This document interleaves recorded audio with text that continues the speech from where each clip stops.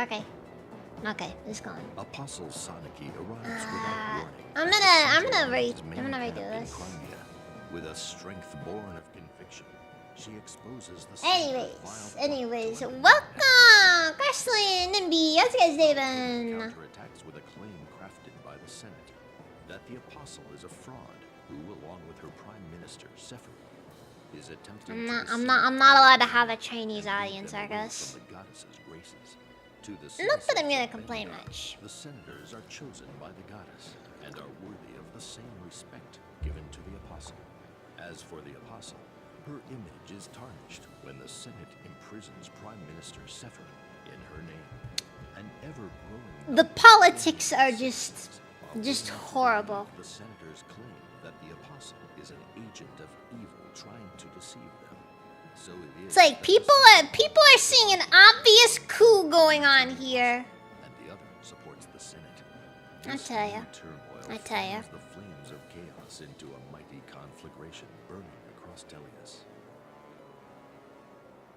I can't have a price Splinter Cell Double Agent. I like version 2. Splinter Cell Double Agent version 2 is okay. Version 1, however, is hot garbage, and all people involved in the creation of that game, not nice things should happen to them. Yeah, version 2 is the original Xbox version. Which is funny, because that's the version of the game all the cutscenes are based off of. At least the first cutscene is based off of it, so I don't know. Anyways, thank you for coming today, everyone. I'm in your debt, all of you. The King of Gallia, Knigas, the King of Phoenicus, Tabarn. The Saranus royal family, Raphael and Raisin. And the Queen of Crimea, Elincia, who worked tirelessly to arrange this meeting and generously extended her hospitality. Also, Brilliant just got totally ignored there. She gave me hope when I was driven out of my country, and offered aid when all seemed lost. You have my sincere gratitude. Before we begin, allow me to make a few things clear about the recent war between Benyon and the Lagos Alliance. When we received your letter stating that the Senate had made scapegoats of the Harans for their previous apostle's assassination, Prime Minister Sepvine and I decided to investigate the Senate and prosecute them if needed. Then the senators made their move. What did they do? They imprisoned me in a room in the main owl cathedral. Then they forged an arrest warrant for Sepvine and jailed him. I admit there have been major rifts between myself and the senators in the past. However, I had no idea they would stoop to such deplorable acts. I should have known. This is all my fault. Yeah, pretty much. Saniki's just... He tried to impeach me! Can you impeach a pope? That is a very good question right there. Can the pope be impeached? What is an impeachable offense for a pope? Honest questions.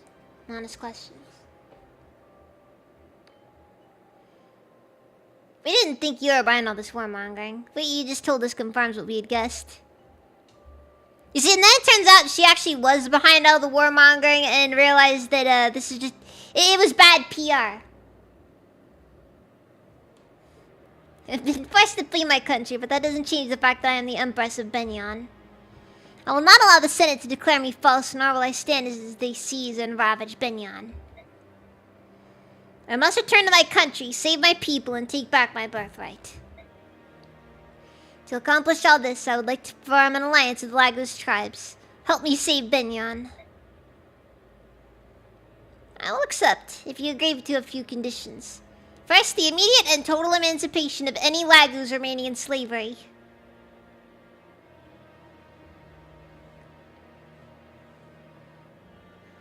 Praising Satan, stealing donations, and selling indulgences. I mean, maybe? Also, why was that not allowed to show up in the chat? Anyways, Mr. Monkey, welcome to the event. Second, that diplomatic relations between our people start with a clean slate. No bias against mediocre Lagos shall be tolerated. Lastly, a full alliance between our countries to further solidify this arrangement.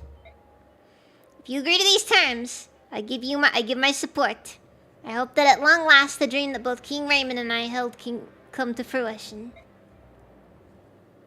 I agree with Knigas completely. If these conditions are agreed to, Crimea would like to join this alliance as well. Oh, now you decide to stop being a fence-sitting liberal. Then okay. Do you intend to return the Serenus Forest to the hands when you take back the throne? Of course. The goddess loved the forest because the herons made their homes there. I will see to it that you can return home. My brother, we can finally go home. Our family can be together again in our own homeland for the first time in decades. I was surprised they weren't allowed to go back in the first place. And again, it must have been a lonely place.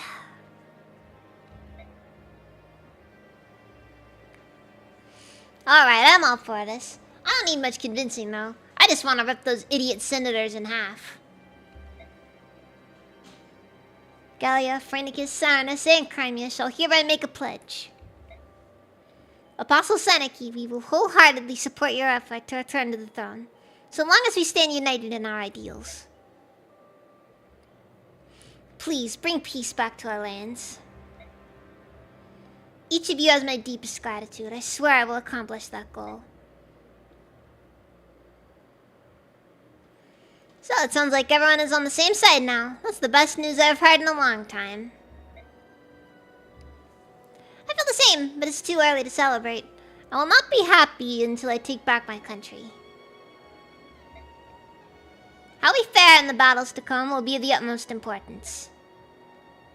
The girl mercenaries would be glad to help. I know that we're a small unit, but we'll do our best to see the job done. I certainly hope you will, especially since I've decided to make you the commander of our combined forces. Wait, hold on. What did you say? Listen, Apostle Sanaki, I'm really flattered, but General Zeldius is much more Zeldius returned to the Empire by himself to rescue Prime Minister Zephyrin. I recall him saying something, and I quote, "My daddy needs help." And then he just ran off in a random direction. It was a very, very concerning display, but you know, they have a history, so you know. He consisted of the troops he left behind as well as the armies of Crimea, Gallia, and Phoenicus. Ike, you're probably the only person on the face of Tellius who commands respect from all 4 countries represented here. Ike, I know you're not happy about this, but you're the only person who can bridge the rift between the Lagus and Bjork. No, I'm not happy about it. I thought my days of being a general ended 3 years ago. But I won't refuse. If you think I'm the only person who can pull this off, then I'll do my best not to let you down. Thank you, Ike. Let us go meet with the armies and the soldiers you'll be leading. They'll want to meet their new commander. Not again. Poor Ike. Guy just can't escape being an authority figure.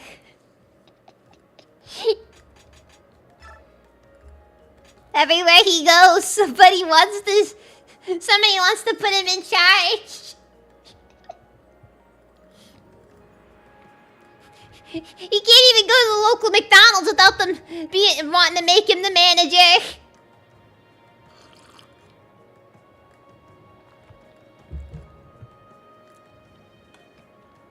Look, you're the only person who commands that kind of respect to be able to keep the Karens from being just awful. Just awful. Amir, what do you want? Don't look so sour. I always look like this, Apostle Sanaki. Ah, yes, that's true. Well, I didn't summon you to talk about your grumpy expressions. I wanted to give you something before we set off for battle.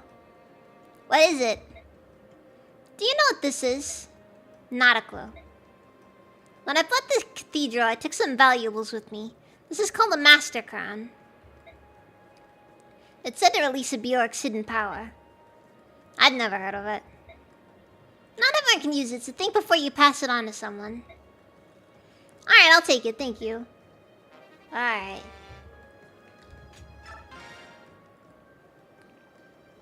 General Lake, thank you for helping the Apostle. I appreciate it from the bottom of my heart. I would have refused if I'd known that I'd be commanding the entire army. And that's why we didn't tell you beforehand. Oh my god, that is a dirty move! That's a dirty move right there! That's a pretty devious move, Sigrun. Here's some fun so you can properly prepare for the upcoming battle. Shows have you grown since the days of the Mad King's War, General.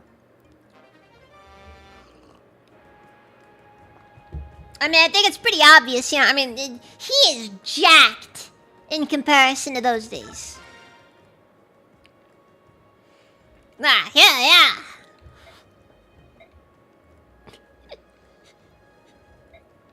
You really push yourself in training, don't you, Kyron? Huh?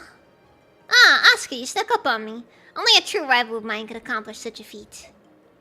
I've been watching for half an hour. What? Then why didn't you say hello? And I would have expected better manners. I did, you didn't notice.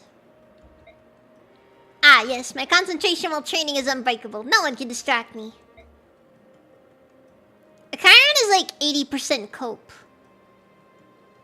I wonder if he realizes that he contradicts everything he says. What was that? If you have something to say, let it out. Speak like a man. Stand tall. Yes, whatever you say. Here, I got this for you. What is this? It's an imbue scroll. Imbue is a skill you should learn, especially since you always train till you're soaked in your own blood. I've never heard of such a skill. Is it special? Oh yes, it's very special. Just like you. Why would you give such a precious thing to me? Well, I just told you. I cannot accept that. I accept no charity from rivals. Why do you have to be like this?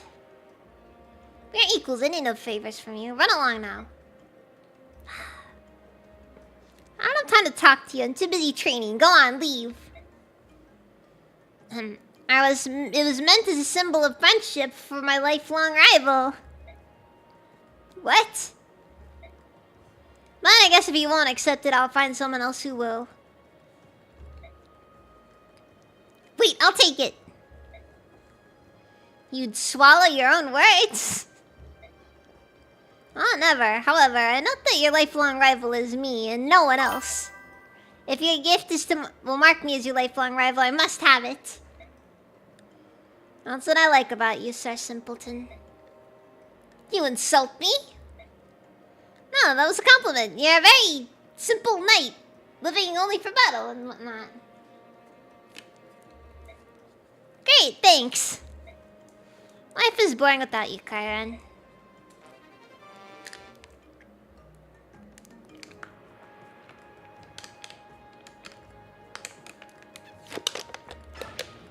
I don't know why Ugh.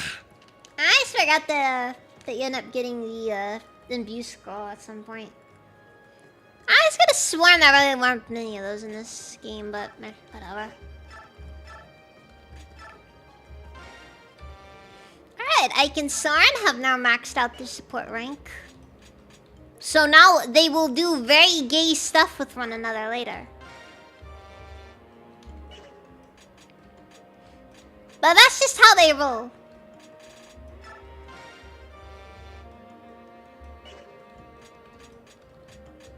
I'm not doing the best job when it comes to keeping everyone with supports. Oh hey, Marcia's available now! Let's go!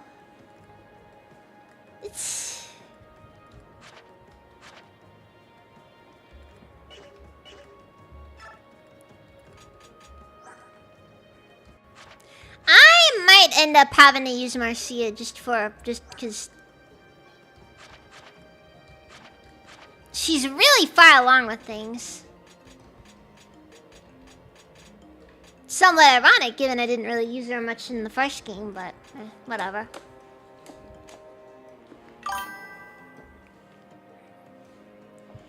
Oh yeah, I forgot! Marcia just has this absolutely cursed maxed out defense stat.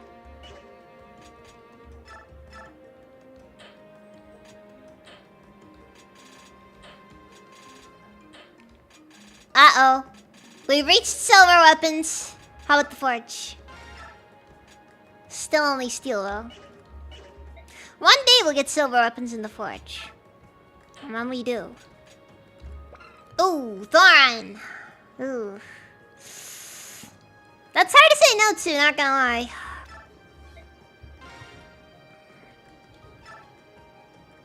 I'll just send it to storage for now.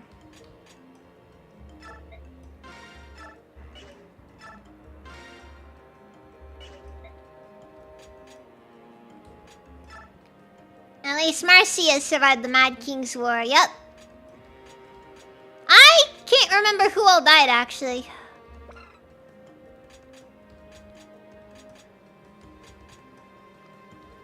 Okay, I guess that's why the silver sword is superior to the steel blade. But if you're just going for pure damage and want to save money, steel blade is probably the better call.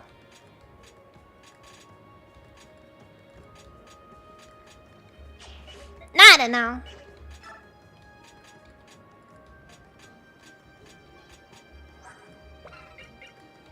Actually, how is the Mist sword rank? Not great.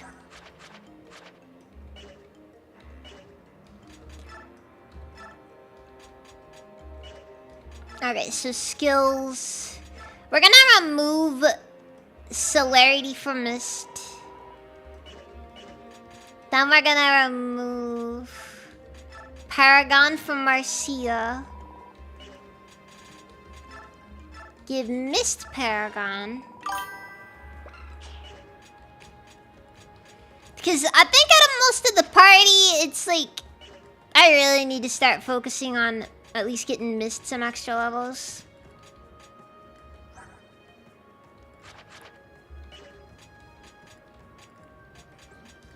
And I still genuinely have no clue what I'm gonna do with like half these characters, by the way.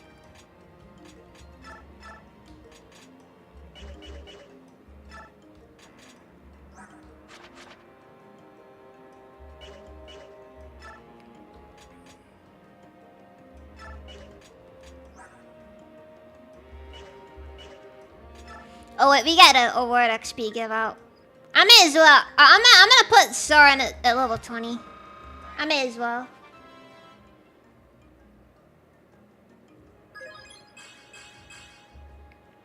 Okay, I was hoping for defense, but whatever.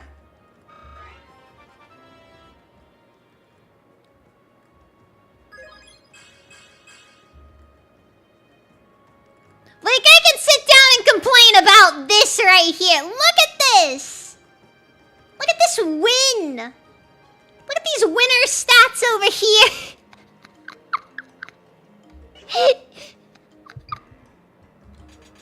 It's disgusting to look at! I hate it! I hate it so much!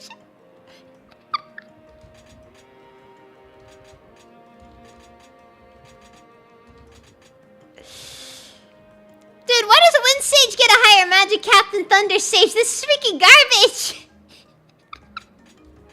This upsets me.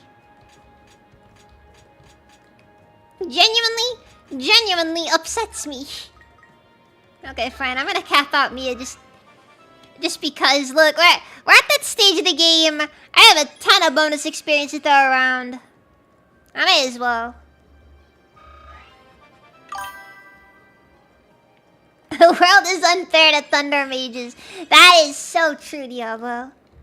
That is so very true, Diablo. Okay, I'm gonna make the assumption and say, yes, Mia capped out her strength. Good.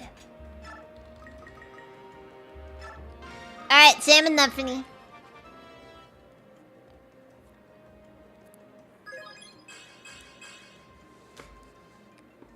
For those who don't know what specifically I'm doing here, I'm basically using bonus experience to round off character stats to basically cap them out completely.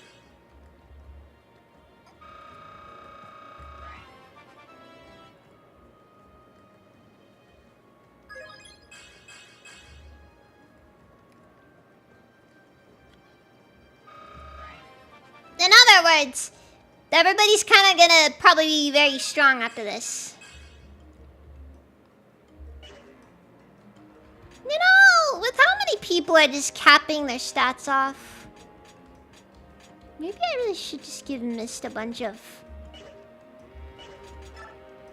You know? Okay, I got options here. I could...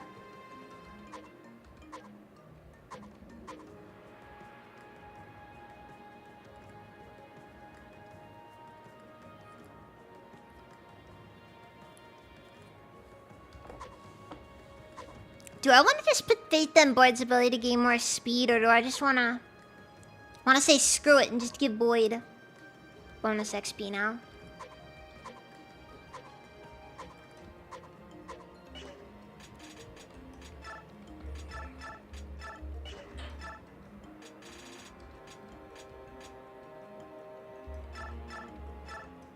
I mean, I could just give Mist a bunch of performance-enhancing substances.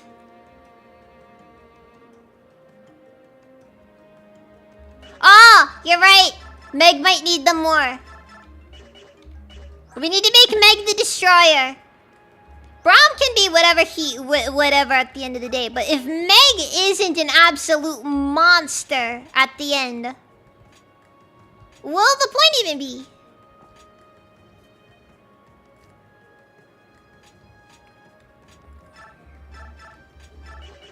Part of me also is kind of tempted to give it a shot on some of the Lagoos, but I also know that, like... Look, in my opinion, there really should have been a Lagoos protagonist. I mean that very unironically. I don't care what tribe we're dealing with here. It could have been, like, any tribe, doesn't matter. There should have been a Lagoos protagonist, so that you can at least see a Lagoos actually grow in this game, because One of the things, and I mean this when I say this, one of the things that kind of sucks the most about the Lagos in this game is the fact that you really don't get to see a bomb that powerful, so that makes you stagnant, decreases your vitality.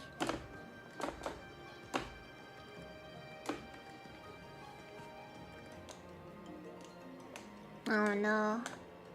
But you don't really get to see any Lagos characters that grow from early levels to like high levels.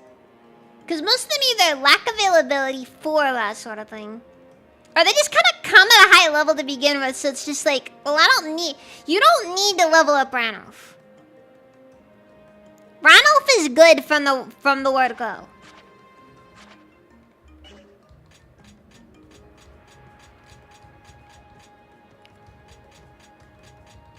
And Liar! God bless her.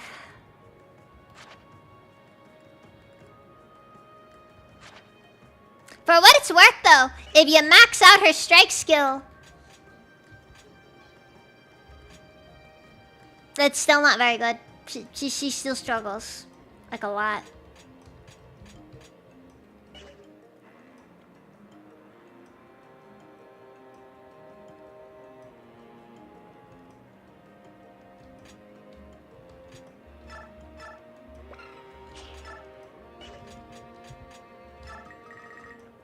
Also, still have a metric ton of XP to throw around. Again, though, I don't want to go maxing people out just like that, though. Because I know that's not going to be a good thing to do in the long term. Besides, Bomb's fine, I think. I think his defenses should keep him going for a while anyways.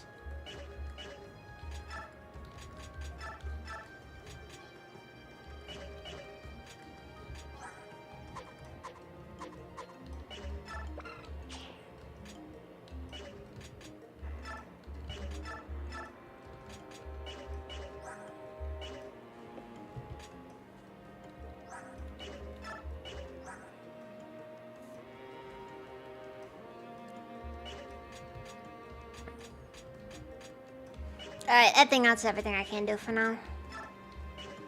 Should probably just verify that everybody's got good equipment still.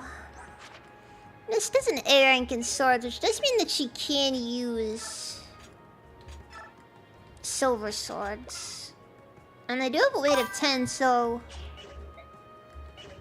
And the penetrator has an attack stat of... Okay, it's technically better than a silver sword. Is it? Hold on. Yeah, by like 1 point of damage. This is good. This is good. I'm not gonna complain. Not gonna complain.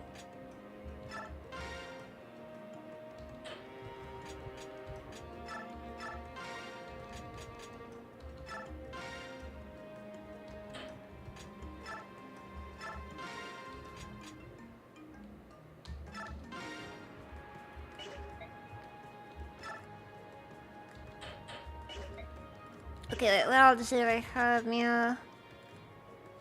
I guess I'll keep her the steel blade because she can honestly afford to use that thing. Ranulf wasn't as good in Path of It. That's because its availability was kind of trash. It's like I said, most of the Lagos are kind of not really built to have good availability. Which is a problem! That's a serious problem that should be noted.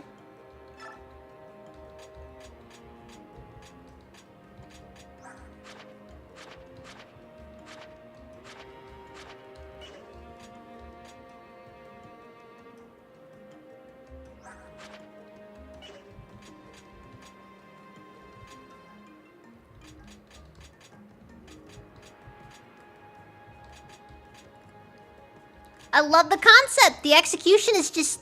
Oh, also another aspect of the Lagos that I do think is actually also worthy of criticism. The kings. Lagos kings are so overpowered. They genuinely damaged the overall view of all other Lagos that are playable in these games.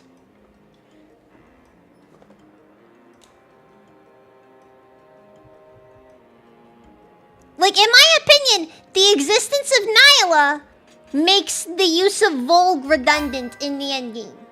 Same thing can be said about characters like Knigas for Skirmir and Gifka for that matter. I mean, you don't have to use all of them, but it's just like, why on earth would I use Anna when Kurthnaga is an option?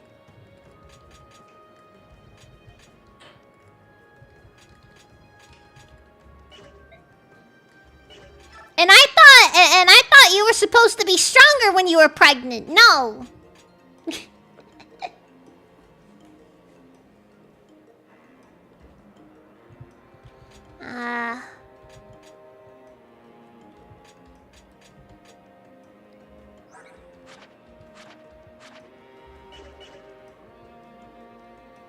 Two versus one.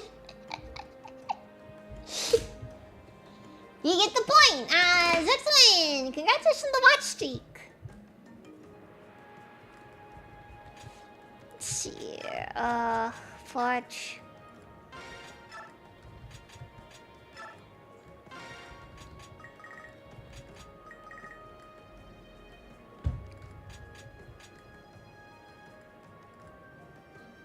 That is kind of expensive, though.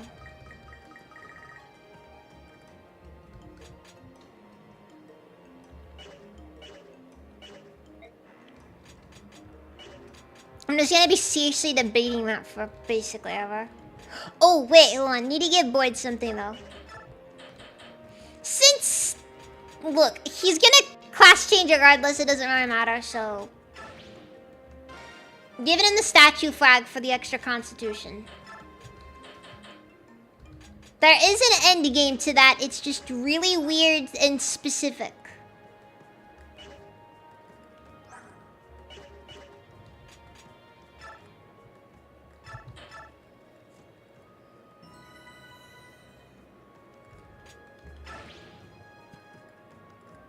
Oh, and then another thing about this game as well. They really don't give you many opportunities to fight against Slagoos. Like, it's mostly when you're playing as Dayan, and that's partly just because you need the extra experience from it.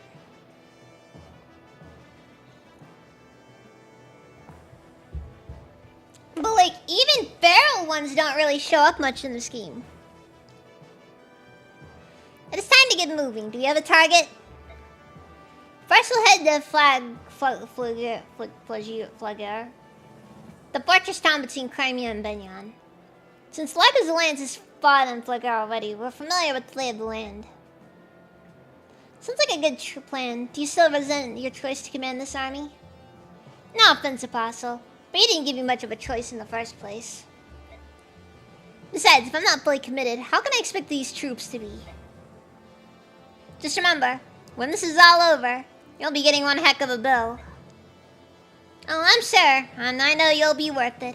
Speaking of which, I have something for you. Consider it a down payment. I'm sure you remember this blade. It is the Holy Sword of Agno. Please, take it. Are you sure about this? I returned it to after the Mad King's War because you said it was one of Benyon's national treasures.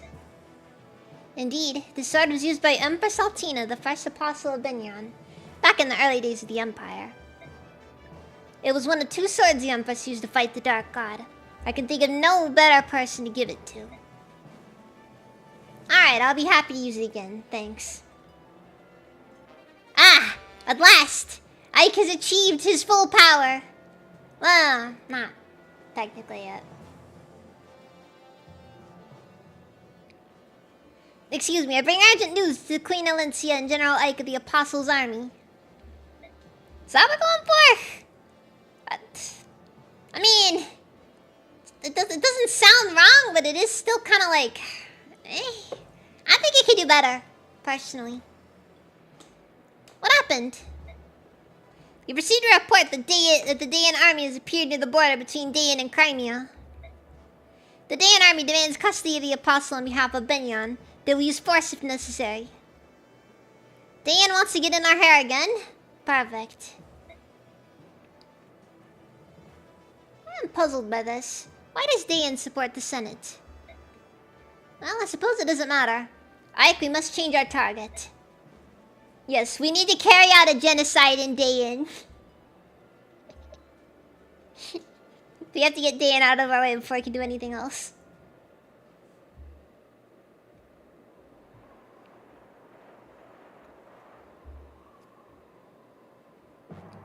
Oh no!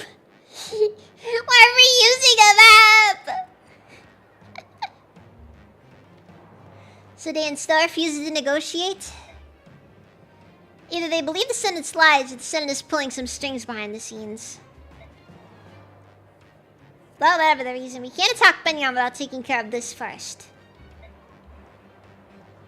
I will not give up. I won't stop sending messengers until they respond. Ike, I leave you in charge here.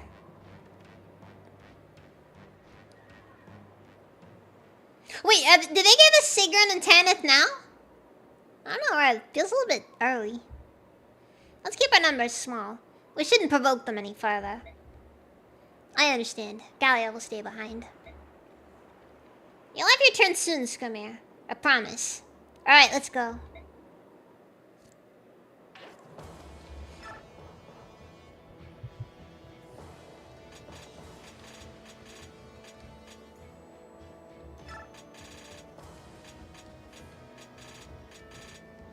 Okay, so now I'm being forced to pick between two characters here.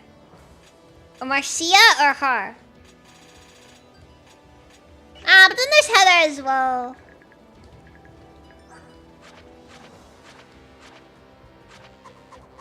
I'll say to check if anybody's got anything worth stealing. Like, I'm seeing shine barriers, but like...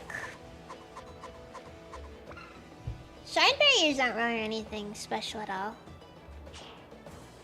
Also... This guy looks very perturbed. Especially by his very obviously receding hairline. Poor guy.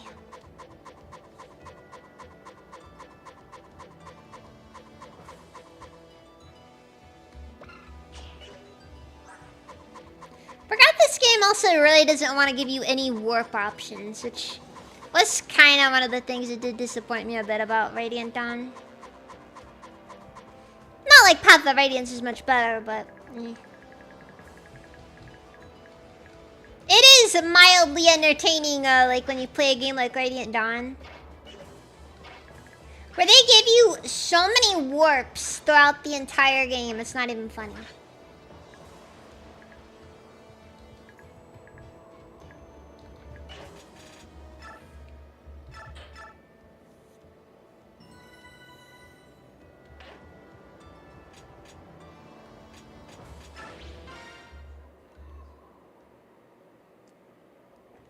I cannot believe this. It's an army of subhumans in Bjork. It must be true that this apostle is a fake. The true apostle would never join forces with those filthy creatures. The enemy has sent a messenger once again. Commander, this is the third time they've asked to negotiate. Ignore the messengers. We must protect this bridge. That is the order from the Maiden of Dawn.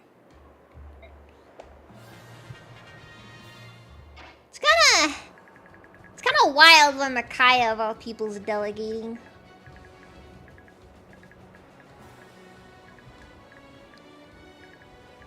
I don't know. Just feels like Micaiah's kind of a bit more of a getting our own hands dirty sort of person.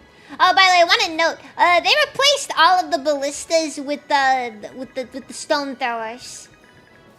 That's totally not in response to complaints regarding the ballistas in Path of Radiance.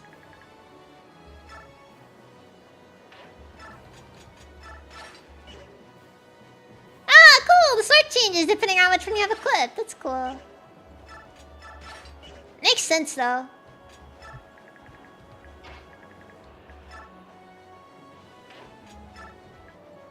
Also, God, Ragnar's big. Like seriously.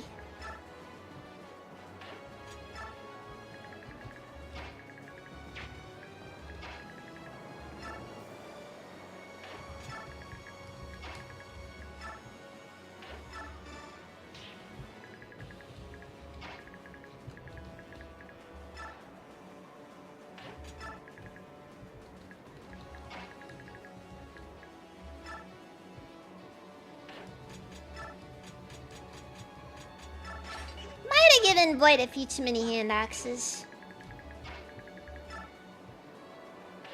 He also may or may not have gotten one or two that was probably not meant for him. Also, I forgot to give Mist more staffs. Staves. I don't feel like restarting all for it.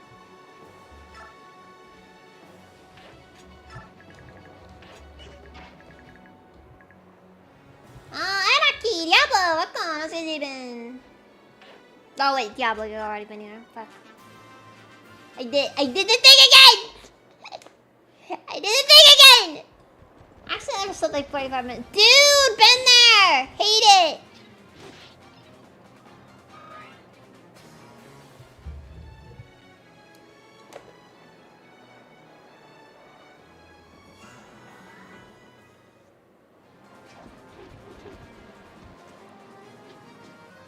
Marcus lightsaber, that's good to hear though. Still though, you don't want to miss out on perfectly good hours.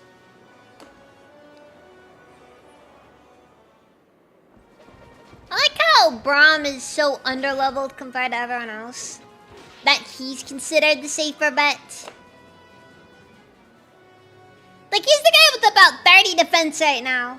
And everybody's just attacking him because it's easier.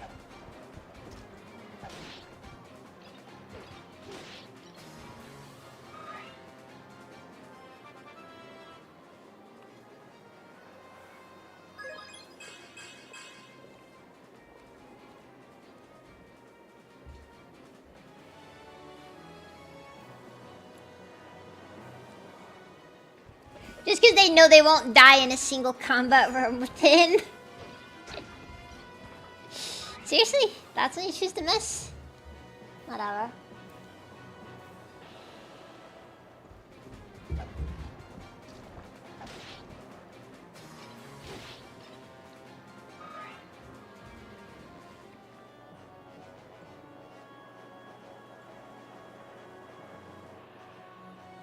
Sure.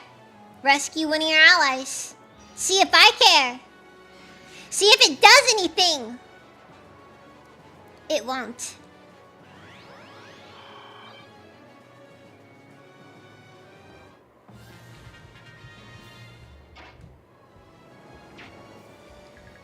Okay, so, everyone who remembers this map from Path of Radiance will know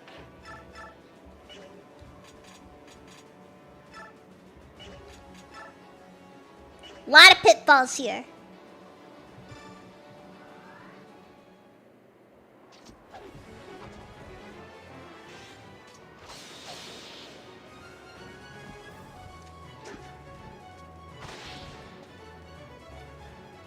Nail him.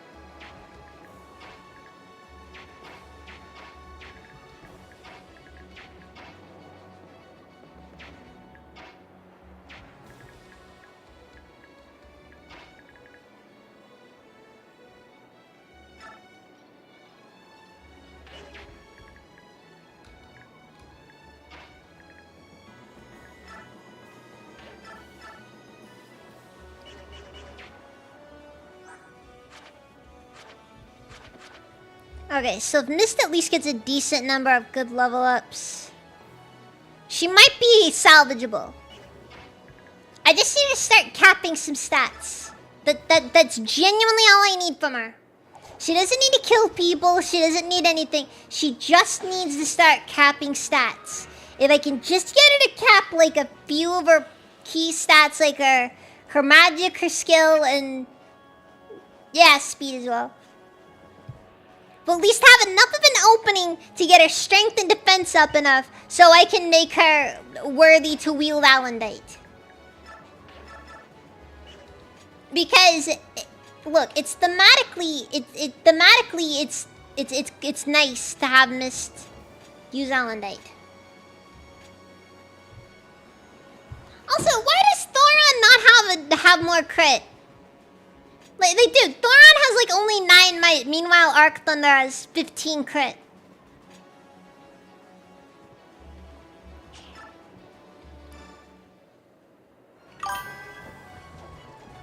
It really does feel that way, doesn't it?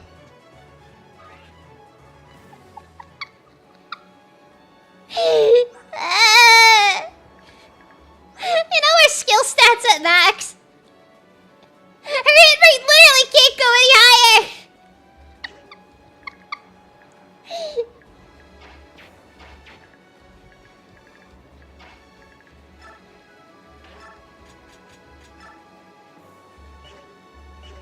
Okay, wait, how's Marcia looking just in general?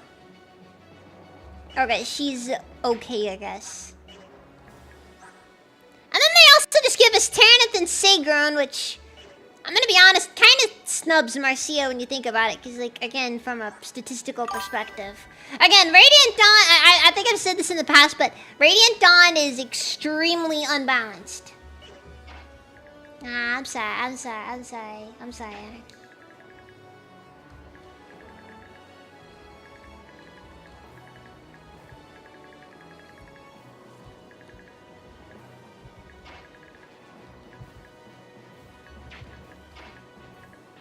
Yeah, like I've said it before, I'll say it again.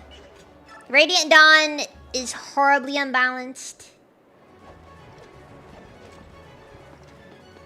And really all you need to do to see that is just like look at characters like look at half the characters when they pop up versus like how strong other characters are around them.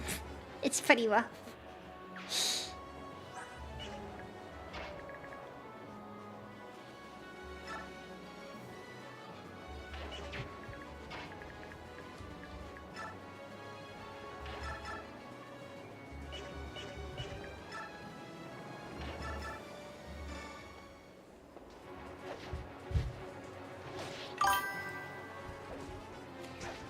Alright, Anarchy. I thought your lunch was good. I don't think the rest of your work isn't too bad.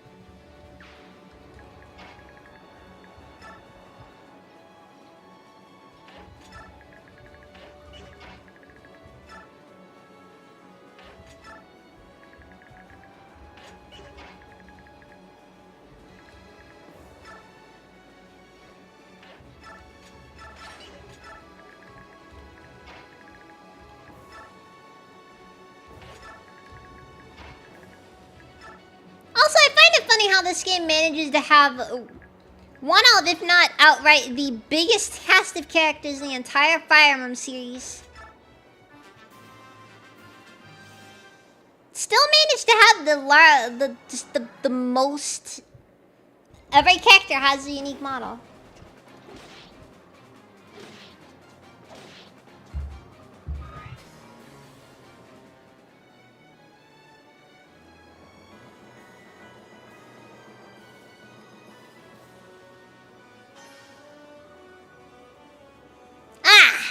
Shine barriers.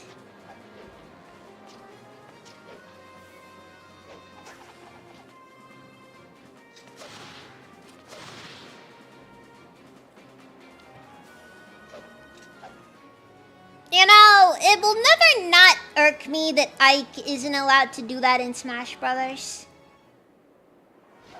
Apparently, that it was intended for that to be an option for him. But then Sakurai apparently thought that'd be overpowered. Then they added Cloud. Not pointing fingers.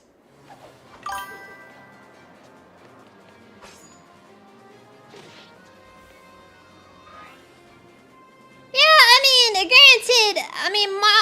more recent Fire Emblems have been quite a bit better about it than, say, some of the older ones were. But it's really admirable, especially when you accept that, when you realize that this is like back when Fire Emblem was not a series anybody cared about. I think that's the part that really should be noted. This is like back when Fire Emblem was kind of a no-name series that honestly could die and would kind of just be forgotten afterwards.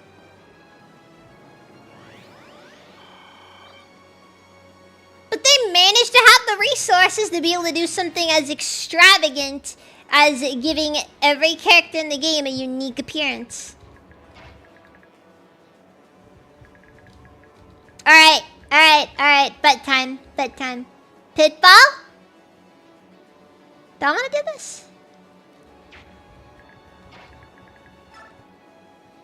Actually, hold on.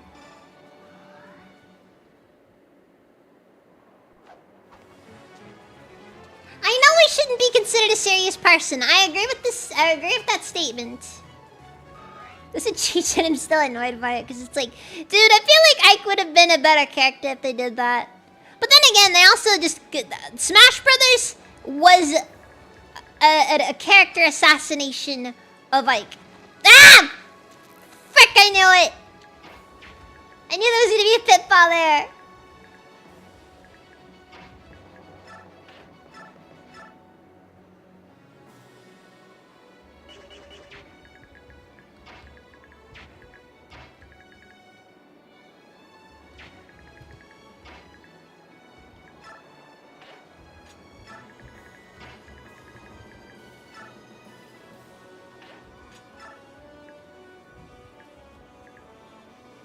Yeah, but most normal people knew nothing about Fire Emblem. This is back when, like, every question about Fire Emblem was just, is Marth in this game?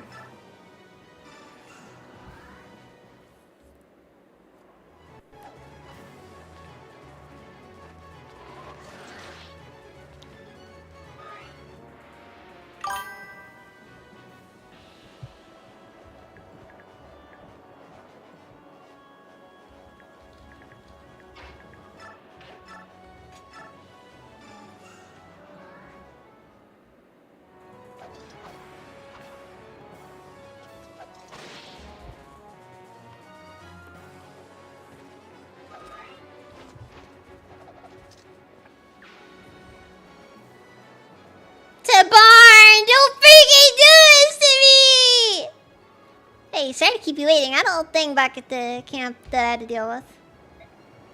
No problem, Tabarn. What kind of thing? Oh, and hey, where's Racing? He was exhausted, but he insisted on coming with me. I had to tie him down to a bed to keep him there. Oh, goodness. Tabarn. Oh. You do realize that, you know... I hope you were gentle with him. After all, herons aren't exactly regarded for their vitality. Oh no.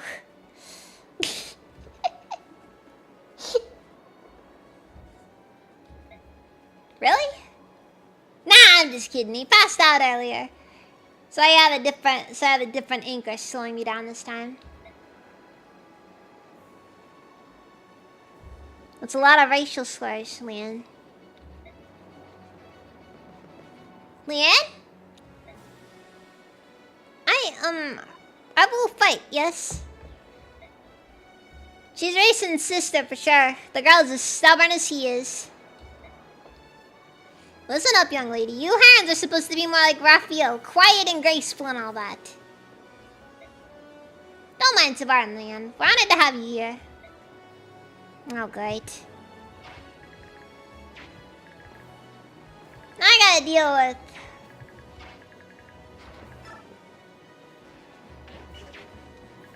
Okay, yeah, it doesn't really matter much, okay.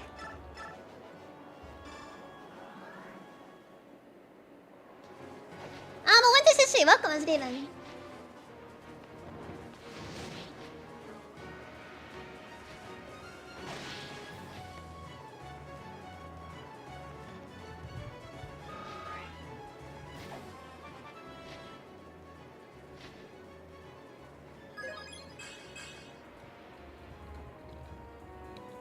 At least Marcia will level fast.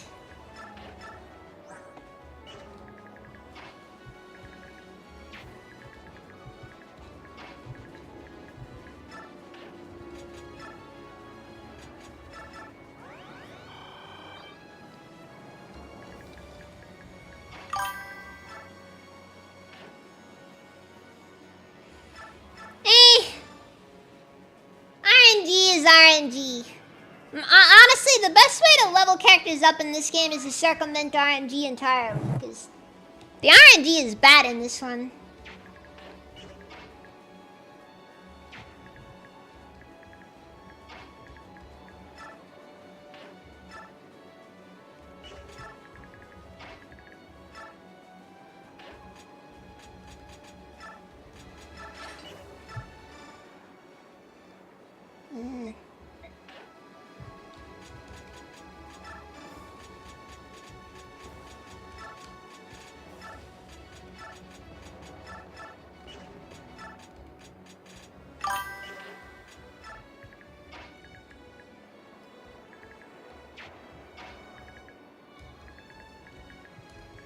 Okay, so everybody on that end over there doesn't really matter. So we can safely ignore them. Because thankfully, I mean, you know, the shine barriers, whatever, it's there. It kind of sucks, so we gotta go through it. But honestly, we're not gonna be very affected by it.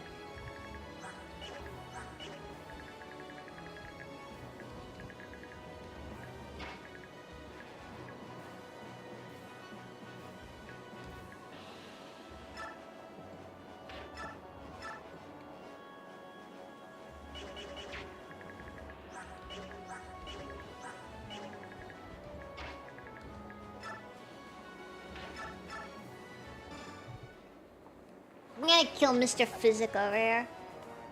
No more healing! Actually, one thing that is kind of disappointing about this game is the fact that Ike doesn't get access to axes until really late in the game. Even though, honestly, I think he should have gotten them earlier.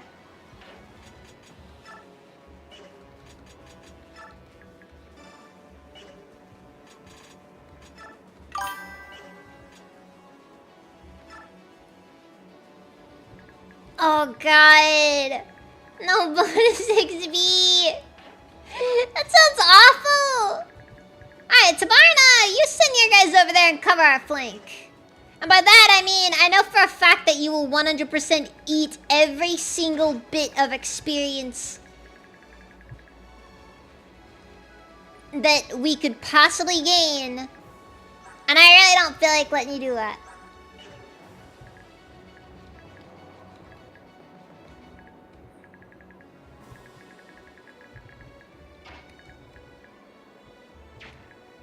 No, for what it's worth, but not really at that. So we're kind of at that stage now where I don't really have to worry about XP at all.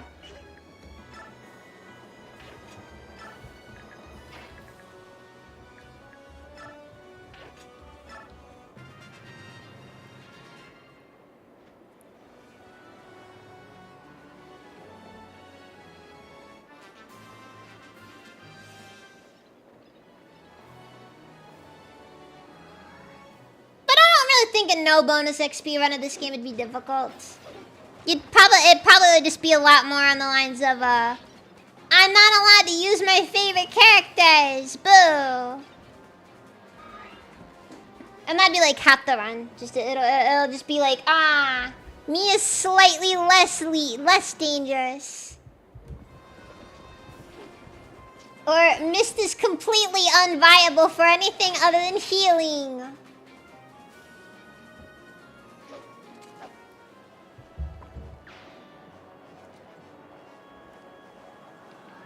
Or Meg isn't allowed to become the god of the new world. Oh wait, no, that happens regardless of their mark. God, Ike! Oh no! I just remembered! Ragnar boosts his defense! I forget that Ragnar boosts his defense!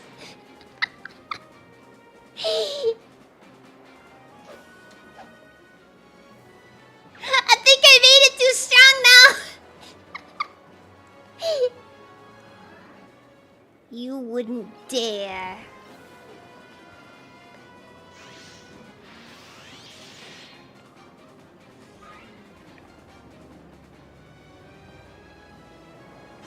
Also, like I said, Radiant Dawn is a horribly unbalanced game. You know, like, jokes aside, like, every conceivable joke about this game aside, this game is not well balanced. And I mean that kind of in a good way, like, you know, that's, like, in the unbalanced games are fun side of things, more so. No, Meg is the destroyer of the old world. Har is the god of the new world.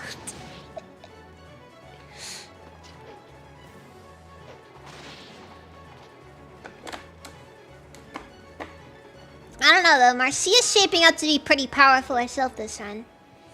Too bad bows are too prevalent.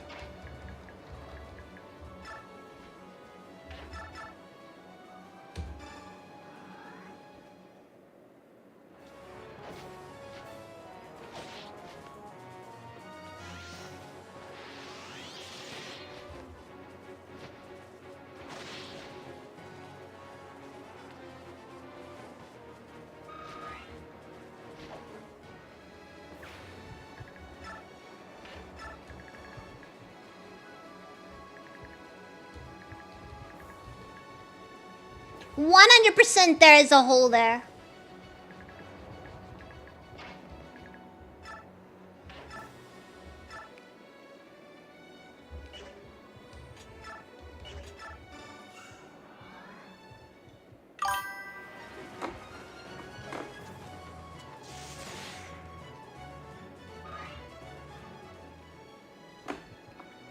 Bows, Har laughs. Yeah, that's why Har's kind of OP in this game. Or maybe you could argue Har isn't overpowered, everyone else is just underpowered. The both answers would be correct, mind you, I think.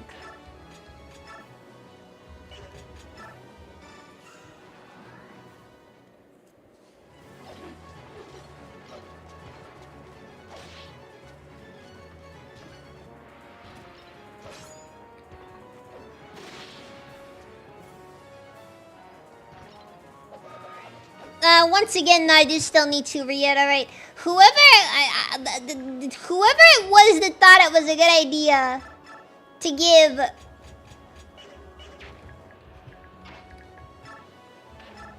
weapon options like this to a flying unit,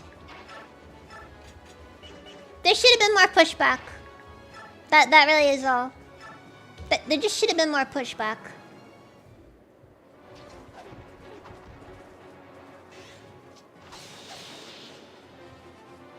Come on, take your shot.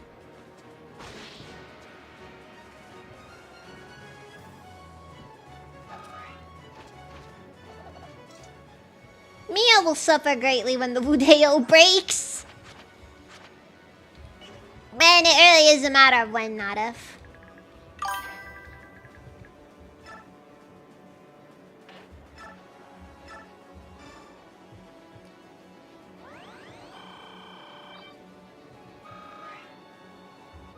Yeah, that is kind of the thing as well.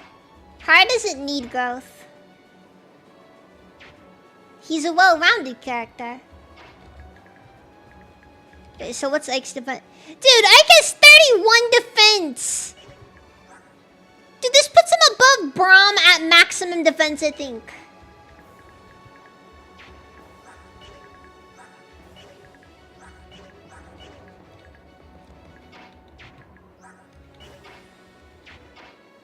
Max defense Braum has less defense, has lower defense than freaking Ike does.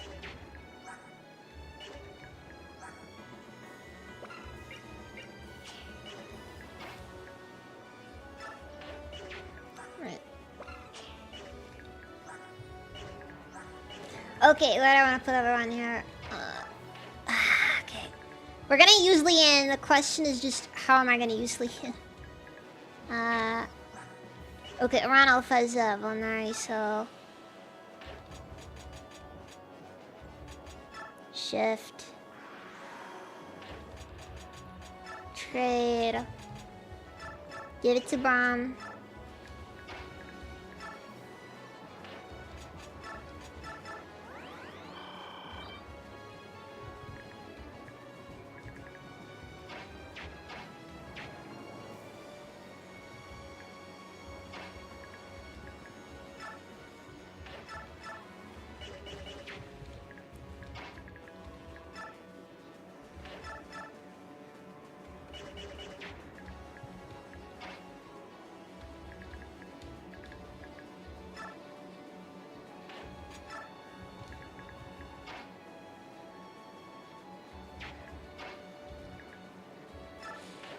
Yeah, I think I'm just gonna have to give it to Ilyana, because I think she's gonna need the,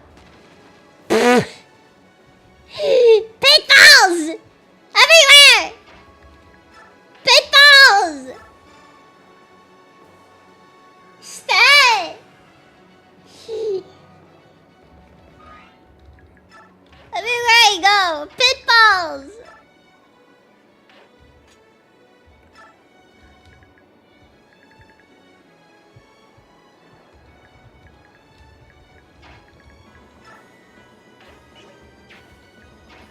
At least that Pitfall's in a decent enough spot. Means I don't have to worry about like half the team right now. And this guy's using a killer lance, so it doesn't matter.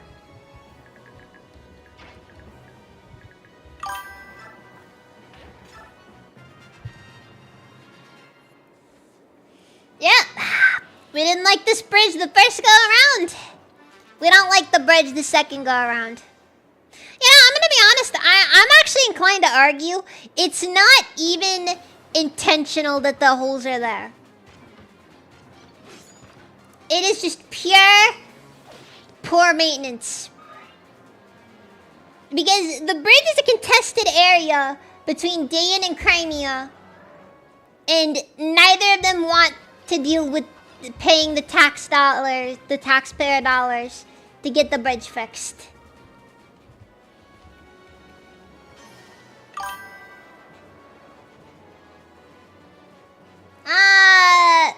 Let me think. I think I should probably be about done with this game in about, let me think here.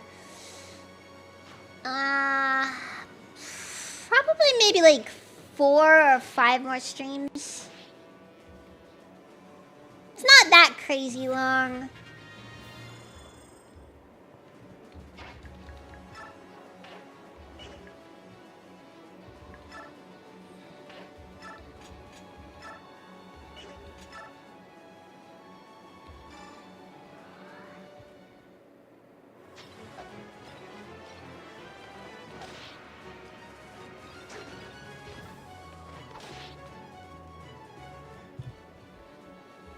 Actually, wait a sec. Ike doesn't have the magic stat to be able to use what's it called? Imbue. I might look into that as an option though once he class changes though.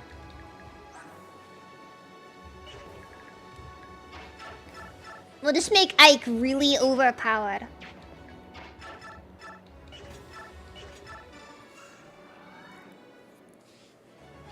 And that will be a terrible idea. It'll be funny though.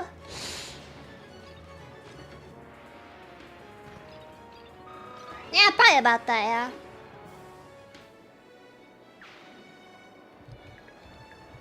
Look, for what it's worth, we're over the main hump with this one.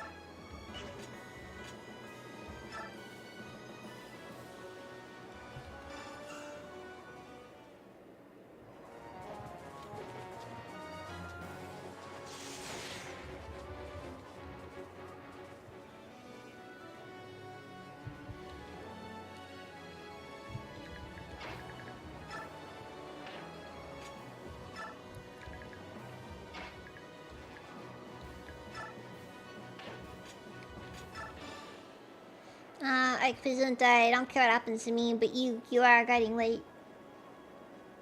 That's the gayest stuff Soren's ever said.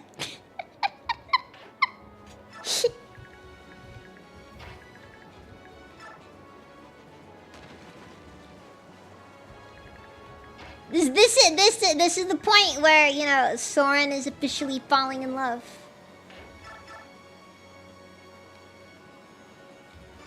He believed that his cold heart could never feel such things, and yet here he is.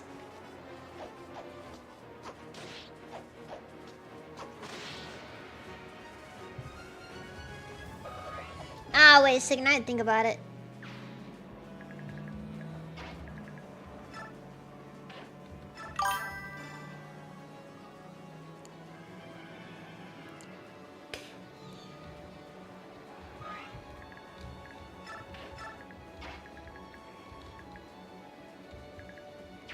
Wait, hold on,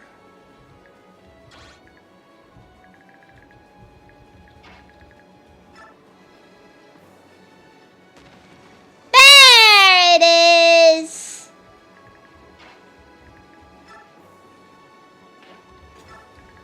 We do not like the bridge.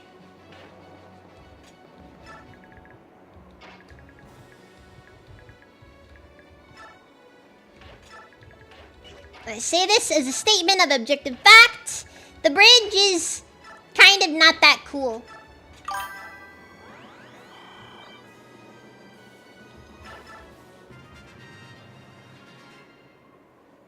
Also, this section may or may not be one of the ones where, like, there's just straight up like a thing here.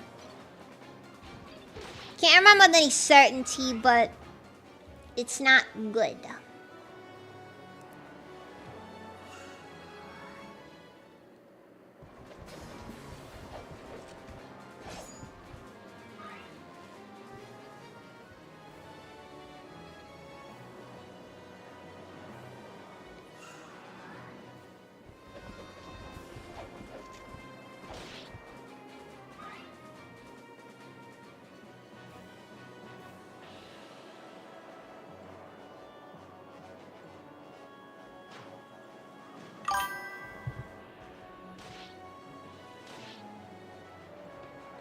Dang! Even Soren face tanked that rock just fine. Also, if I was the one launching rocks at my enemies.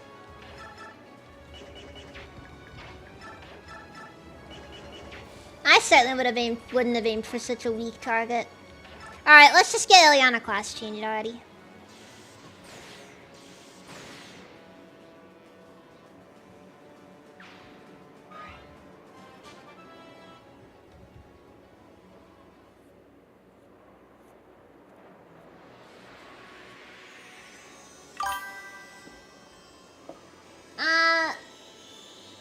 And if you're a BL doujinshi, it doesn't matter if you suck at drawing or writing.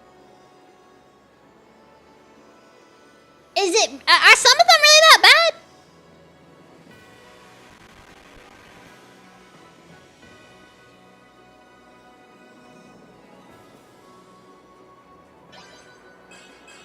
Alright! Oh my, dude, +5 strength! What the frick? And yet this is the game where mages can't use knives. Oh god. I forgot how the stat inflation gets after you reach tier 3.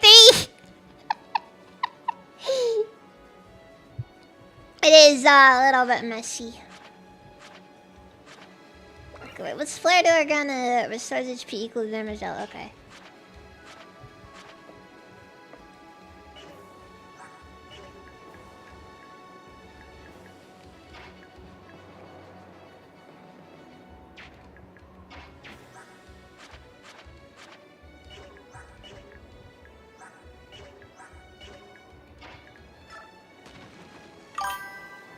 Ah.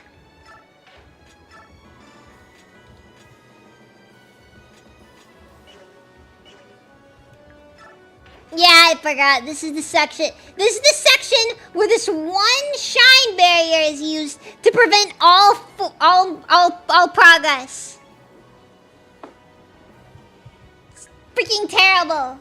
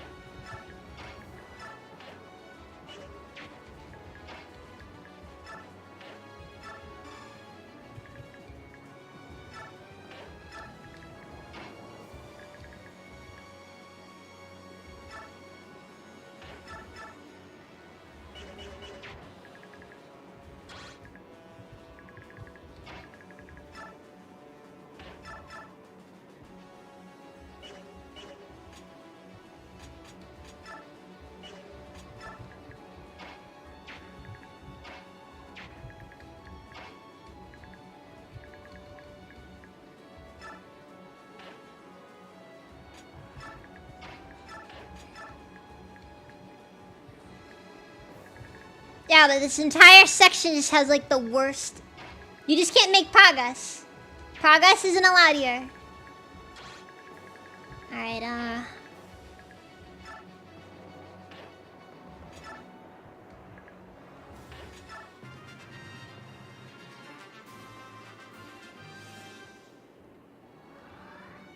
this one section is the killer of all, what's it called?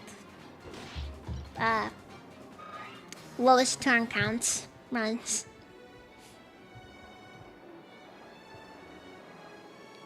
You try to low turn count it, and then that game's just like, I got 2 pitfalls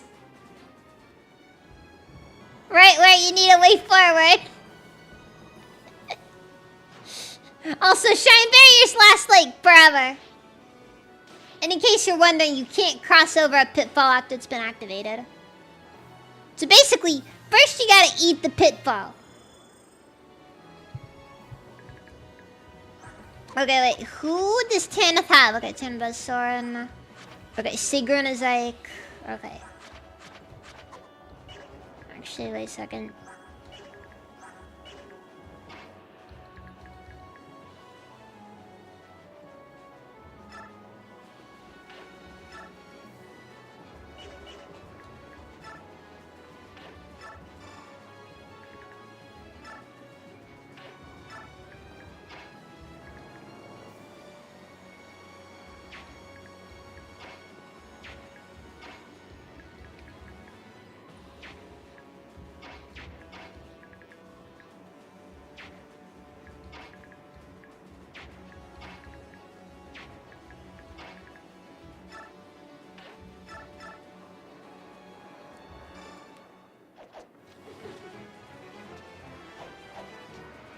Hopefully this doesn't end horribly.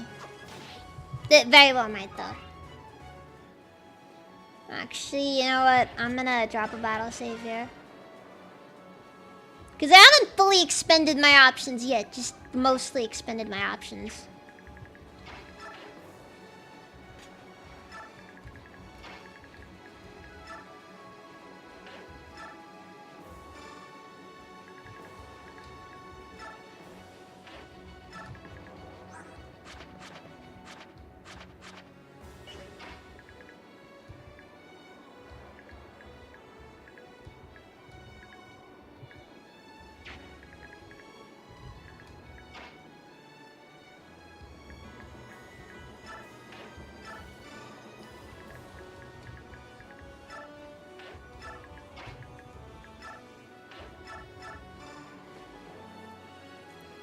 Actually, you know what? I'm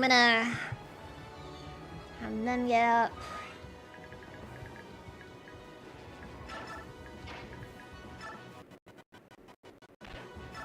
Pick up Mia and Boyd.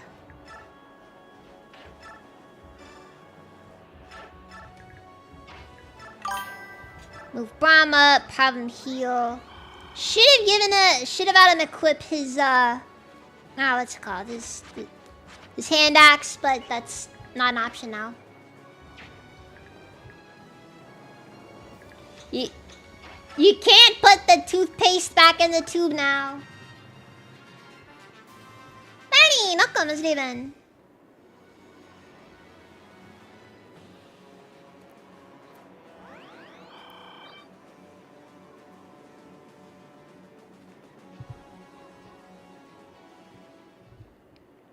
Of all the people you could have attacked, there was a beast tribe laggers right there. Waiting. Practically begging to be set on fire. All that fur, you know?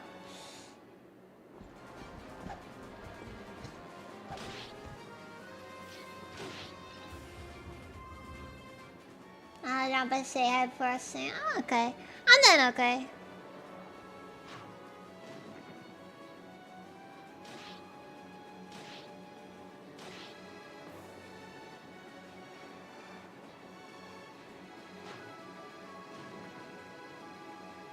Again, I find it funny how Soren can just face tank a boulder. Okay, so my best guess is these guys have no way forward. This guy, however.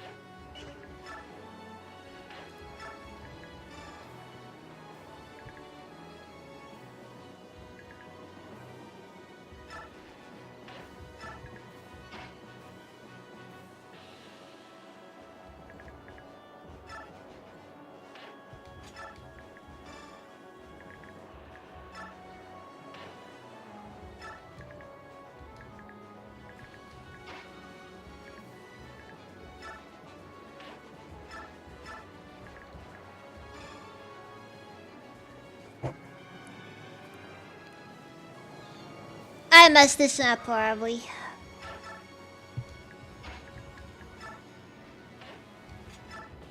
To my eternal shame.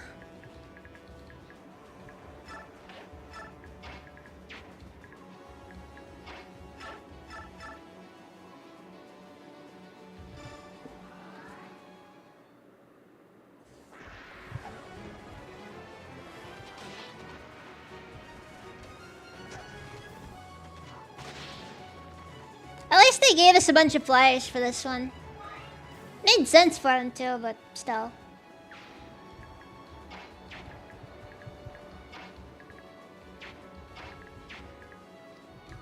It'd have been almost insulting if they didn't, but it's nice they did though.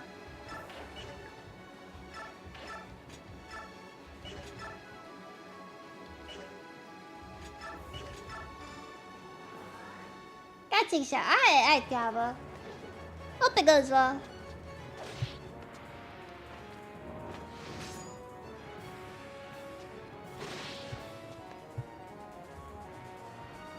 Alright then. Nothing's getting pretty close to class change.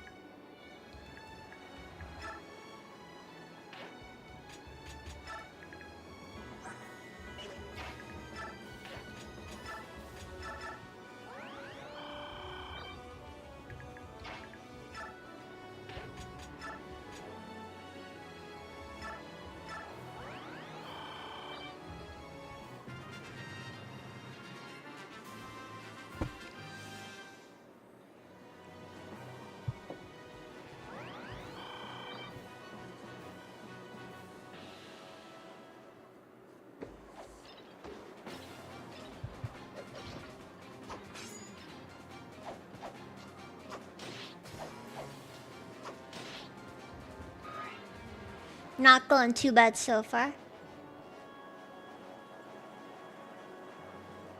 Actually, now I think about it, I think this is the point of the game where you generally get a good feel for just how bad the game balance is.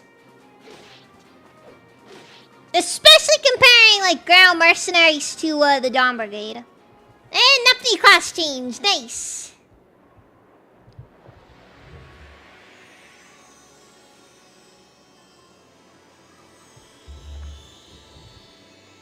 By the way, making class changes accessible through experience gain in the North American version of this game was probably one of the worst ideas they could have possibly made. Sparkle Snobs, look on the demon! Idle Street. Street. +4 magic! What are you +4 magic for?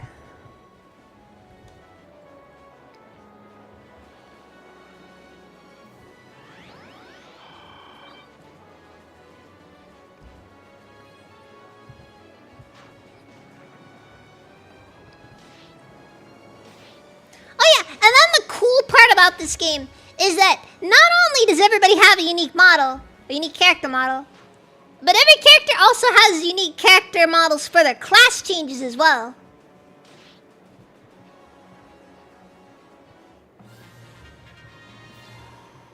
So, two characters of the same class will not look identical.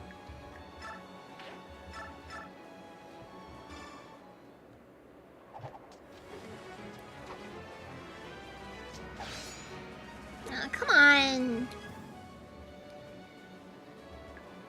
They're just trying to get me some extra experience.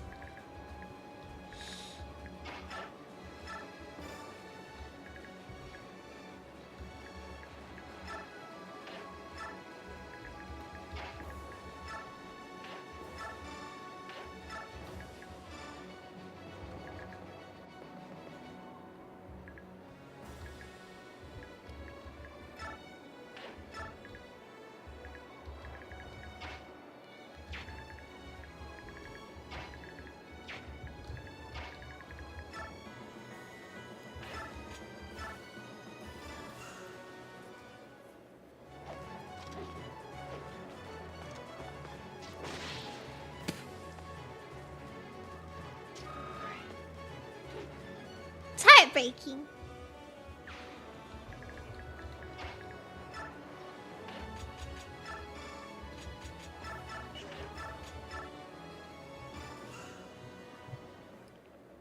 Alright, I'm gonna bomb use the hammer this time. I like how small the hammer looks. Like just in comparison to everything else, it's just like a little hammer. It's just a little guy.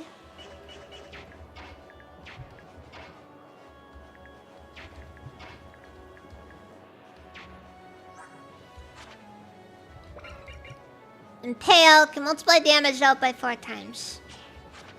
Yeah, one thing I can note as well about this, is that when you start getting into the 3rd tier class changes and the unique skills, I'm gonna be honest, some of them were massive overcorrections compared to how they were in Path of Radiance.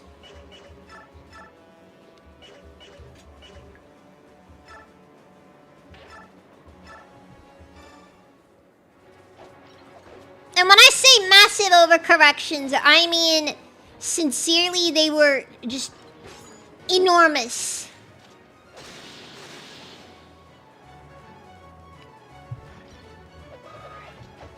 As far as just like how how much stronger they are than they probably should have been.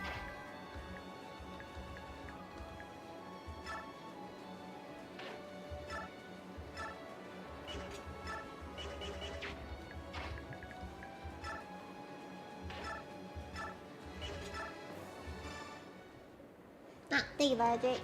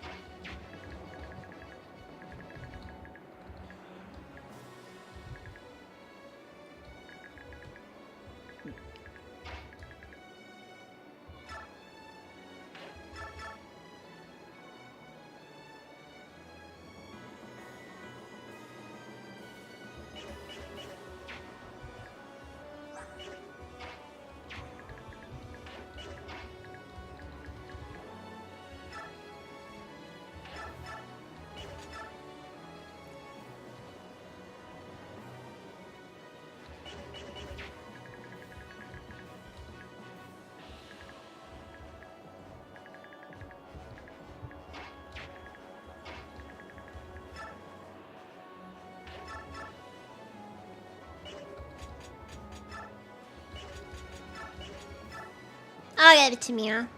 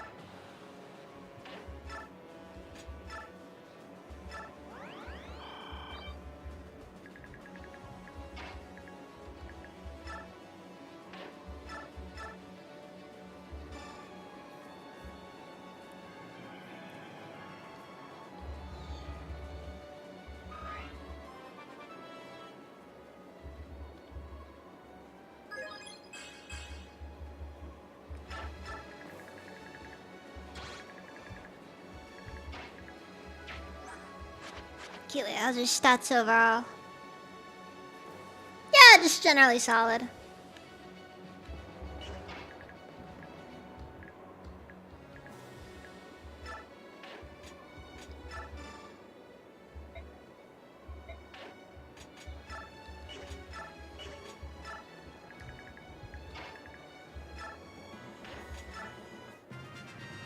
Alright.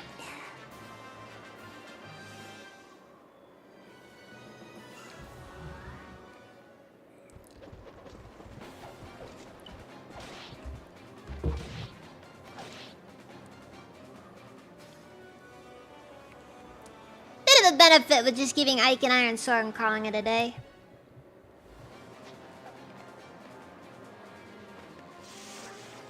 Because, honestly, it's the only way to keep him from just killing everything. Any opinion about the new Twitter AI thing that draws stuff? Honestly, I kind of don't care. Like... Yeah, I know, really controversial opinions here, but... Also, they just got ran off killed, fuck.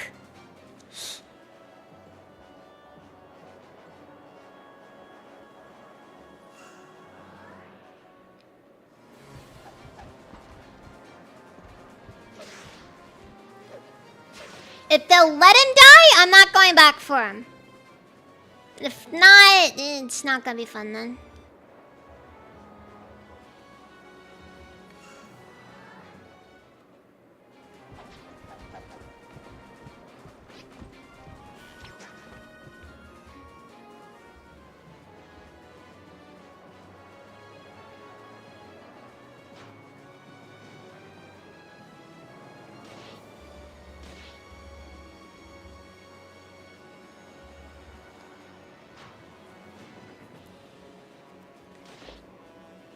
Look, we all know how this is gonna end. Kanigas is gonna roll up, and suddenly Ranulph doesn't matter anymore.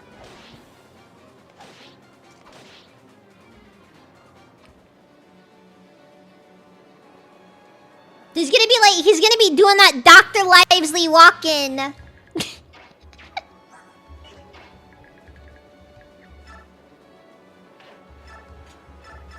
And honestly, Kanigas has the physique for it. You can't, it's undeniable. You can't deny the fact that he does.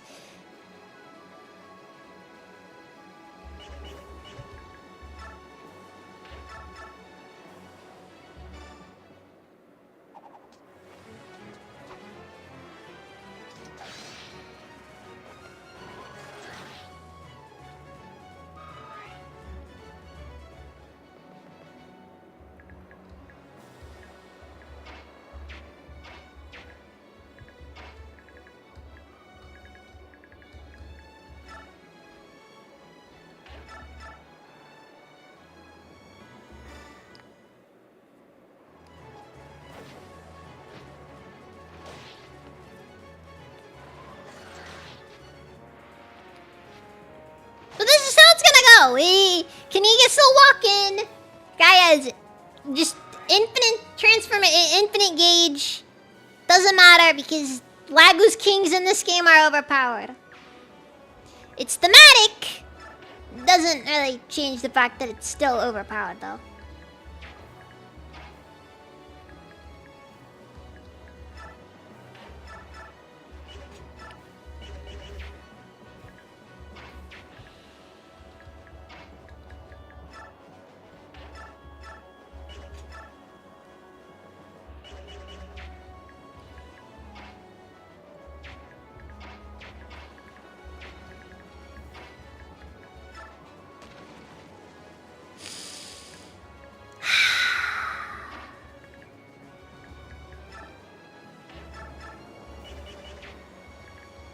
So much for that one.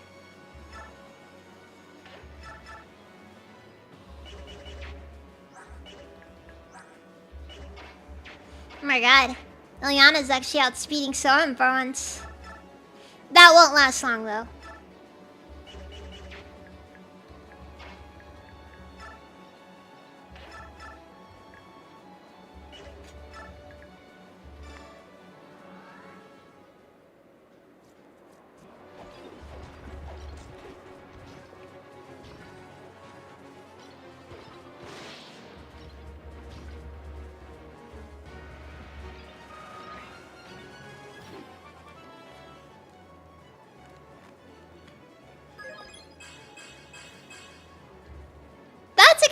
Right there.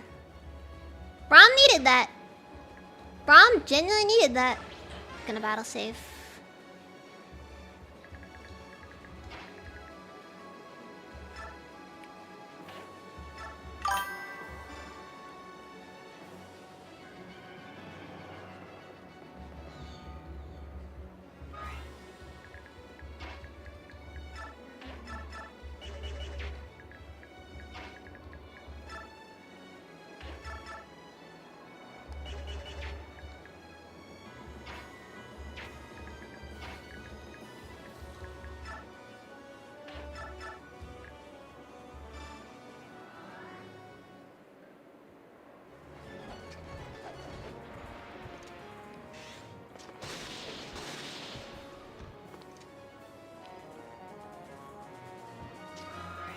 Going good.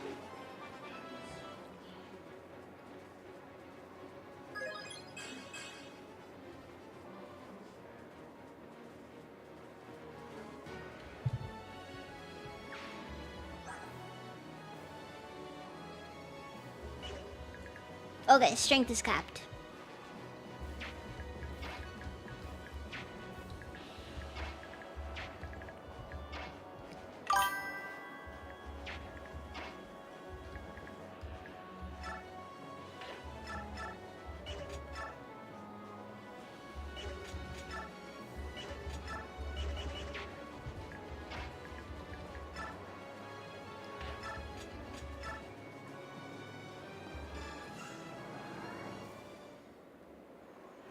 Okay, so we're gonna also have to deal with this guy over here. Hope that works, cause you know. Yeah. Only 26% hit rate. It's like it's high enough to where you kind of can get the feeling it will happen, but low enough that you can almost safely presume it won't. And that's what makes it truly dangerous. Anyways, time to kill a rando.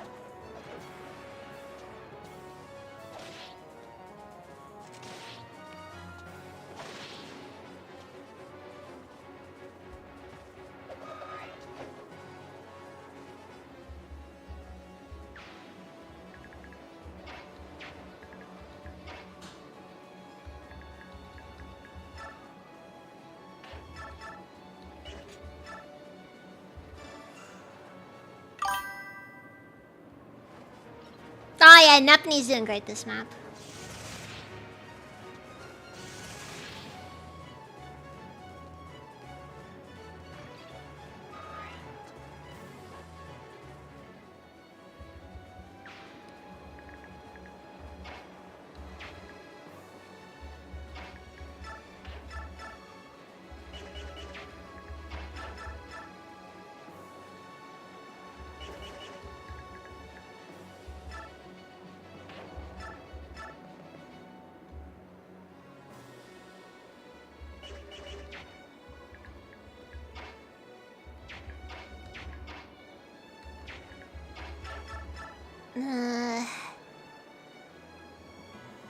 Let's go for it.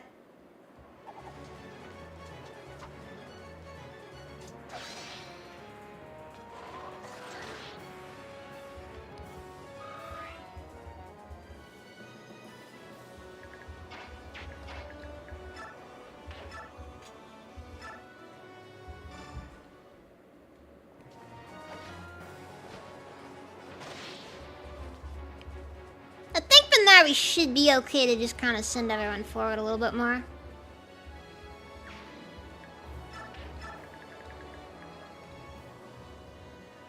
Alright, Mist should be fine regardless of what the enemy does.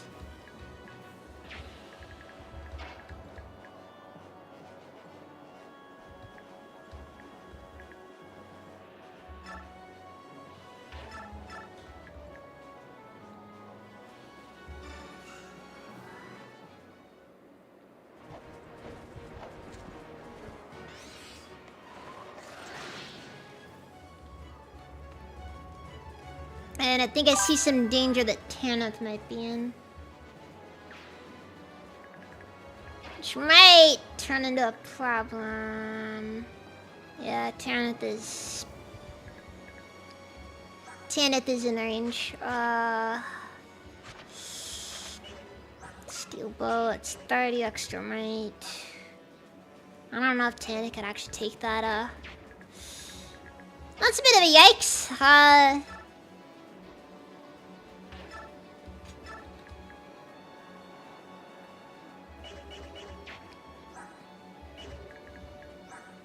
I guess if... Nah, Sigrun barely survives.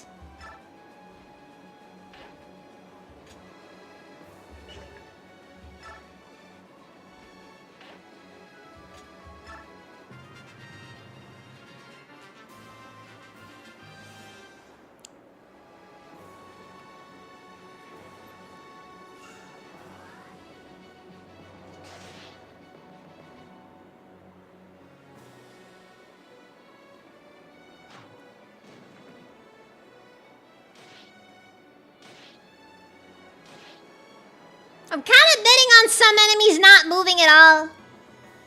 Which honestly might just genuinely happen because, you know, just kind of how this game is sometimes. Doesn't really help that I completely forgot to restock Mist, so we have no traditional healers.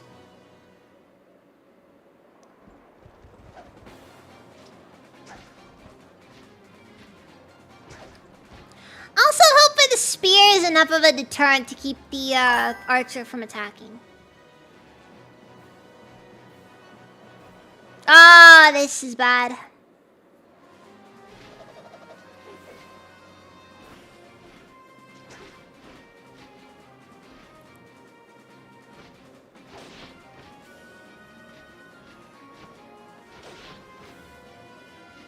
I might come out lucky though, actually.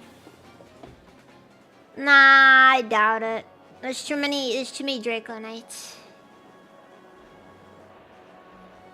Huh? Hold on. Hold on. We might be in a spot here. Ike is taking a lot of hits.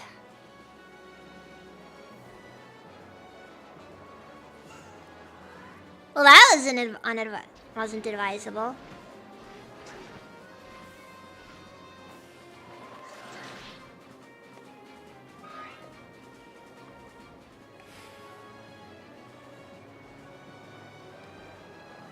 Because Siren benefits a lot from the Ike support.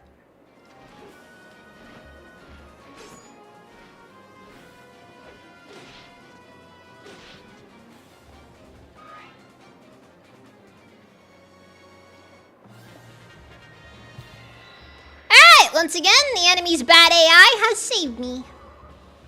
Alright, I'm gonna have to go send Mist off to go deal with that straggler over there.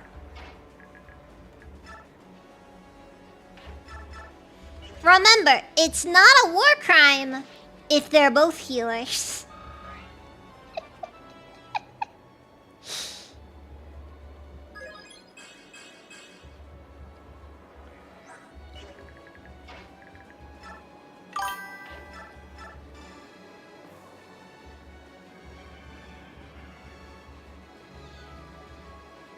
it's worth, sometimes it's preferable an enemy doesn't die.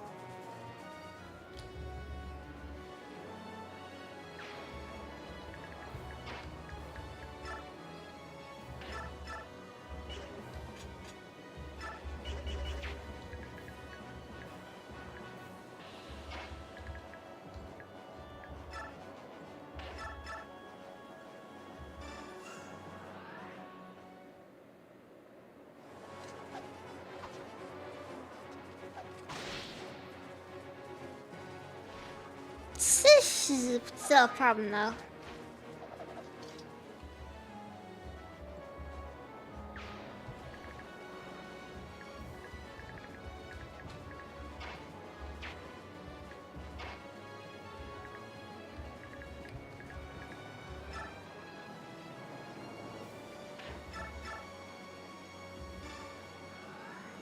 Yeah, I think it's better I send Braum over to deal with this guy. Makes the job the slightest bit easier. What? Okay, fine. Nothing. Nothing happened.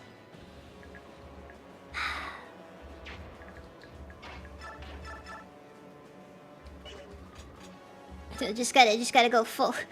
Consult the chart.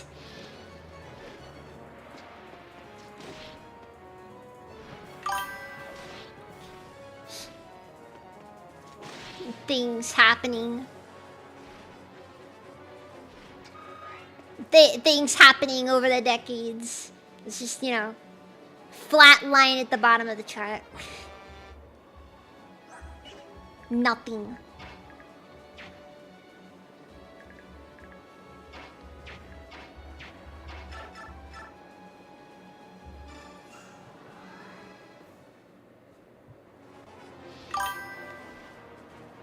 Yep, nothing ever happens.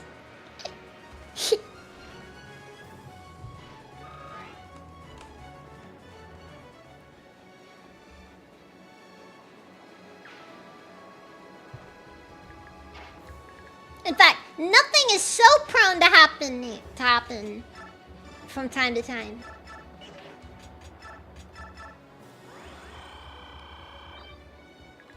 That sometimes the games just have to force something to happen.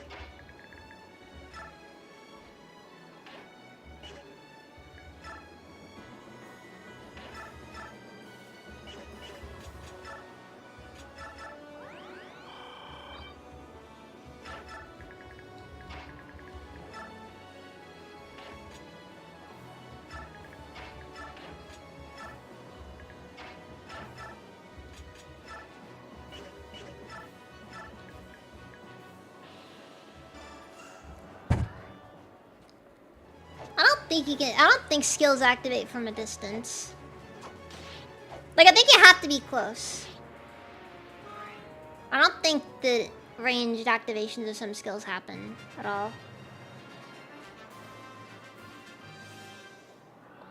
Like Ether or Luna.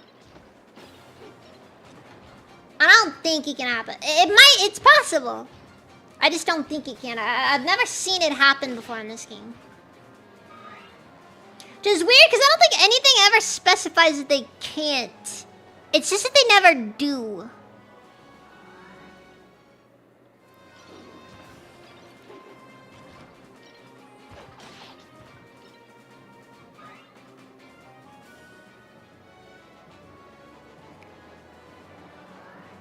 Why you gotta attack Tanith?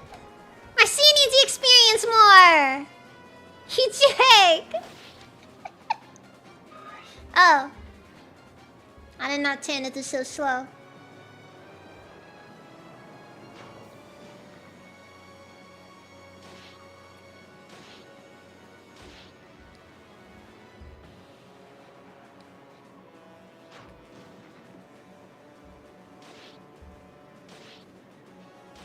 Ah, boulders.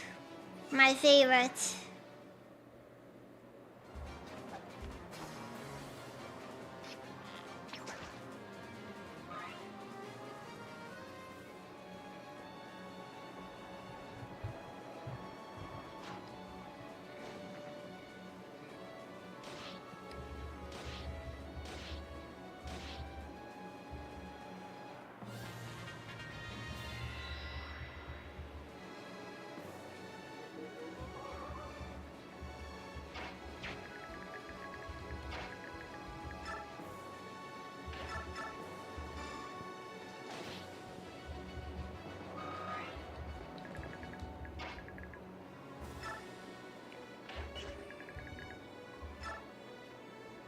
It's becoming very apparent that giving Mist, Ha!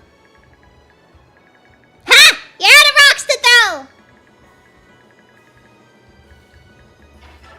May as well just finish off Mia's leveling then. Well, in this class at least. The next class always awaits. Because in Fire Emblem Radiant Dawn, the level scaling goes very high. And by that I mean, like, you know, most Fire Emblem games characters will typically cap out around level 40. In this game, it goes up to 60. Oh, frick! I forgot! Triangle attack!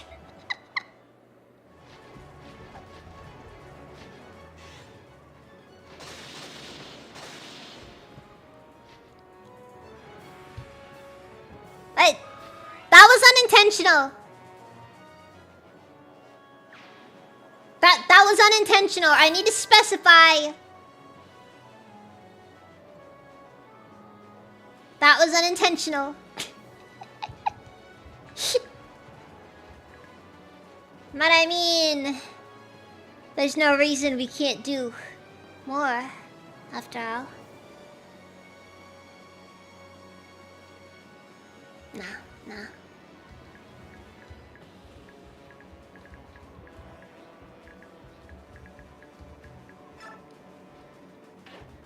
I'm pretty sure that Valencia can also do the triangle attack in this game.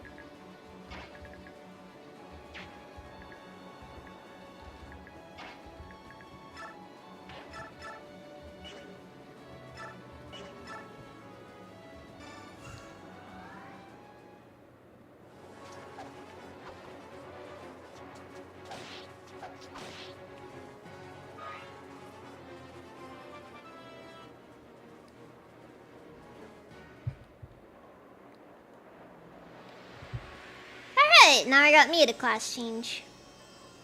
Took a bit longer than some of the other characters, but that's also in part because I'm always scared to throw some people on the front lines, admittedly. I'm also just gonna drop the note that I have a lot of potential Alendite recipients. Okay, I'm actually going to keep in mind that Florette, I really should be mindful of whether or not I get that broken. Because if push comes to shove, that actually is a legitimate option for a weapon to give Mist in the endgame. I mean, dude, it's 14 might and range 1 to 2. That's unironically really good. Oh, I know Mia's very capable of being a stupid strong unit. Look at this already. Look at this already. Freaking Vantage, critical plus 20, Astra, and Daunt. Daunt's kind of a nothing skill, admittedly, but you get the idea, though. I am well aware of the fact that Mia can be a very strong unit if given the opportunity.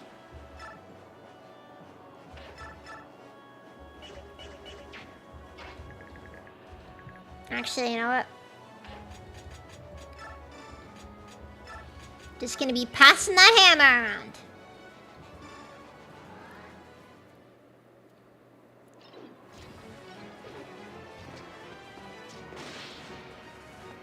Everybody gets to mess with the hammer from time to time. Actually, wait a second. How? 13. Yeah, I guess the hammer is ideal against the Black Knight. Weird to think about, but I guess that's what happens when your armor's blessing just goes away randomly because, well, we need Ike to actually be able to kill him.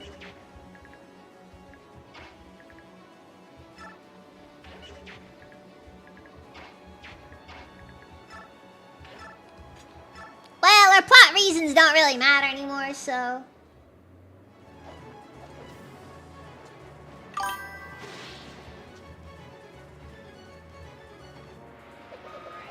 I might consider giving me a rat, though. Once we get around to, you know... Once the armies all merge. Alright, I'm gonna play it safe. I'm gonna let Soren have the...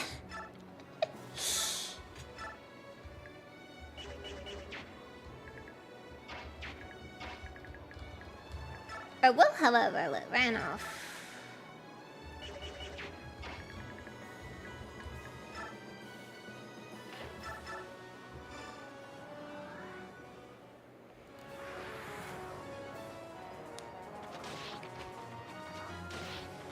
Let Ranulf take a hit in.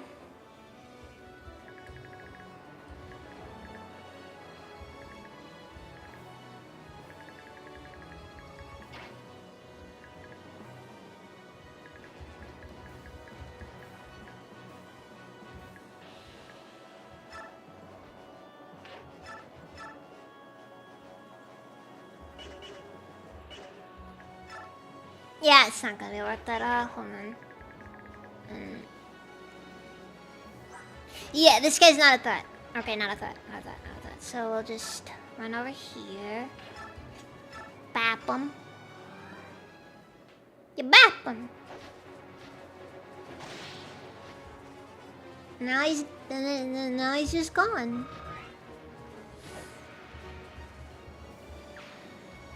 Wherever people I don't like end up.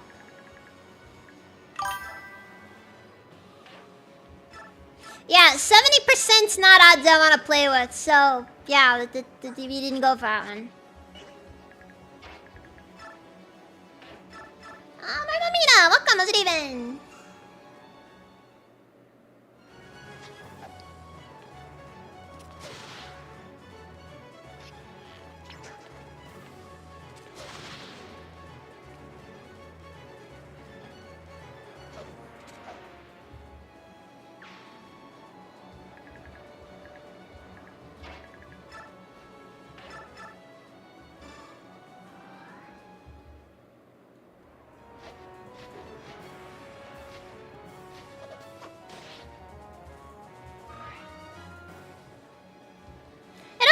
Sad that Tanith lost her reinforced skill between games. It makes sense that she doesn't have it anymore. But I do admit it would have been fun if it was still present. Because reinforce is a fun... Dude, 44 HP. What the frick?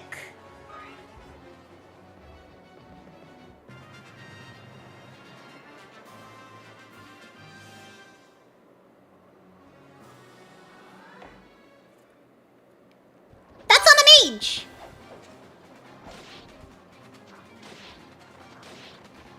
Nah, that's because it could. Welcome to Fire Emblem Radiant Dawn. The archers were very much nerfed. And they weren't all that good in Path of Radiance to begin with. I like how just over here, we've just casually had Mist over here just beating up a random priest just for the clout. And the XP, but mostly clout. I don't need XP. I need clout. I don't know what this guy's endgame was here. I mean, he was gonna do no damage no matter what he did.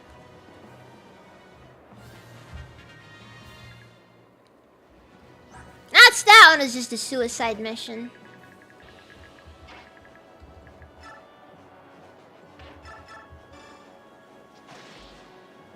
She's not as good as a tank though, that is true.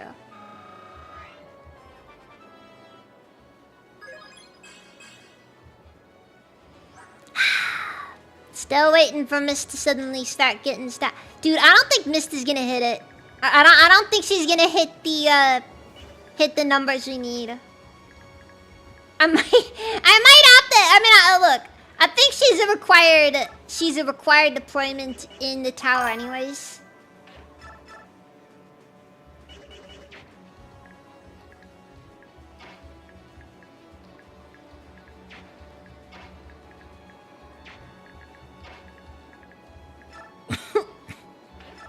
But still.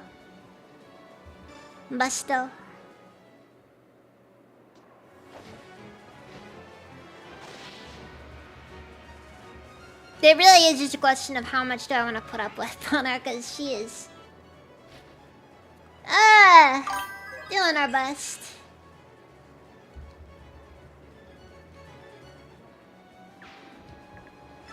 Okay, that is fair. That is fair.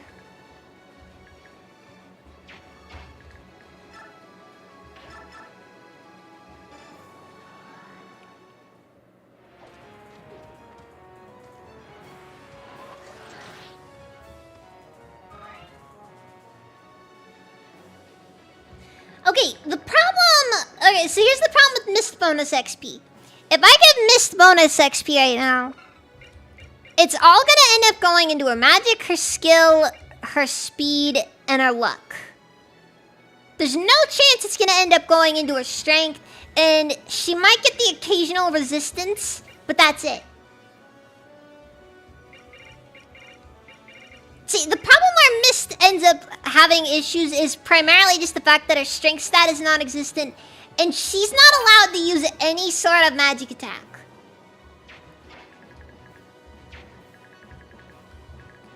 Because, if you didn't know, this game is really stingy on who's allowed to do... on what physical characters are allowed to do magic, i.e. Mist is explicitly not one of them, for some reason.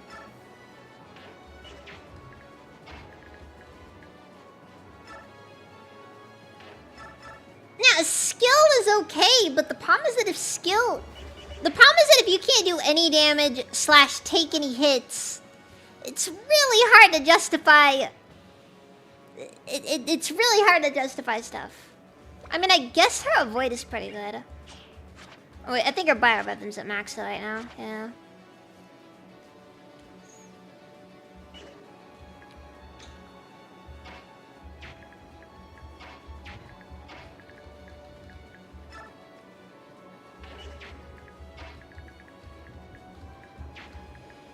It's a very specific situation we're in right now. That's I think the best way to describe it all.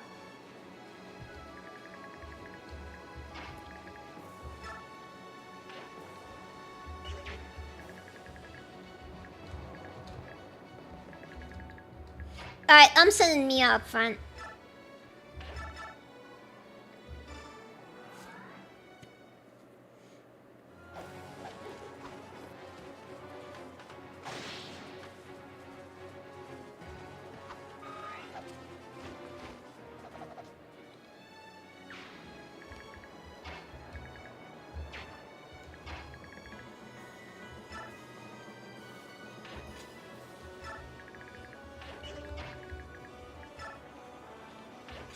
Actually, I think by the end of the game, she should reach over 100.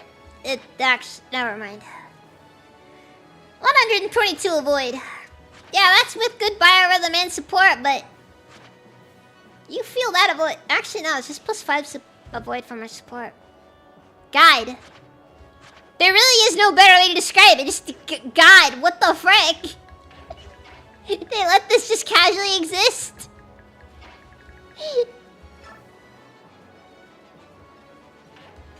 Yeah, this is just allowed. You're just allowed to have stats like this in this game. Truly terrifying.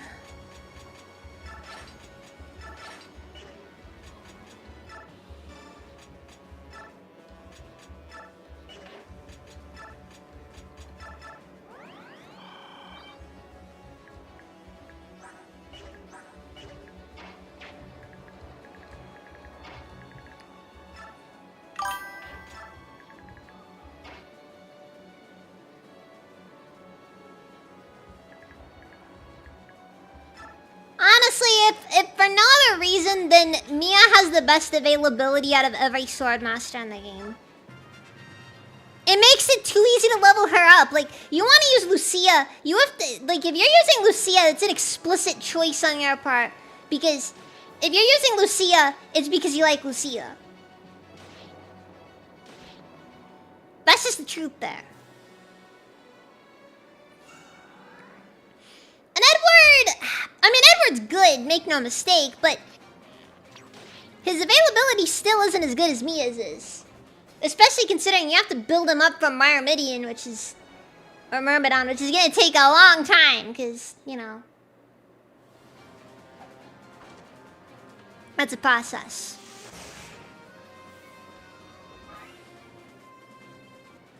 And I think that's all of them, actually.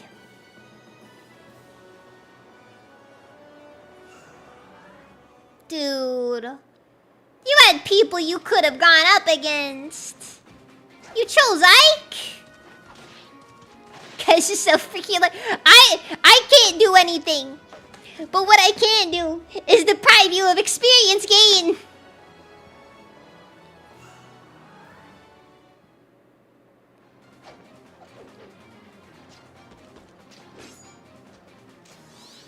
Oh.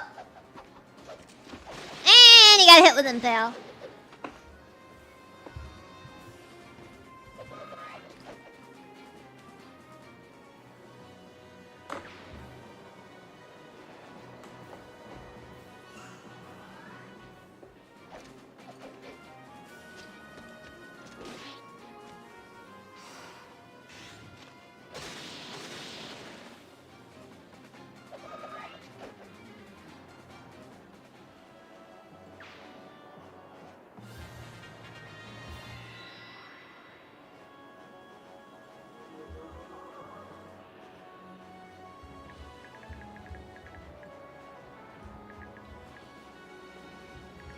Actually, one thing that is a bit odd about this map is I feel like there should have been some Dawn Brigade members on this map. Or at least like Toronio or something, I don't know. It's a little bit disappointing.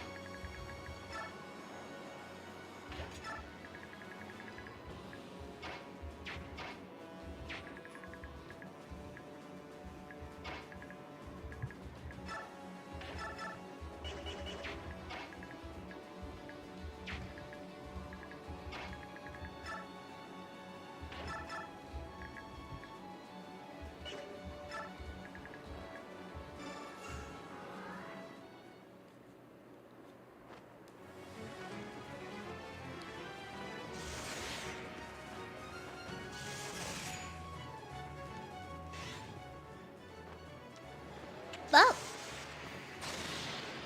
she did what she could.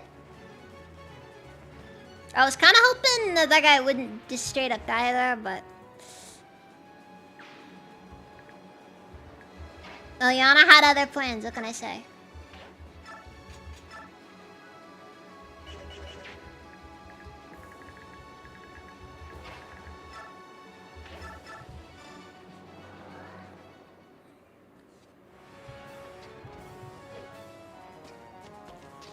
Yeah, and that's kind of the thing as well. Silk, Nakaya, and Nolan are kind of one of the ones that generally get the most attention, and I think that's in part because all of them are generally kind of higher level anyways.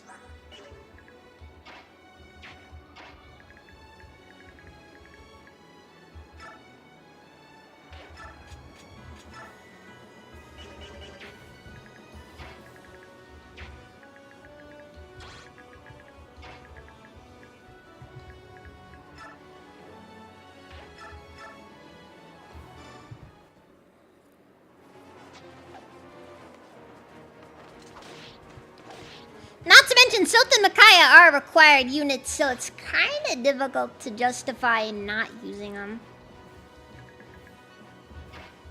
I mean, you could probably go through the whole game without doing anything with Micaiah, but certainly a way to come with issues after a while.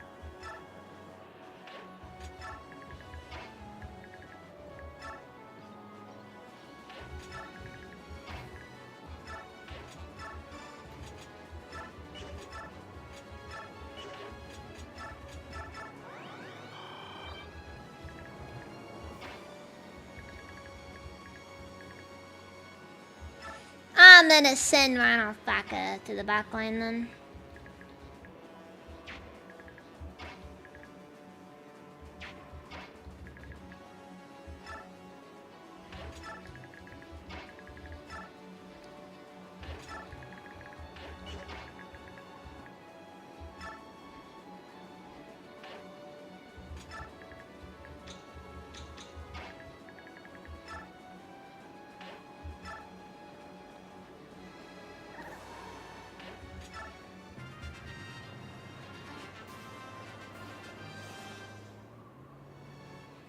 It is looking pretty empty now.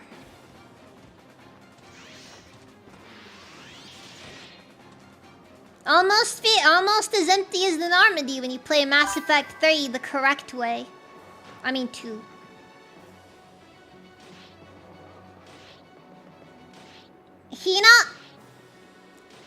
Leonardo in this run has been so irredeemably bad. I benched him. I benched him before part 2 even, but for the end of part 1. I realized very quickly that Leonardo was going nowhere.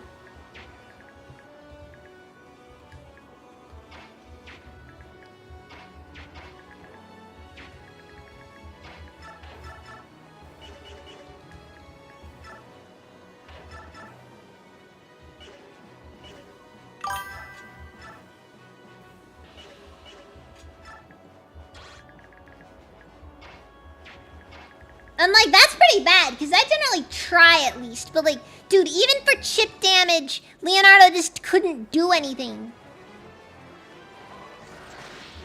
Like, even his chip damage was bad because he didn't really have the range generally, and because he lacked range, there wasn't really much that you could do with him.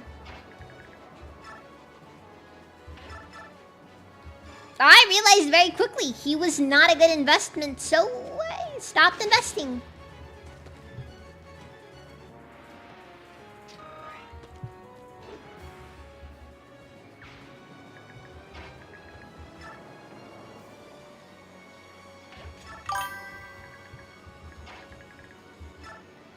I think I'm gonna try to finish the boss off with a triangle attack.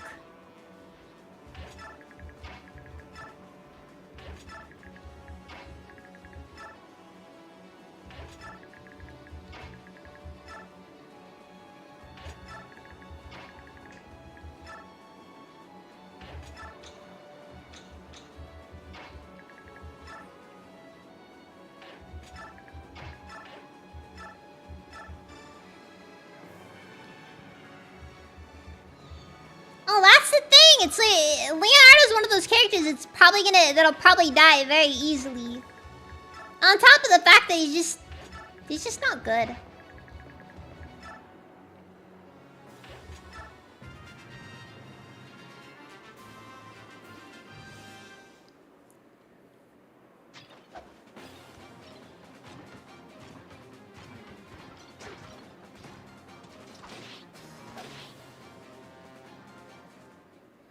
Gotta appreciate when enemies attack like of their own volition.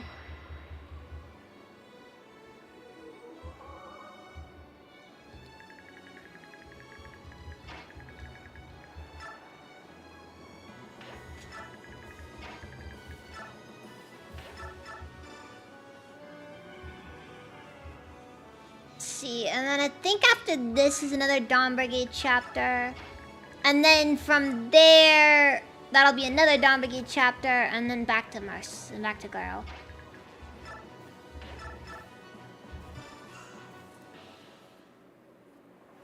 Wait, is there space to do a triangle attack? Or do they have them tucked away in a corner? Alright, we got Soren to class change at least. Ah, no! I got Soren to class change! Frick, that means 313 is gonna be even harder! Well, now how is Volg supposed to kill? Okay, I'm gonna have to give Ike all of Soren's weapons.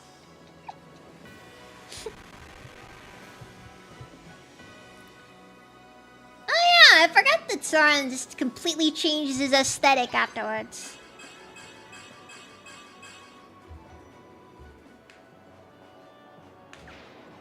Also, you gotta like how the moment somebody becomes an Arc Sage, they just achieve the ability to never have to worry about weapon weight again.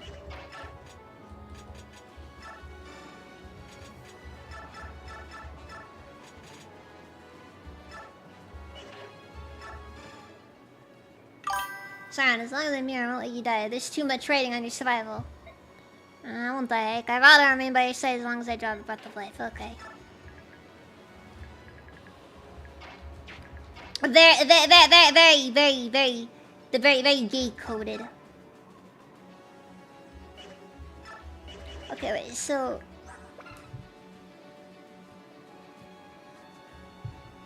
34 might on a crossbow is pretty decent. Unfortunately, it's not really all that great otherwise, though. It's still like 4 damage.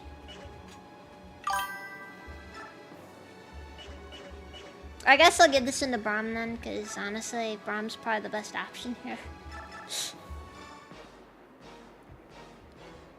Followers of the false apostle, bow down to the miracles of our Savior. As long as the Maiden of Dawn watches over us, we cannot be defeated.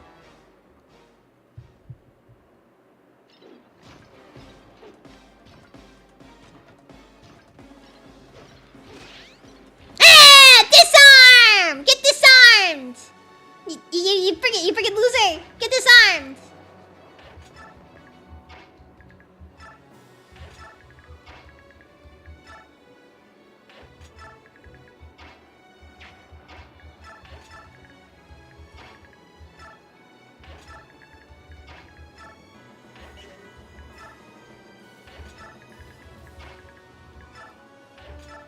That does very little in the grand scheme of things. However, it is mildly entertaining.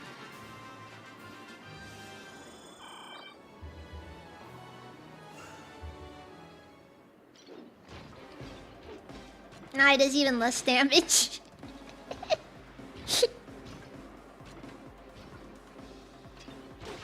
Nah, let's help him find another disarm.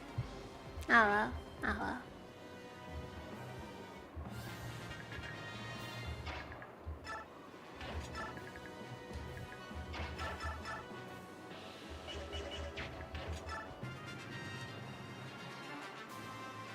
I'm just gonna give the whole boss to Braum.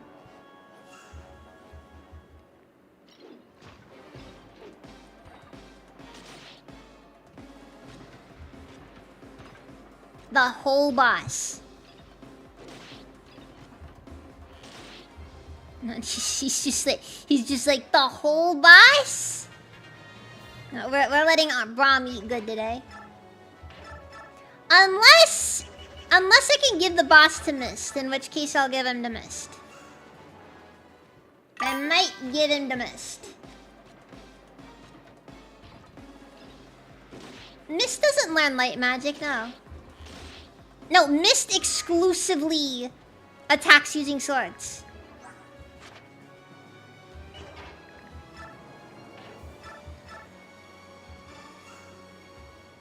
The only magic Mist has access to is staves. That's it. Oh well. At least they can give her this one kill.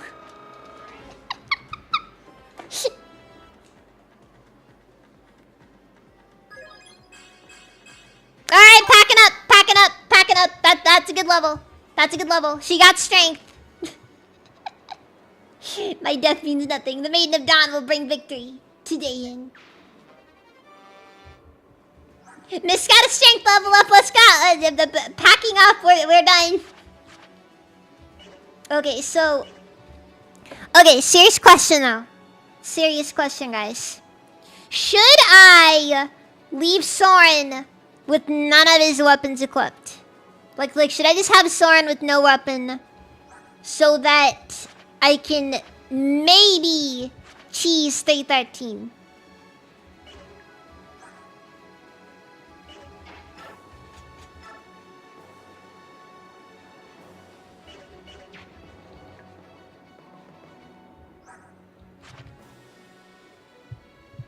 Yeah, you can heal with Mist, but the problem is that the fact that she can use staffs makes it impossible for her to get access to skills like Imbue, which... Okay, maybe fair, because, like, if she had Imbue, let's be real here, she'd be basically fully recovering. She'd be recovering over 50% HP every turn, but... Leave Owen, maybe.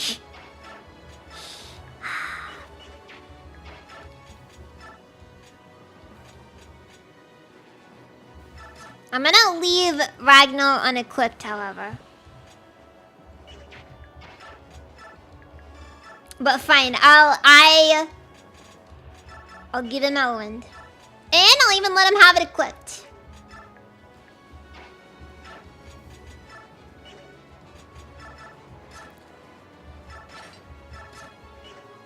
I will, however, have Ike unequip Ragnar. Because I don't want to deal with the... I don't want to deal with the extra defense. Actually, you know what? I'm gonna give him the Iron Sword. That way Ragnar can't overrule it. The Dayan army is much stronger than it was 3 years ago. Dude, you curb stomped them!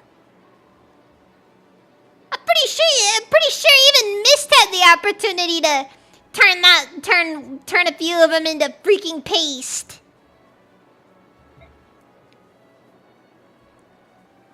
Yes, by far, even after the situation turned against them, every soldier fought with valor. Quite impressive. They kept muttering about the power of their general, this Maiden of Dawn. The soldiers seem obsessed with her. This might sound strange, but think of it like this. They believe in her as much as you holy knights believe in the apostle. I understand. They are formidable and deluded then. I shall use caution. That makes them especially dangerous. Micaiah, it's over. The front line is broken. The Apostles' army is crossing the bridge. Alright then, order a retreat. What? No, are you a simpleton? Just destroy the bridge. Inspector, with all due respect, Dayan soldiers will also die if we destroy the bridge now. Those are called acceptable losses, my dear, and any losses suffered by your men are acceptable if it means stopping that army. Remember. You guys need to remember.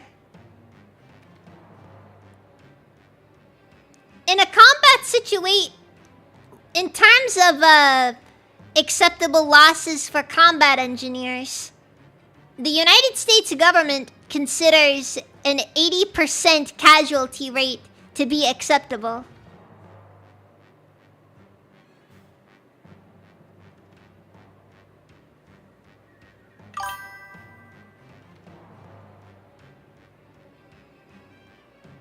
Anyways.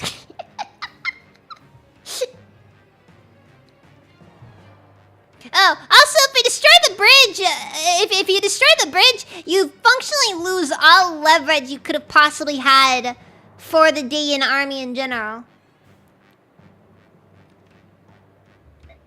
Like, the objective is to basically keep everybody from getting to Benyon.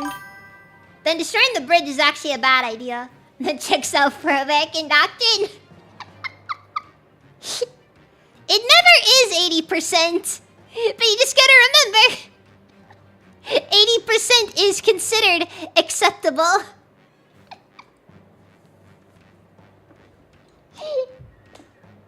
It's kind of horrifying. What do you think about it? As a representative of the Senate, I will not allow you to retreat. Fight to the last man.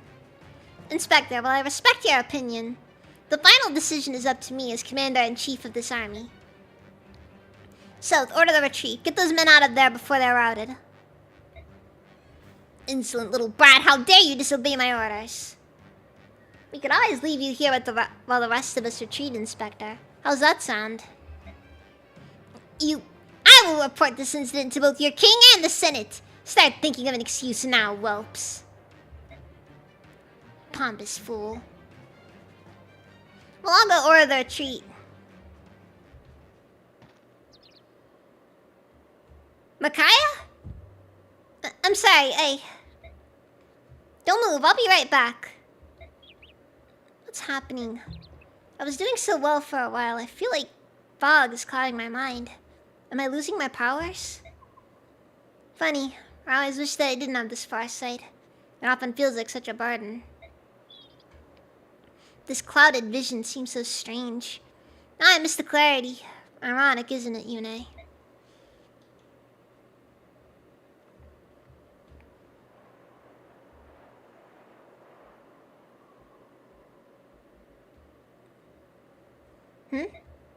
What's wrong, Raphael? I sensed something strange. It just came out of the blue. It was some sort of voice. My brother, did you just call for me? I did not. You heard it too, Raisin? What's going on here? What was that voice? I don't know, but it's calling to us. The voice is coming from the northeast, from the direction of Dan. I have a bad feeling about this. Let's head for Dan. Please prepare to leave immediately. I will speak with King Knigas and get permission to leave. I hope nothing has happened to your sister. As do I.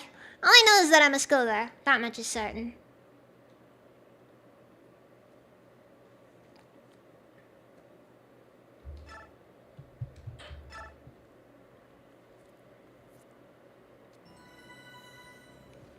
The Star Wars line! They said the line! Let's go! Time to take a shot! Apostle Soniki's army, with Ike at its head, wins a great victory over Dan at Oribes Bridge. However, Apostle Soniki elects not to pursue the retreating Dayan forces. Instead, she petitions King Pelias for permission to pass through Dayan. After waiting for several days, she receives no reply, and Soniki reluctantly orders a march. Avoiding the heart of Dayan, the army... Again, I like how... One of the things I like about the game is that they actually do a lot... They actually explain a lot of what's going on, and pretty well in my opinion. I really appreciate how you just kind of get to see a lot of what the game explains what all happens behind the scenes fairly well. It's kind of it's something that I really appreciate, especially how in a lot of Fire Emblem games you kind of don't know what happens between chapters. Though I will admit, travel times and the dates are a little bit screwy. But it's also something that I am perfectly willing to ignore, honestly. And you don't have to return to school after every battle. Okay, it works it works in part 1. Like, it works in part 1 of Three Houses. The problem is when you get to part 2, returning to the monastery becomes extremely stupid and forced.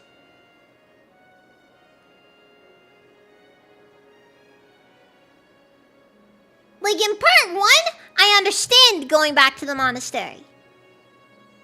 But, like, part 2 is when it just suddenly turns into, like, what the frick are we doing? Especially because, like, a good number of the missions in part 1 take place near the monastery.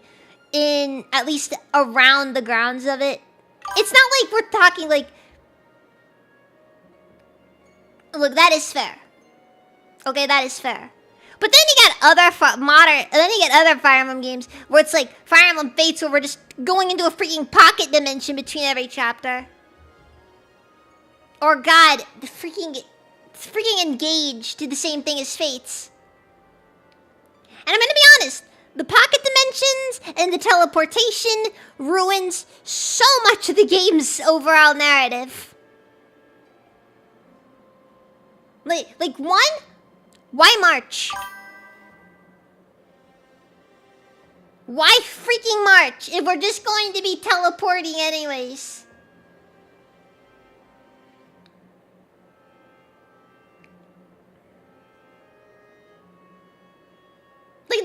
of why do anything pops up so much during it. Oh, not to mention, there's freaking time dilation here, so we can spend as much time as we want just screwing around. It's terrible.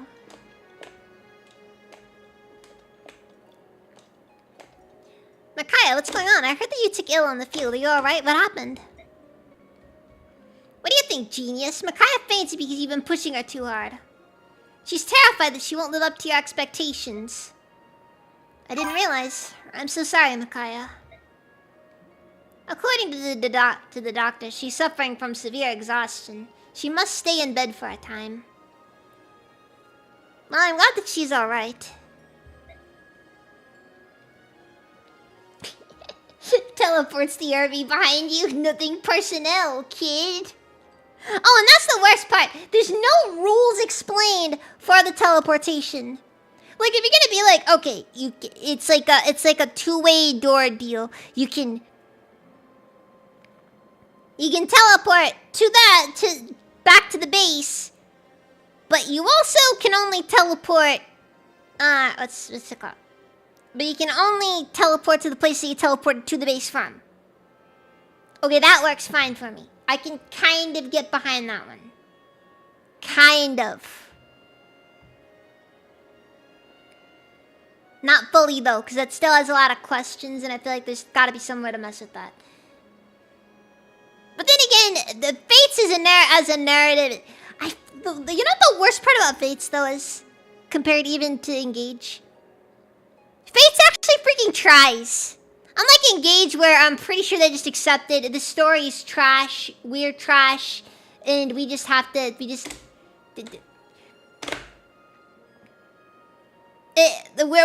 treat it like porn.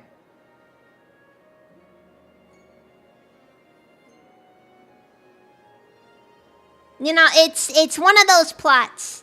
It's one of those plots. It's like Fallout 4 tier. Like, we don't actually care about the story. We all know why you're here.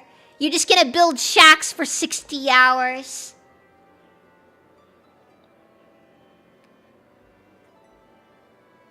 I don't even know what I'm talking about anymore. Also, Fire Emblem Awakening didn't do much better because there was no narration between chapters. So, like, you just kind of go from point A to point B. There's no in between. Why is the paperboy wearing a Speedo? It's just what he does, Diablo. It's just what he does. Don't ask questions. Just look at the naked people.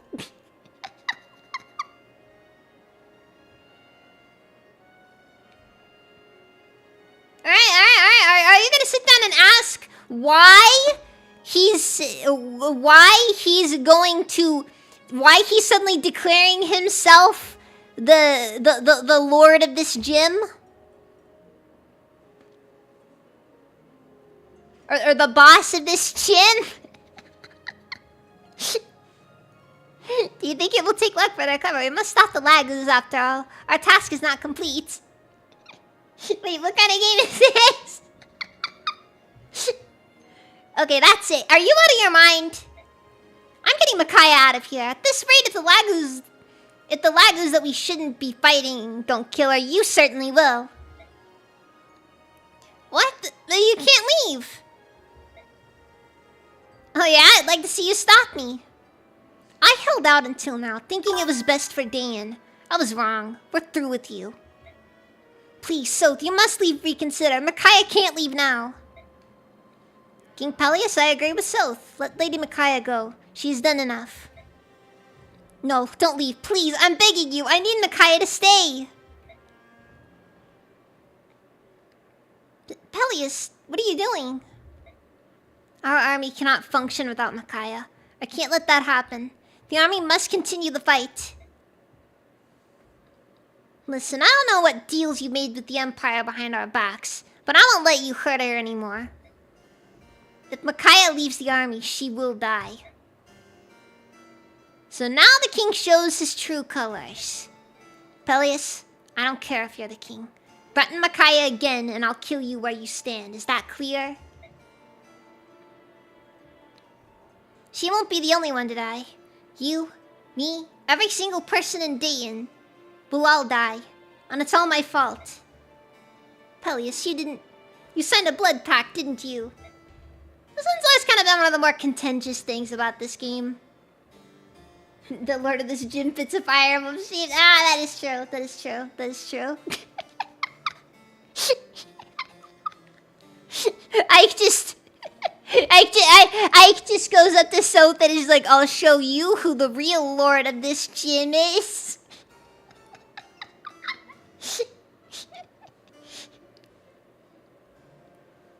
What are you doing wearing that jabroni outfit?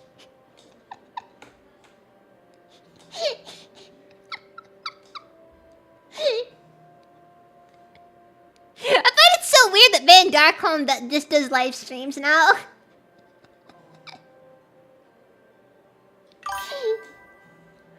Golden Shiba, welcome on Steven. You signed a blood pact with the Senate after you were crowned. That's why you've been so scared, so terrified as of late. Oh, my son.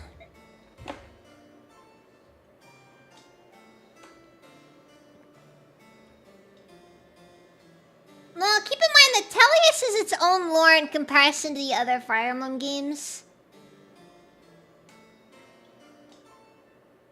Yes, Micaiah is... Yeah, Micaiah is a half-blood, yes. It's like Tellius has its own lore in comparison to most of the other Fire Emblem series. I mean, there is some speculation, seeing as the continent does have a very questionably similar look to, hold on. I believe Thracia, specifically. Or is it just all of Jugdral? It might have just been all of Jugdral, but you get the idea. The genealogy of the Holy War place. There's also been some people who drew some comparisons between Tellius and Foldland, but I think all of that was mostly a coincidences, and probably was just due to people not really keeping, like doing stuff. Thank you for the hydrate, Diablo. It's like one of those things where, you know, you can't necessarily apply one piece of lore from one Fire Emblem to another, because they generally take place in their own self-contained lore. And I'm gonna be honest, if they drop a Foldland is actually distant future Tellius in the next Fire Emblem, I'm gonna be very upset.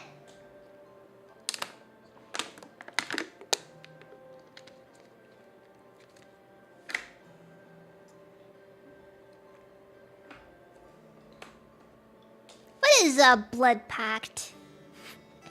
Micaiah wakes up exclusively with the intention of getting exposition out of Almeida.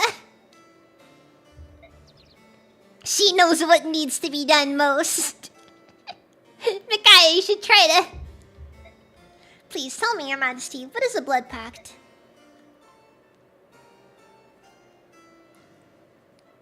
So not related to that thing where, you know, you cut your hand, I cut my hand, and then we shake that thing. But yeah, it's... Also, I think that the main thing about blood pacts and the only thing that makes them dangerous is it's pure awareness. If you know that blood pacts exist, then you know not to sign one because there's no benefit to signing one.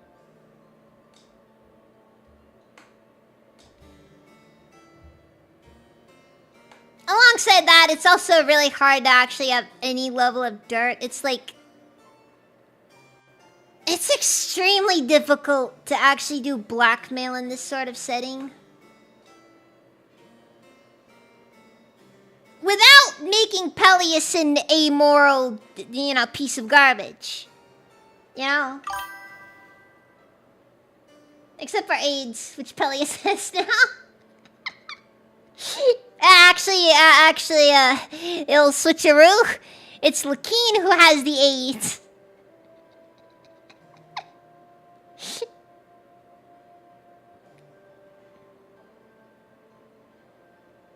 Peleus contracted it when he made that deal with that spirit that ate his soul. So yeah.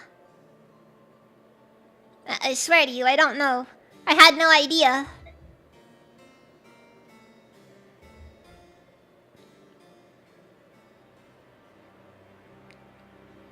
so urgent that the Empire's messenger would pay a visit at this hour. Has something happened? King Peleus, please prepare to receive Vice Minister Lakeen. What?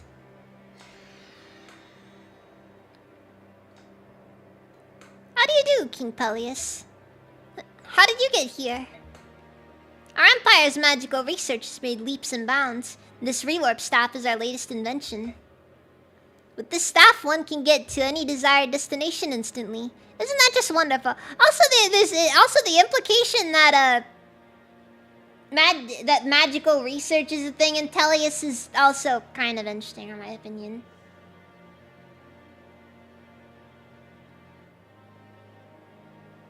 Also, apparently, warp powder is the byproduct of rewarp staffs, which is kind of interesting. Or at least the byproduct of their creation. It's a nice bit of foreshadowing to the Black Knight's identity. Until they kill all foreshadowing and just say it. Before this lovely little item, we used that ghastly warp powder. It worked well enough, but would completely exhaust whoever used it. What's the use of someone traveling anywhere they wish to go if they're too exhausted to do anything afterward? I'd take a very strong soldier to withstand the powder's side effects. The rewarp staff solves that problem.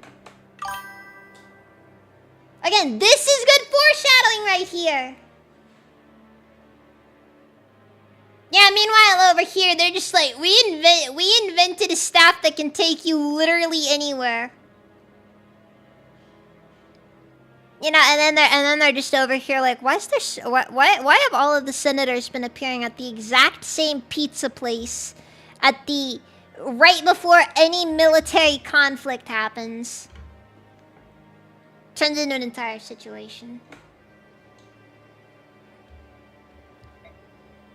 Vice Minister. You know that busted magic in Kaga's games? I admitted that, not Kaga, it was me. For what it's worth, it's like I said, it's like I said, Teleus is a different context in comparison to the rest of the series, so it's fair, so you can kind of fairly ignore it. It's like Elib. It's like Elib. It can be implied that Beyond the Dragon's Gate is Acania, but we don't really know that with any certainty, so it can just as easily be reasonably assumed it's not, and thus can be safely ignored, and we can just assume this is its own thing. Sacred Stone is totally divorced from the rest of Fire Emblem. My point is, Fire Emblem as a series is a series about a lot of different places that may or may not have similarities.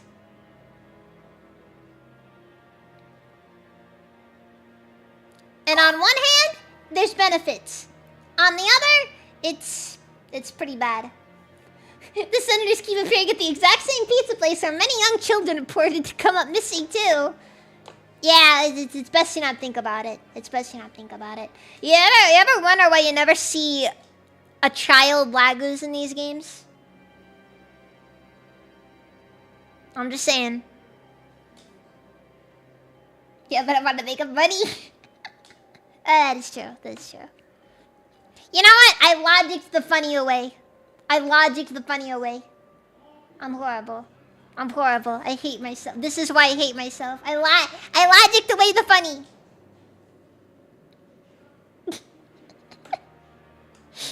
And I've said too much. I just can't help myself. I love innovation, so... Can you imagine how useful the rewarp staff is for kidnapping people?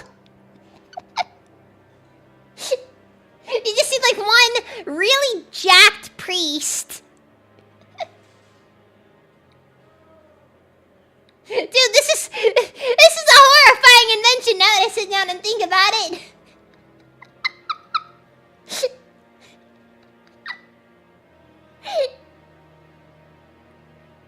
What's that? You don't like the Senate? And just like, yeah, just a random, really jacked priest teleports right behind you.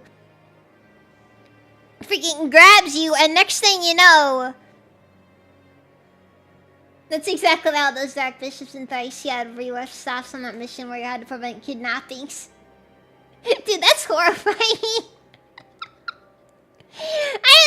I'm trying to figure out what order I want to play the series in after this. I'm thinking next on the list will most likely be me playing Genealogy. Then I'll probably do Thracia. And from there, I'm kind of tempted to go with the Berwick Saga games. Or not Berwick. Yeah, the Tearing Saga. Sorry. He just goes and leaks the invention. Oh, what's it matter? He's not dropping schematics. Dayan is too poor to be able to afford the intense magical research necessary to properly replicate the staff. If I may, what is the purpose of your visit? Ah, yes, no time for idle chatter. We have the favor to ask of you, Your Majesty. As you are no doubt aware, the false apostle has raised an army of subhumans to reclaim our throne. We require the use of the Dayan army to wipe out this upstart Laguz alliance. Would you be so kind? I'm afraid I cannot deploy my army on Benyan's behalf.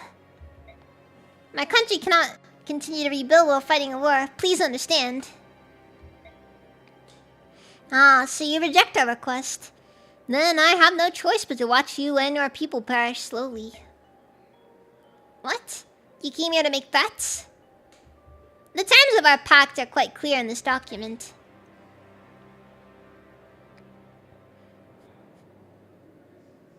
It's just that it just starts turning into the it starts turning into the joke. Now put on these clown shoes. That's the treaty I signed on the day after my coronation. I don't see how this pertains to. All will be made clear, young Peleus. Yes, this is the same document. You, my naive young king, signed it believing it was an oath of reparation from Benyan. Sadly for you, however.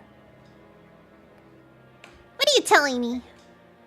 In truth, this wonderful scrap of parchment is a blood pact. Once you sign the paper in blood, you can never break the terms of the pact. A blood pact? But Izuka said he saw no problems with the terms of the treaty. No. Izuka? No, how could he? That's right, Izuka is one of us. He found the perfect king who would execute the Senate's will. I can't believe it. I won't.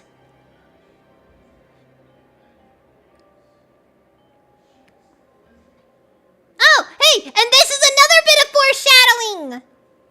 Like, you probably could fairly easily not pick out the wings. But then you see it! Again, it's like I said, I like it. This game does foreshadowing pretty well with some things. Look, a lot of comments on blood pacts in general have been made. A lot of people don't really like it as a thing. Honestly, I'm kind of indifferent to it. It exists to create drama, yes. Am I inclined to believe that Peleus would be so unbelievably stupid as to sign a blood pact? Yes. Because Peleus is very eager to do literally anything Izuka says. Just like Soren's teacher when he taught him magic, quote unquote. You better start believing it. You've at least heard the stories of the Forbidden Blood Pact, haven't you? It's a marvelous tool used by the wise to control the foolish. A ruler agreeing to the pact is bound to it. Absolutely. Once sworn, the pact will punish any transgression against its terms with the complete destruction of his country. You can't be serious. That's impossible. Calm yourself, young king, and listen. I'll tell you an interesting story. Long ago, a foolhardy king signed a blood pact with the Empire to take back his lost kingdom. In exchange for his country, he vowed complete obedience. He soon broke the terms of the pact and began to disobey the Empire. Presumably, he didn't understand the power of the oath he'd sworn. Would you like to hear what happened after he defied the Empire's will?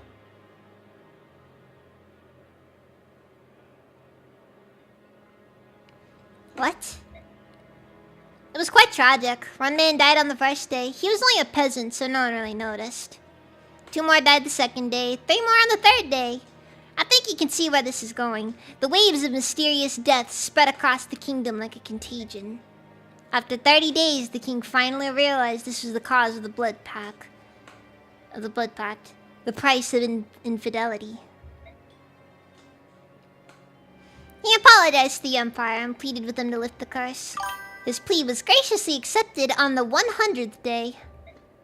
By then, the king had lost half of his subordinates, as well as his lovely wife and child. Later, Diablo. Yeah, I hope you sleep well. That country remained under control of the Senate for a very long time. I hope I've made myself clear.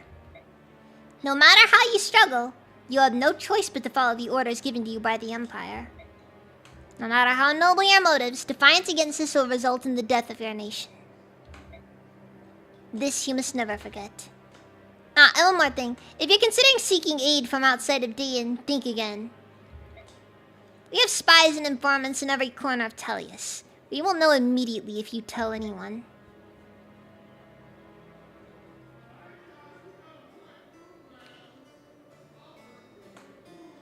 Let me get this straight. Everybody in Dayan will die if you disobey the Senate. What a heavy burden. It cannot be. Show Mother the mark of your pact. Oh, dude, that's kind of sick. I mean, what tragedy. It's true, this is the mark of a blood pact. My son has been deceived. Oh, give it up. You expect us to buy that ghost story? It's just something to scare little kings into eating their vegetables. Before you go shining Benyan's boots, get some proof of the Senate's claims. We've done enough here. Micaiah, let's go. We'll let them find out if that story is real or not. This is my dark mark.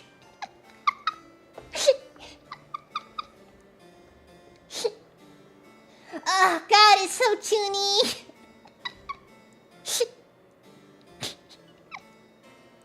It's all true stuff. What? King Pelias and King Almeida are telling us the truth. It's hard to believe, but I can see it. My power hasn't gone away, it's just weakened from exhaustion. This is also horrible. Now Dan can never be free from the Senate's leash. Even if it's true, Micaiah, that doesn't mean you have to go to war again. We could leave Dan. But without me, who would hold the forces together? Leaving the army alone would be the same as abandoning the people of Dan. I won't do it. But I'm sorry, everyone. I'm so sorry. I didn't know. King Pelias, what then do you propose we do? Why, obey the Empire, of course. We have no other choice in the matter. As long as I follow the Senate's orders, no one will die because of me. No, I can't accept that. We have finally wrested our country back from the occupation forces. I'd rather be dead than have to bend to the will of the Empire. What are we, dogs? And now that Benyan is ordering Dayan's troops into battle, we are treated as disposable pawns. Many Dayan citizens will die of this pact, whether we obey it or not. It would appear that I have been crowned king during the last days of Dayan. For what it's worth, Dayan was a dead country before, so I guess nothing really changes, does it? Follow or fight, the result is the same. We will be destroyed. With all due respect, Your Majesty, we can't give up. What? You heard me. The only way to really be doomed is to give up. Micaiah, there's no way out of a blood pact. None. What do you suggest we do? Look for a way out. I know Duke Lakeen says the pact can't be broken, but of course he'd say that. King Pelias, you have the resources of an entire country to draw on, and the best of reasons to do so. Check the Royal Library. Check the archives. Somewhere, I'm sure you'll find something. Just don't give up. Welcome back, Anarchy. Micaiah, forgive me.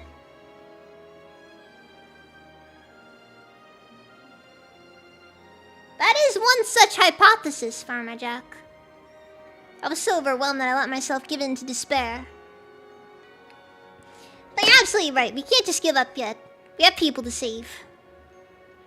Unfortunately, we don't have much time. Benyon will not put off triggering the blood pact until we find a way to break it. We can make time. If we take on the Empress and the Lagos forces, it'll look as if we're obeying the Senate. In the meantime, you can research the pact. Alright, I'll start immediately. Just give me as much time as you can. Of course, we'll do our best to hold them back, whatever it takes. Now, if you'll excuse me, I have war crimes to plan.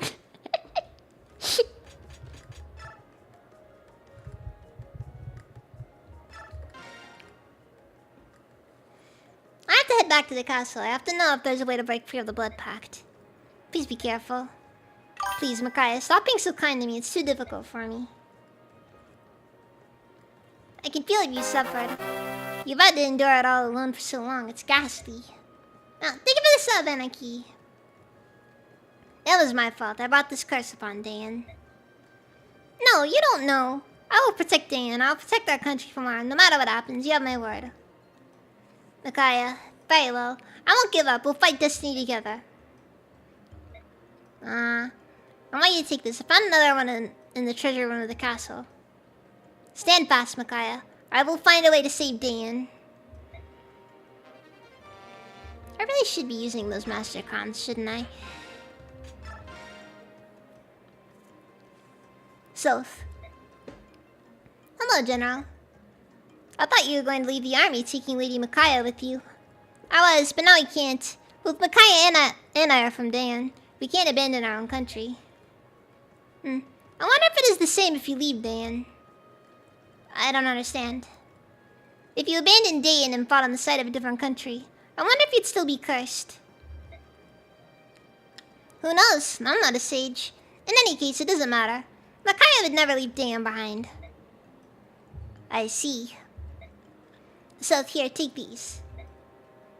Why are you giving me these? I kept them as a parting gift to you since you're staying. I'd like you to take them now. General.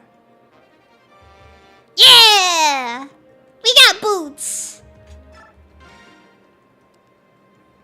These are all the funds we have for the near future. The problem now is stopping the Apostles' army from advancing. Conventional tactics won't slow them down. They'll easily break through our lines. What should we do? Okay? Up there, about our way to mission to come. Ugh. Dude, I hate dealing with the router. Are you alright? I'll leave the gold here. You're still not completely recovered yet. You have to rest, Micaiah. I'll try. Keep safe.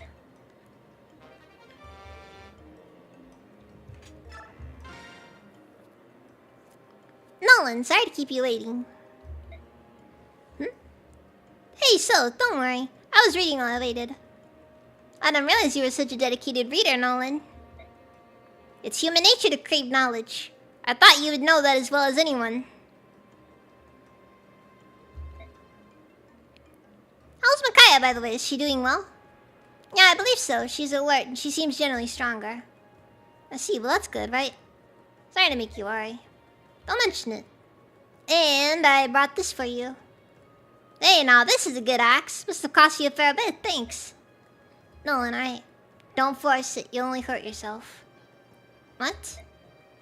You look like you're carrying the weight of the world on your shoulders. You're wondering if you should tell me, right? Right. The best thing to do is think it over. Give it some time to sit. Later, if you decide you want to tell me, you know exactly where to find me. Oh well, thanks, Nolan. Anytime. Tomahawk! It's it ever. There she is. Hey, lady. Who? Oh, Nico. This is great. I was hoping I'd find you. Nico, mind your manners. The silver-haired maiden is the savior of Dayan. She's not just some lady. Ah, it's alright. I'm still the same simple girl from Dayan you met before. Nothing's changed. So, are things well with you? Well, the fighting has got everyone worried. It's coming so soon after the last war and all. But we're doing all we can for Dayan. It doesn't matter who or what we're up against. Believe me when I tell you, we'll never give up.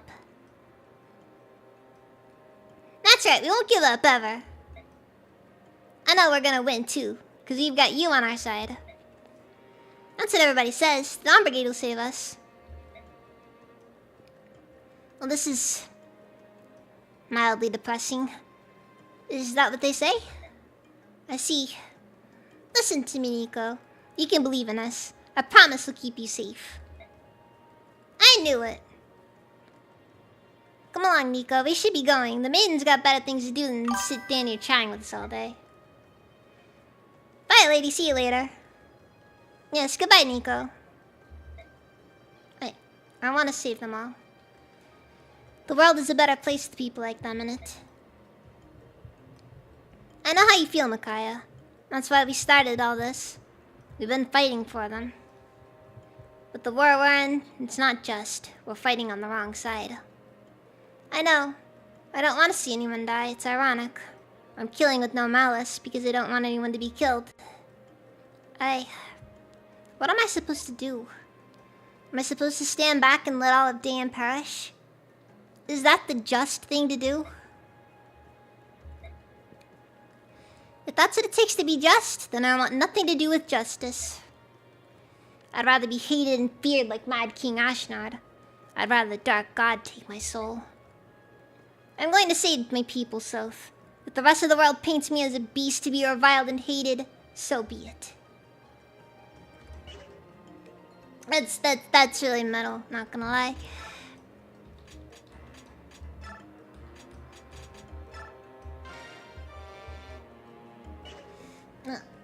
Alright, sheet.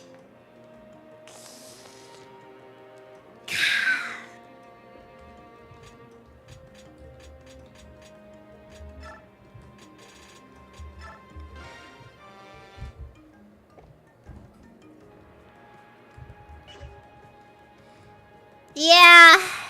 Delphin looks like Earth and Light is a pretty good one to go for.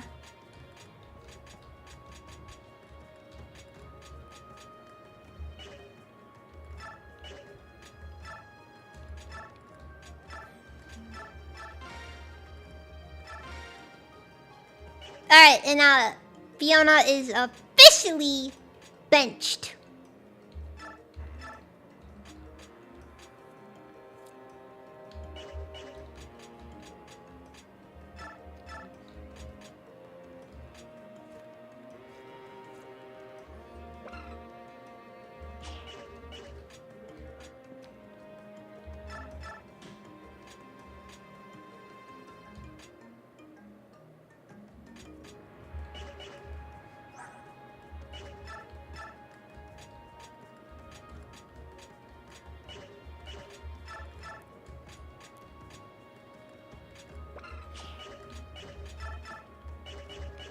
It's a darn shame that you can't give discipline to Lagus. Wait, does Meg have... Meg really doesn't have magic, does she?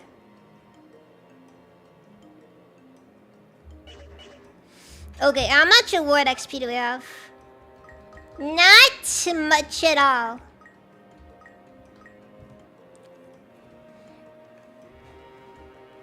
I could just throw some experience at Meg.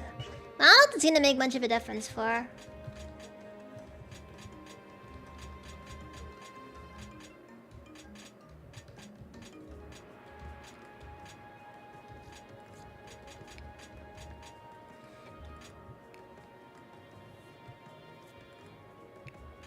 This is kind of a I don't know situation. Okay, so what I think I should probably do is one, I'm gonna remove Beastville from Edward. Edward's got a lot of experience. I don't think he needs much more. In exchange, I'm gonna give Beastville to Meg. Because I think she'll make some good use of that one.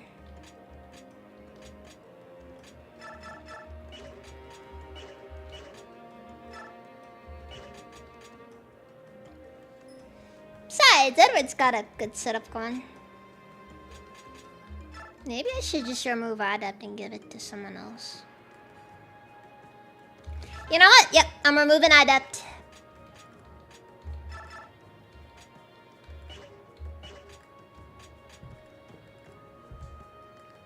I thought I'd given it to Meg. Oh, dude. I can give Adept to Vogue. I'm giving Adept to Vogue. Skeevy's so busted.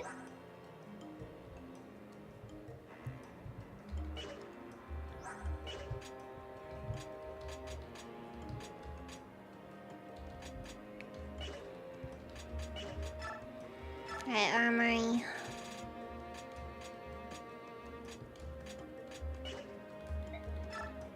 Wait! We can just buy killing edges now? That's kinda wild.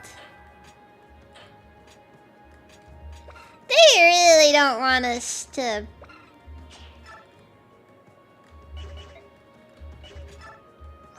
Okay, Micaiah. Okay, Micaiah can't even use Shine yet, so it doesn't matter.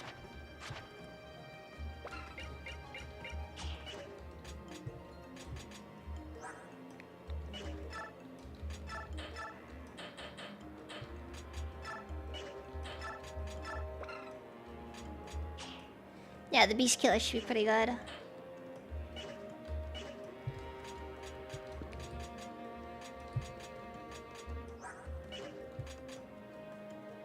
Ah, Koban, welcome! How's it even? I hope that wage slavery wasn't too difficult. Alright, does anybody in this team have enough magic to justify the imbue skill? It's really looking like Taronio's our best bet. Ah, fuck. Well.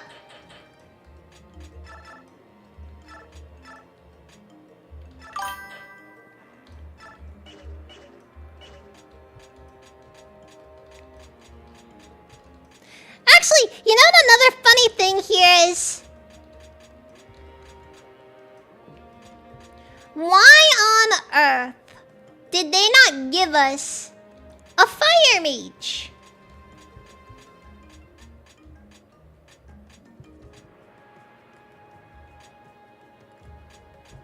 Like, unironically, a fire mage would have been so much for the Dawn Brigade.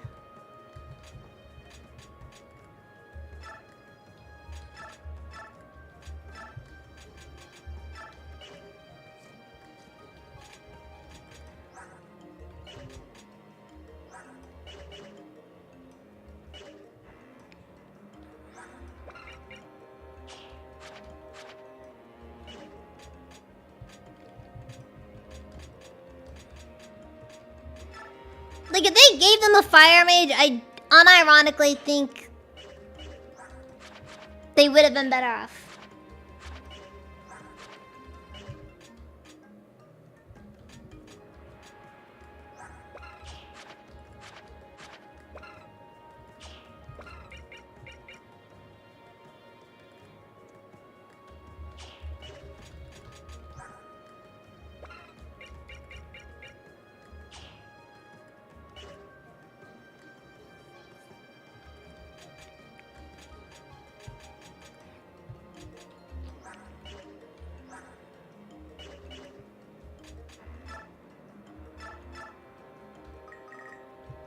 Then I've also realized that Makai is also not... I'm gonna save my bonus XP for now, because I genuinely don't know what I should do with this. This is kind of a rough situation, because I'm kind of thinking ahead, and it's like, wow. The Dawn Brigade really doesn't have much prospects right now.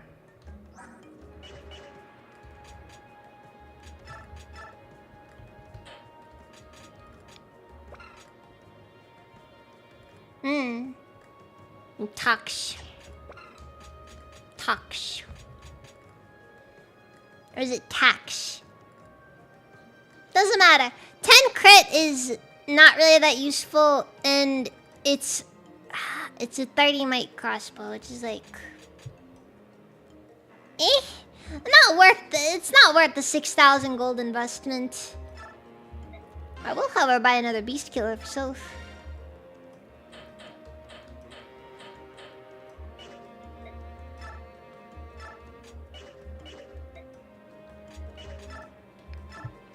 Okay, wait, what's Micaiah's staff rank looking like?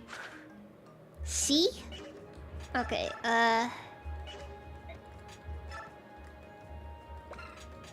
okay, Recover is a B rank.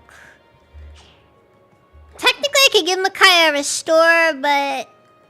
Jokes aside about Restore, if you need a Restore staff, it's called Sacrifice.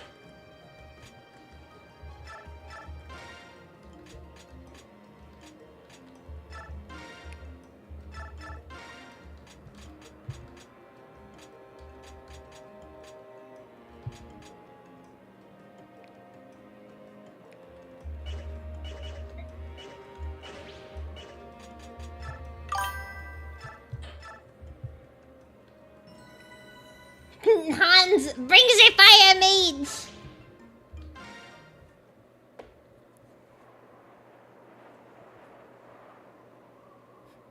This is a Flammenwerfer.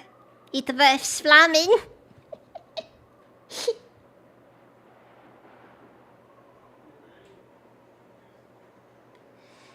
Looks as if the Apostles' Force are using this road to avoid a head-on confrontation.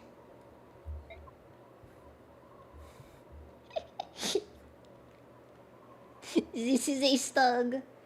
Eat Stugs. Or I guess it'd be Stug. Doesn't matter. It's Stugs all the same.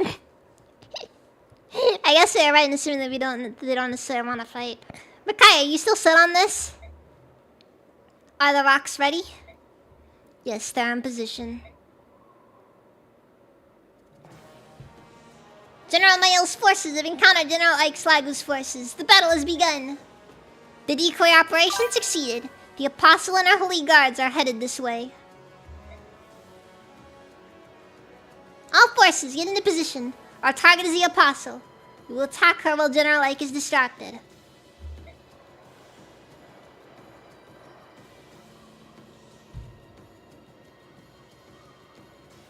If we let her through, her army will cross into Benyon. And with that, that will surely anger the Senate. And the Senate will move to destroy Dayan. We must fight with everything we have so that Dayan may live on. But Micaiah, is this really necessary? We're taking child hostages. That's a little bit much, don't you think? Yeah, then Micaiah's just like, it's not enough. We need more hostages.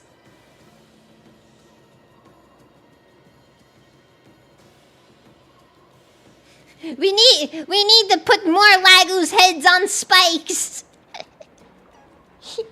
Micaiah just goes full war criminal. Can't we avoid all this fighting and somehow pretend to obey the Senate? Micaiah, if it was you more than anyone else who used to hate plans like this. The Apostles' army has incredible numbers. We wouldn't stand a chance taking them head on. They would march right through us. We need to give Peleus more time, but if we hold back, the Senate will know we're up to something. For now, let's just try to draw this out a bit and stop the Apostles' army. Lady Micaiah, your strength moves me. I shall not falter. Micaiah, alright, let's do this. Let's do it for our friends and for our country. We have visual confirmation on the Holy Guards. They're heading this way. You know, you gotta appreciate how Micaiah is just straight up doing this. Again, I really appreciate how Micaiah just, straight up decides to go full war criminal. No Lagos? Seriously? That's disappointing. Oh well, whatever. Oh hey, finally a chapter of Fiona can be useful!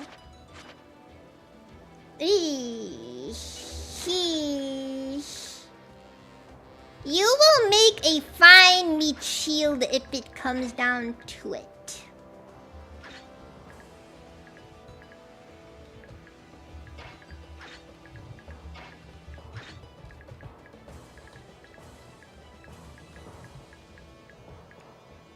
Honestly, you know how they could have salvaged Fiona's character? Make her start as a fire mage. Boom. Suddenly, something is viable.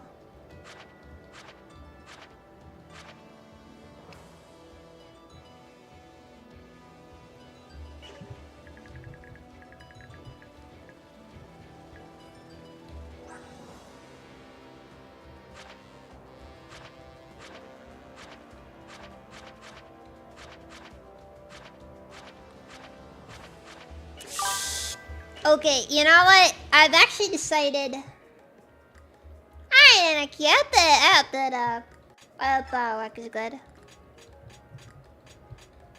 I don't necessarily want to do this, but I also feel it's probably necessary to remove Paragon.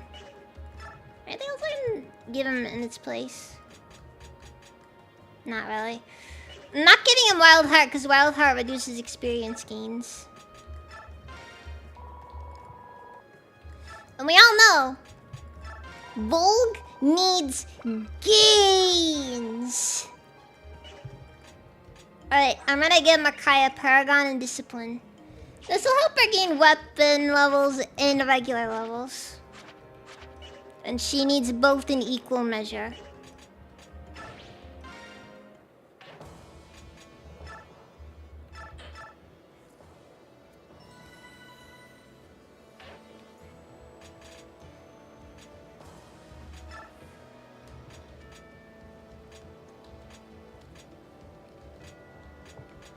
Alright, Volg should have enough resources to keep him going basically forever.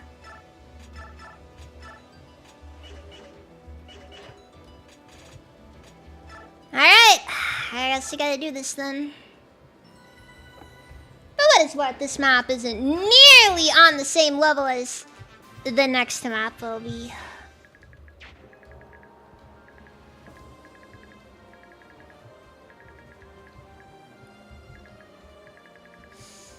Unironically, I have no clue what I'm gonna do next map.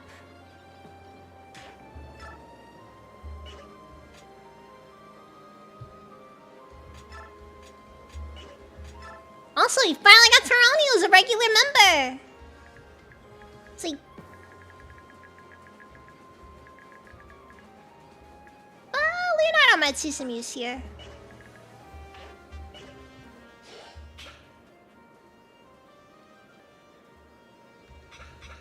I like how Taronio dies as a completely separate defeat condition to Micaiah or Soth dies. This is gonna be a rough one, can I tell?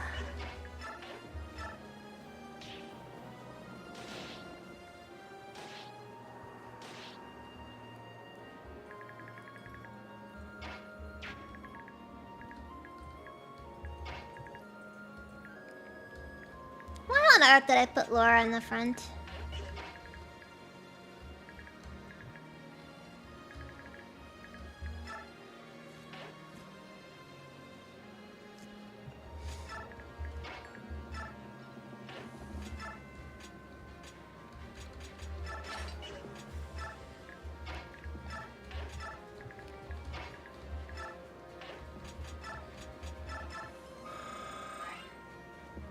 Alright, just give Volg anything you can do to get a bit starting off.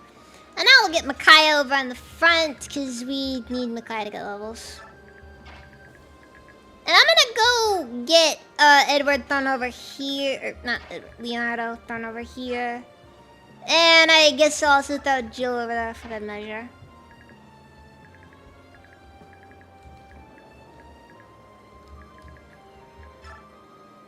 Maybe Zyark will last as an ult? I have no clue.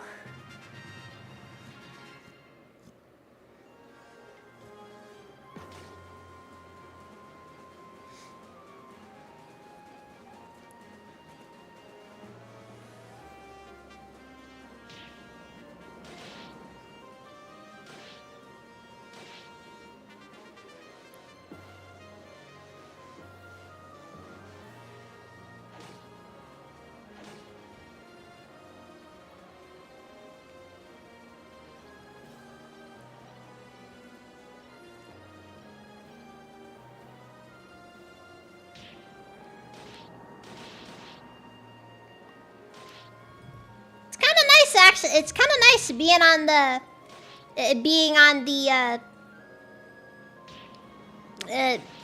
you know, being on the giving end of a rock map.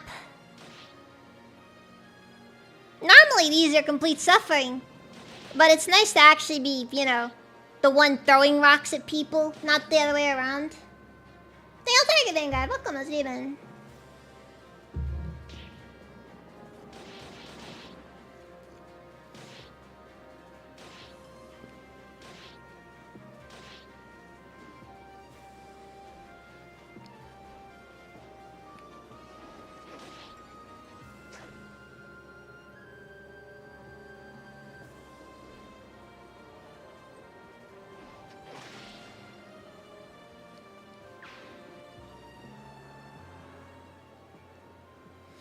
Blast, we're being ambushed. You should have known.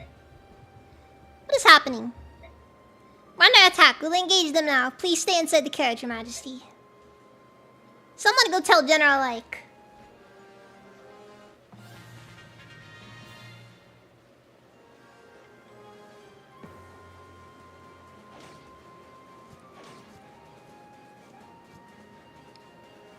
So this is kind of a difficult one on account of the fact that, I don't know how to handle the allies.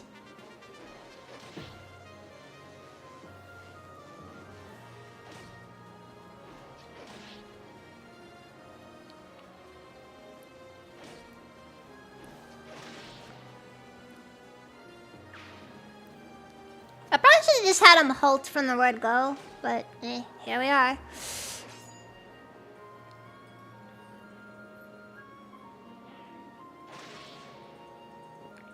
The good news, however, is that allies make excellent meat shields.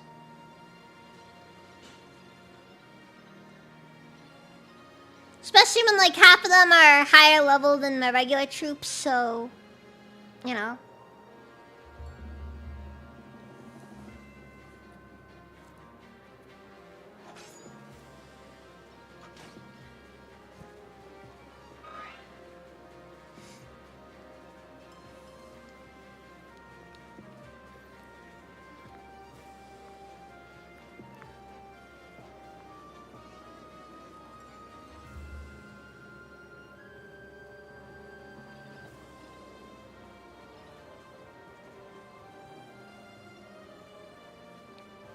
Yeah, this is probably gonna take a while.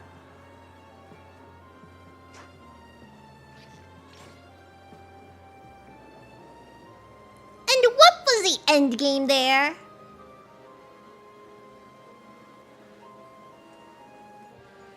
Seriously, what was your goal?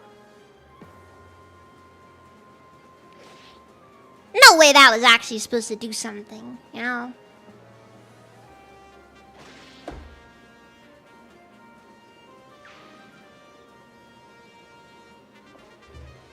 Ah, my favorite Fire Emblem trope. We're being horribly overwhelmed!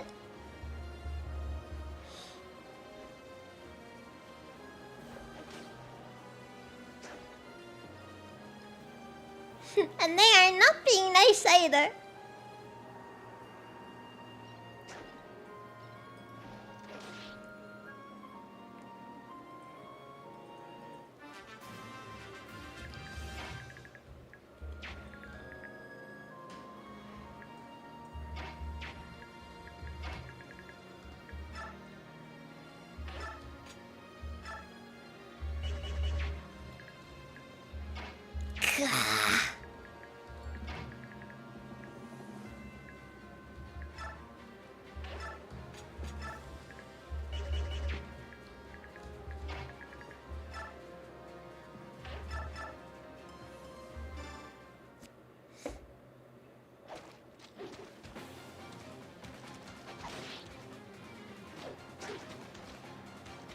Unfortunately, Soap is kind of underleveled as well right now, though.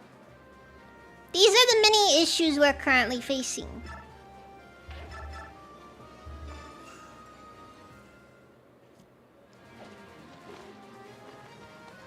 Ah, very big battle.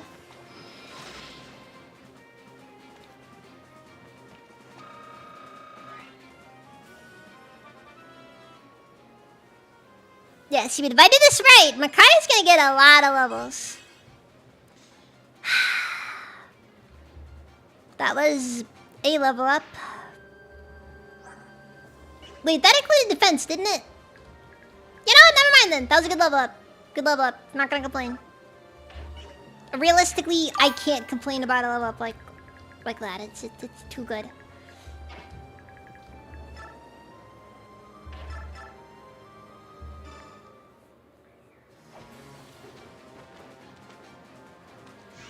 Yeah, it's the sound you make when you get flashbanged.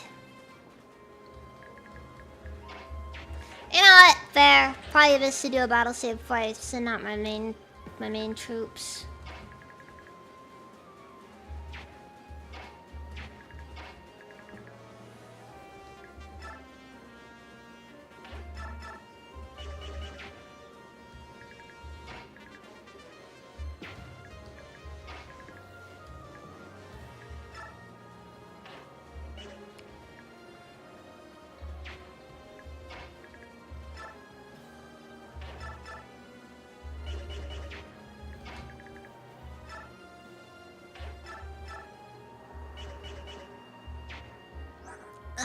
Frick. I don't know how to properly have everyone here, because on one hand, we got space for like one person over here.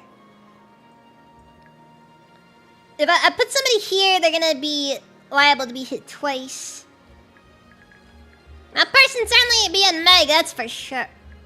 Nah, wait, Nolan is very much defense. Okay. Nolan's built for defense, so fine.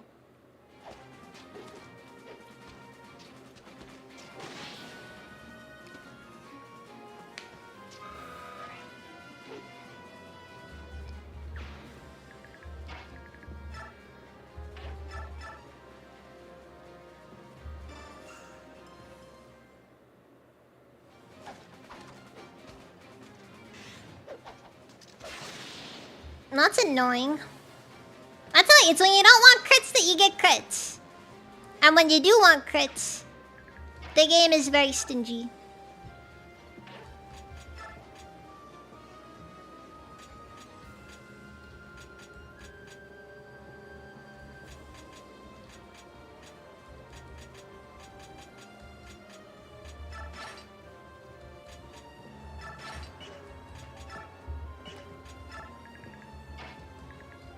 Alright, and I'll put Volg in the back line over here.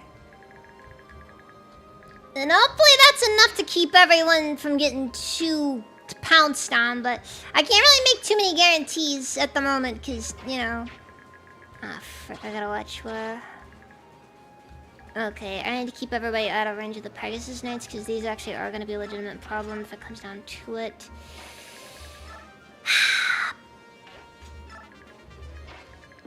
I don't even know what the B team up here is even going to be doing.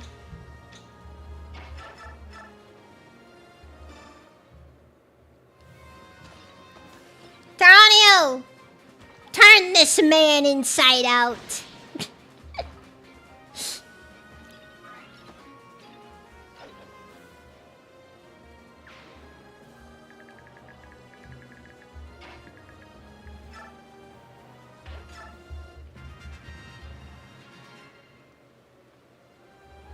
Take him to Detroit.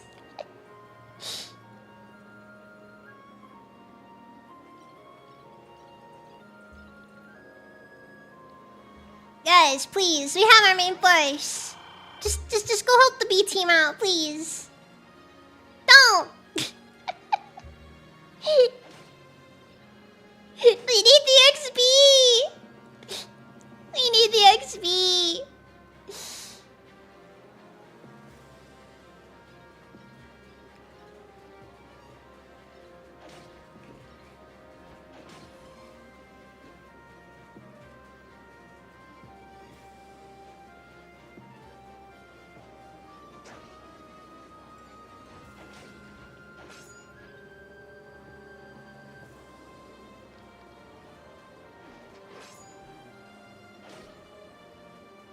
Wow. What a miss.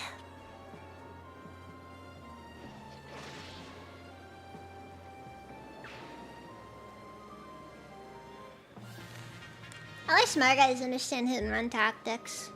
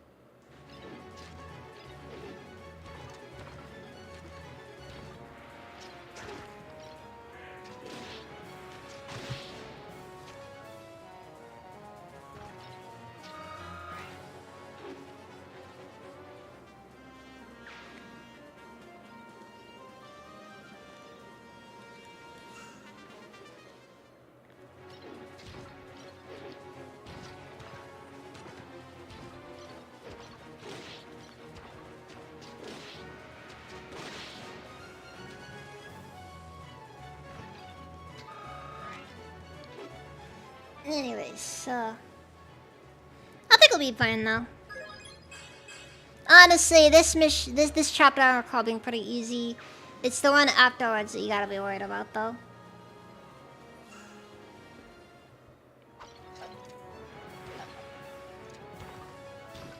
Also, the greatest fear you should always have in these games: your character being too strong. Because as you can see, Nolan is killing people, but he's also taking chip damage as he goes. This may end very badly for him.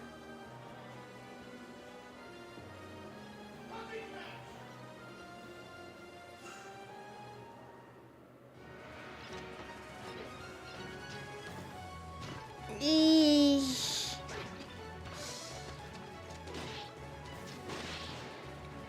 It's like little bit by bit too. It's scary.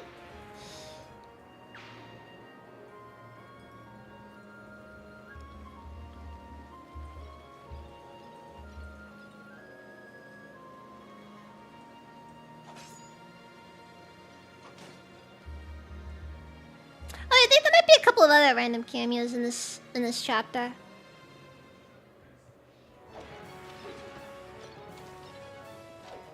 Oh yeah, a whole lot of them. Whole lot of them.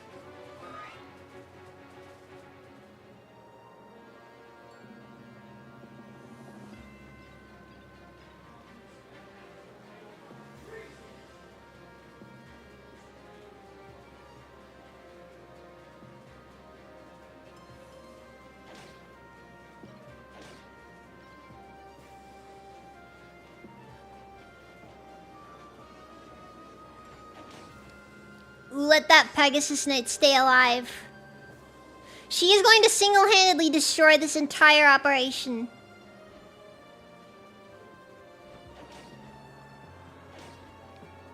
Alright. Time for the hard part. Ah, frick! I think Leonardo just died. Yeah, it's over.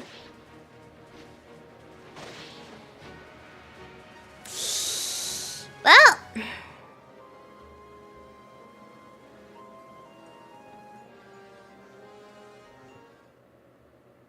How is it that people are born only to die so swiftly? If only I'd lived a little longer.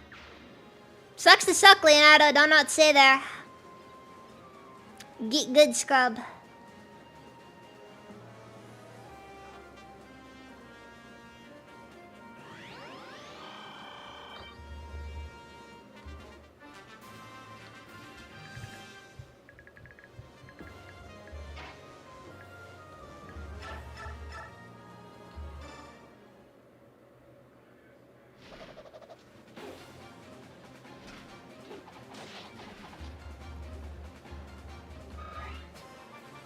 Bear in mind, that would have been these would have been boss tier enemies in earlier chapters, I think.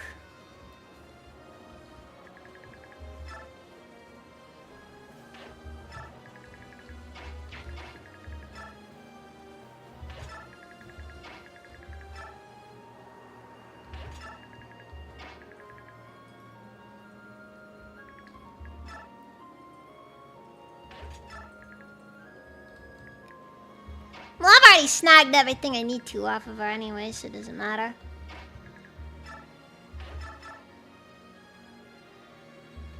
Fiona dies, I don't really lose any sleep over it.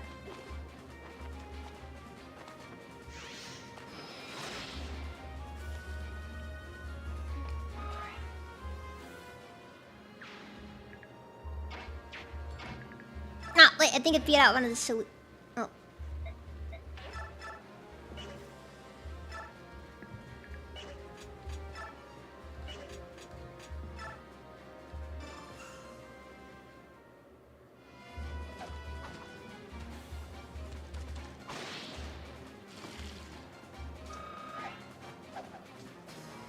So now we have to worry just a little bit less about everyone.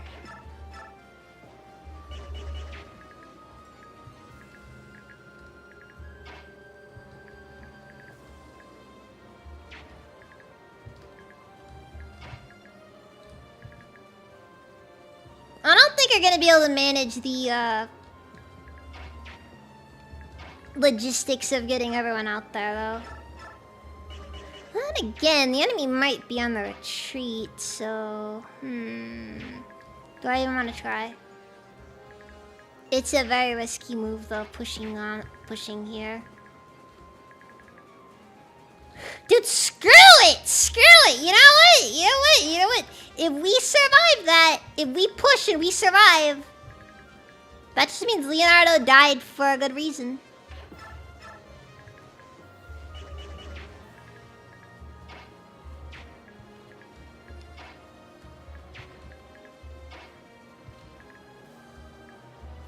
Oh, wait, no, I don't think we have the manpower for that. Never mind. Never mind, we don't have the manpower. We've already Edward and Micaiah are both spent. And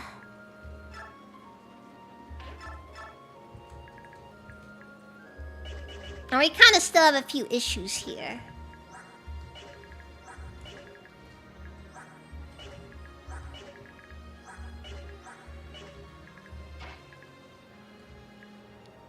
Yeah, never mind. I don't think we can do that. It's too dangerous.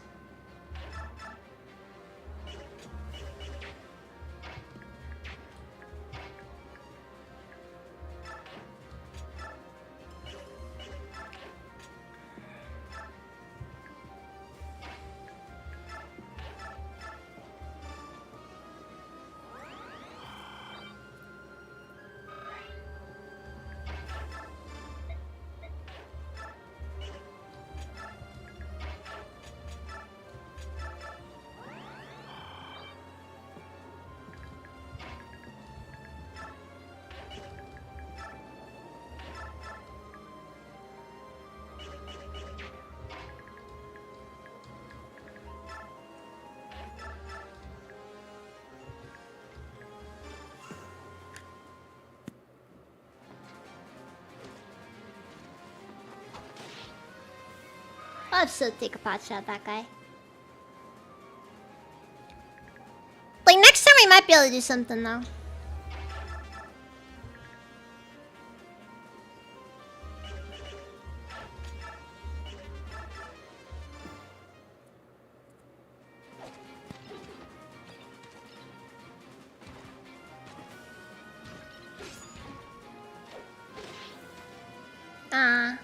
He had the funny number hit rate, though. I was certain it would work.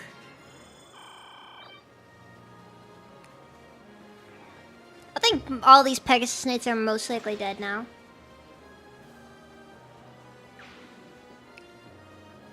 Or not!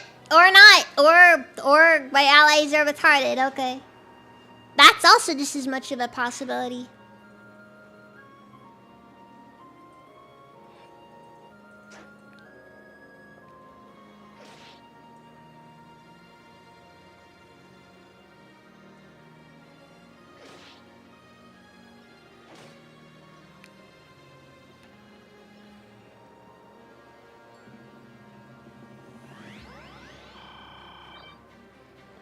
Allies can't possibly be that stupid. Stupid question in and of itself.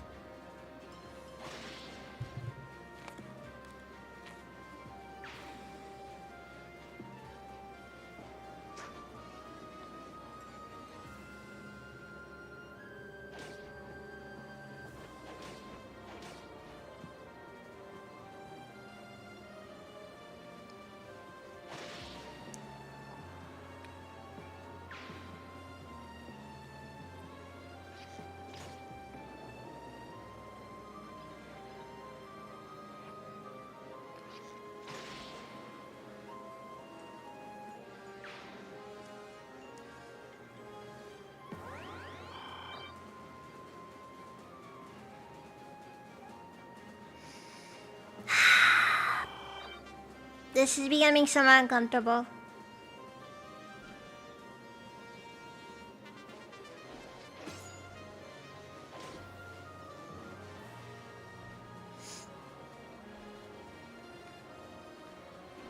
Now, on a scale of 1 to 10, they're all a very comfortable 0.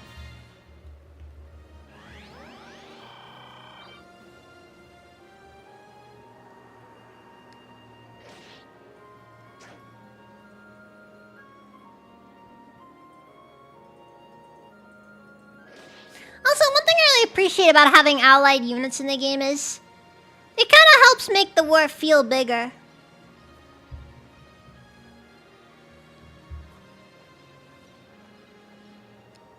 Alongside that simple fact, it also kind of lets you feel casualties without actually receiving casualties. The fact that there is no other Fire Emblem game that has featured allied units is genuinely disappointing.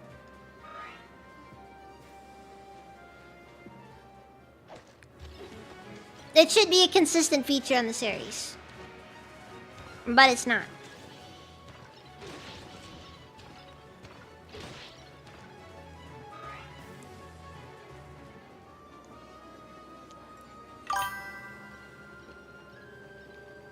Thank you for the fast check.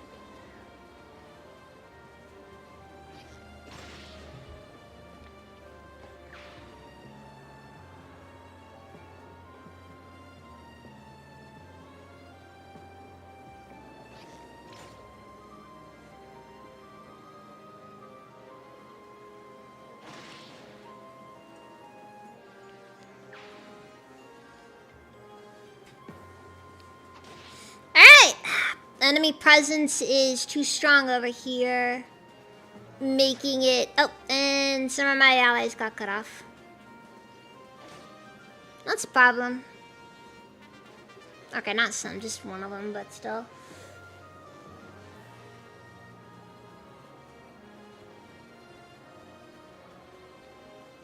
I just see what the best options here are, honestly.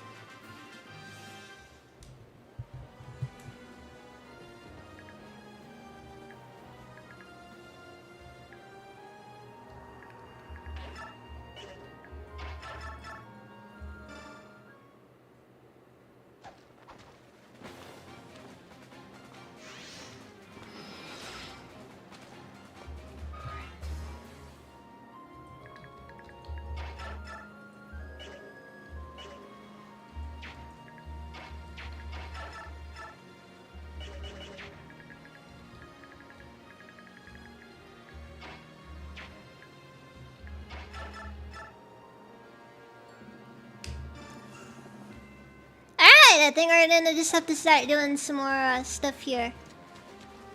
The push is gonna be rough, and it's probably gonna be slower than I'd like, but it's gotta happen. Good level up, Nolan. I think you leveled up everything but your key stats, which somehow I'm interpreting as good.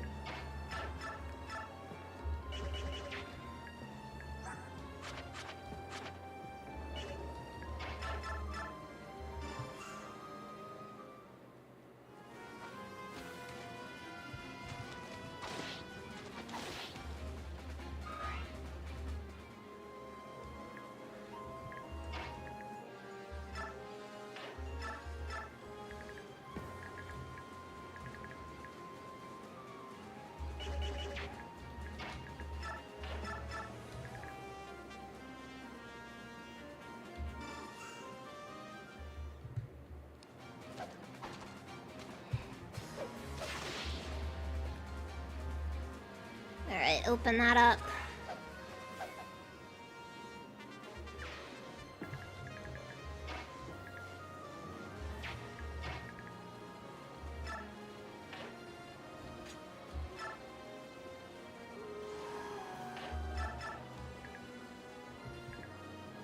certainly is a lot, but I think he'll manage. The question is, do I want to do an attack on this turn, or do I want to wait until next turn? You know what? I'm gonna have him play purely reactive, because I can see so many ways this can go terribly.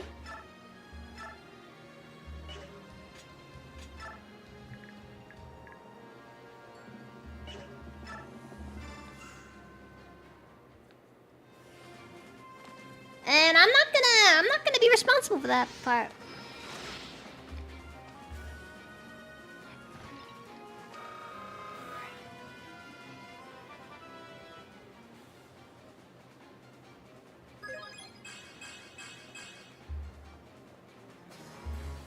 That's a good level up. Dude, I feel like I got a battle suit after every after every turn.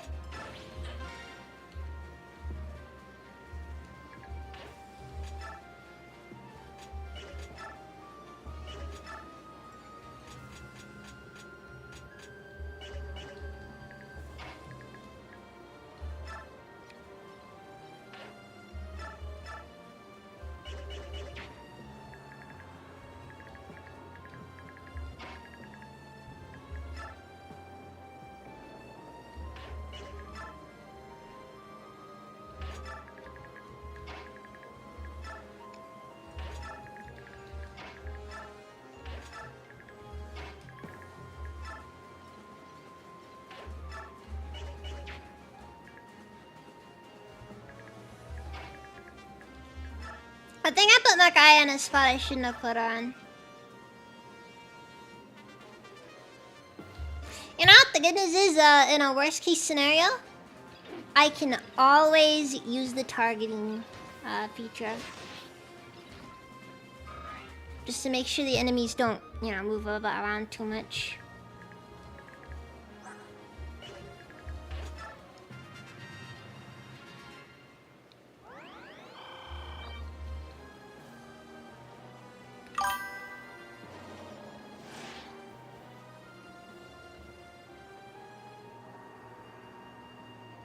Oh my god.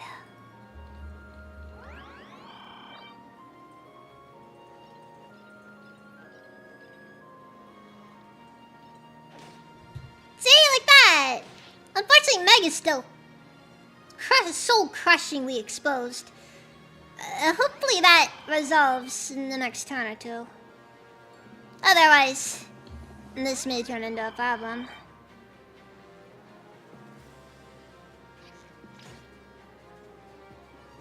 Uh-oh.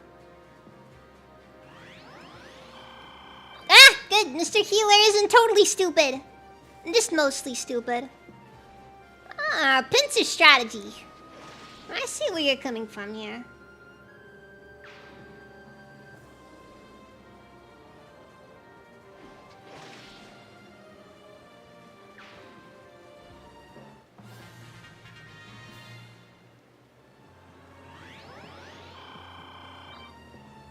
Oh no. The battle continues. Well, nice to know that they put a random mage down here with the sole intention of ensuring that he would be taking every single hit possible.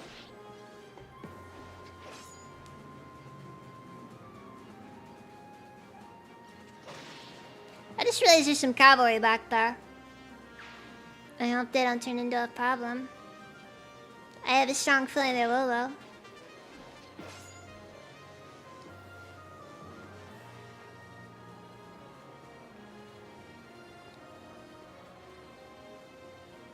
One of my favorite things about Radiant Dawn really is the ledges.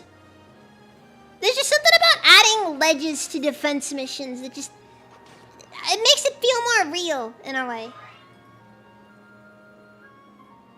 I appreciate it in a way I don't really appreciate other mechanics in these games.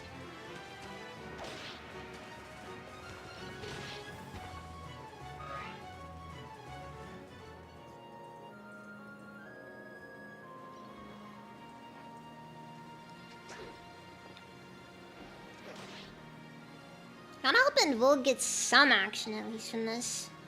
I'm getting a bad feeling I won't, though.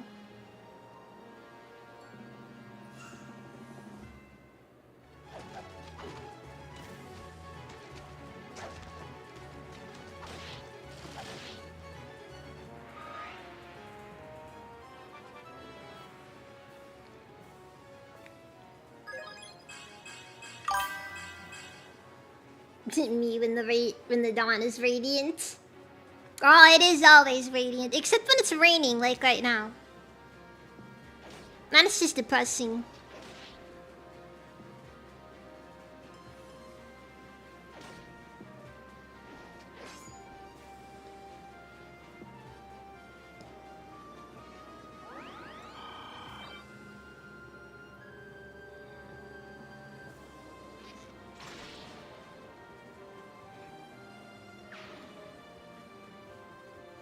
But hey, you know what? It's fair that it be depressing. What was I worried about? Dude, why are wolf tribes so freaking strong? Any weapon leveled up. For those who don't know, that means he gets stronger.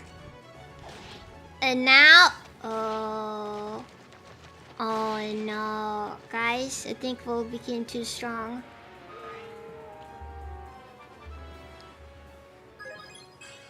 Like, you gotta remember, one weapon level up for a Lagus, I think that's like plus... Oh god, I think it's like plus 4 might right there.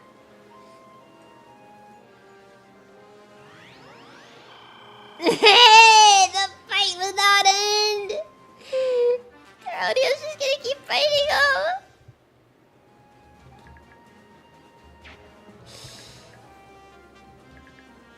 Okay. There's a wind state here. I just need to find it. Okay, I think if I have Jill go in there with the Brave Axe, this guy dies. Okay, he uses a lance, he's gonna die.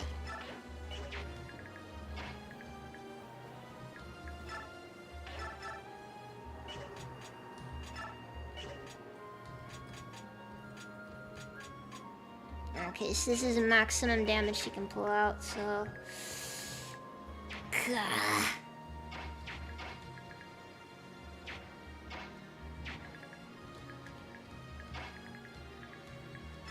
They really just have to go in there and just be like, oh yeah, by the way, we know that like most of your guys are sword users. So, here's a map just full of lance users. Don't thank us. Because you won't feel the need to when we're done.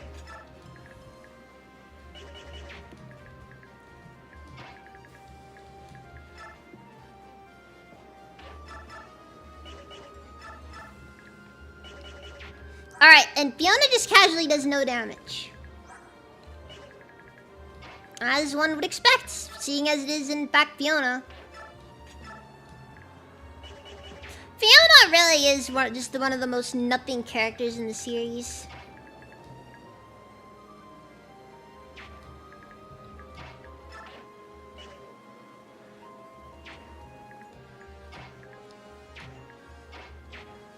Like, she pops up for like one mission, everybody's like, oh man, this person's important, and then she promptly is useless the rest of the game.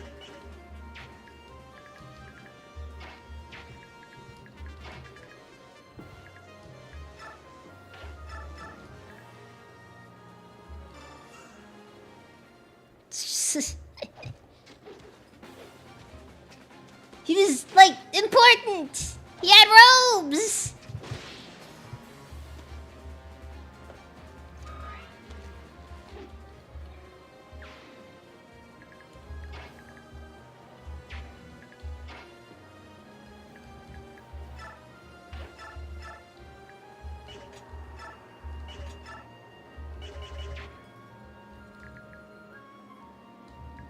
Oh yeah, I forgot. Khaled Bulg. Actually, okay, no, hold on. So instead,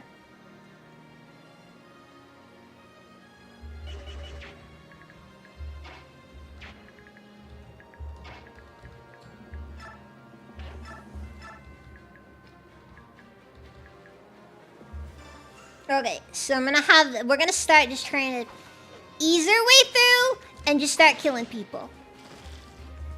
Okay, and then we're just gonna hope that the NPCs don't screw it up in that special way that the NPCs always do.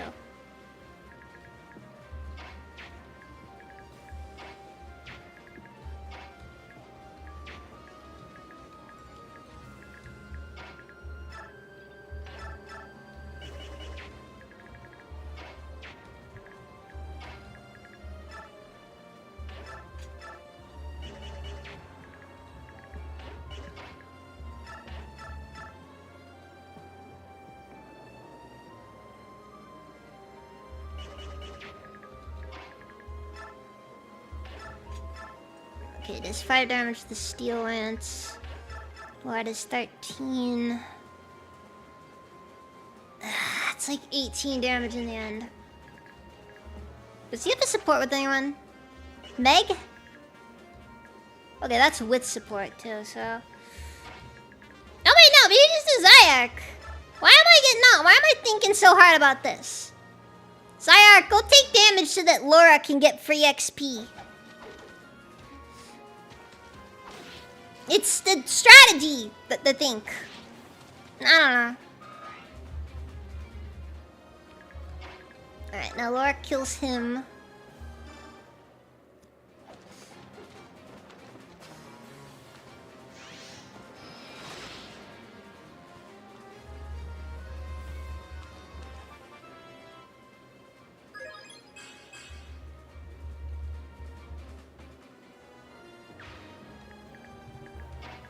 Okay, then Micaiah kills Mr. Polax.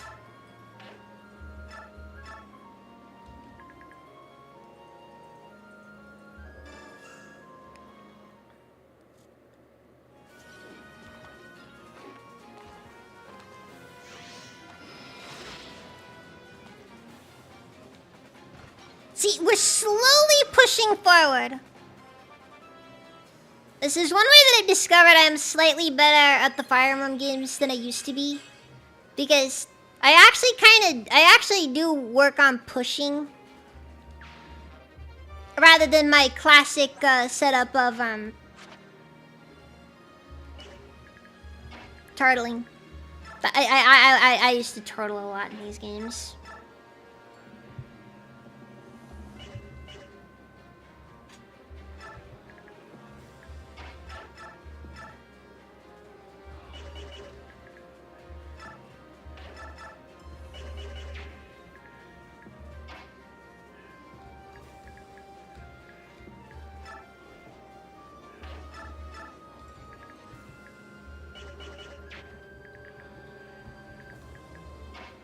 I hear yelling going on and I don't know for sure if I should intervene.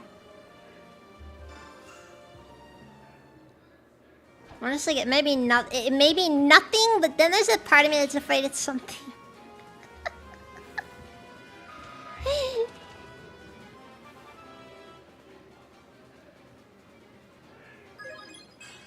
Okay, I think Razor's just giving a sermon or something, I don't know.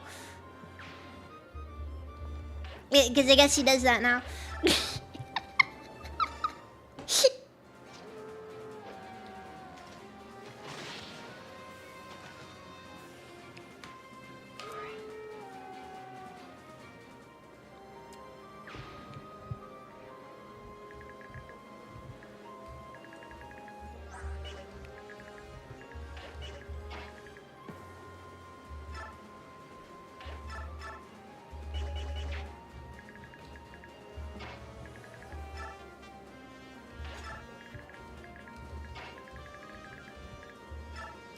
So, we have pushed the front line once again. So you guys, this is how you do it. I'm gonna be honest. I think if there wasn't a limit to how many enemies I had to kill, or I could kill, I think I might actually have been able to completely clear this out. I think I would be able to manage at least a defeat boss, if not a rout. Maybe a rout. Probably not though, because rout is a very tall order in these games.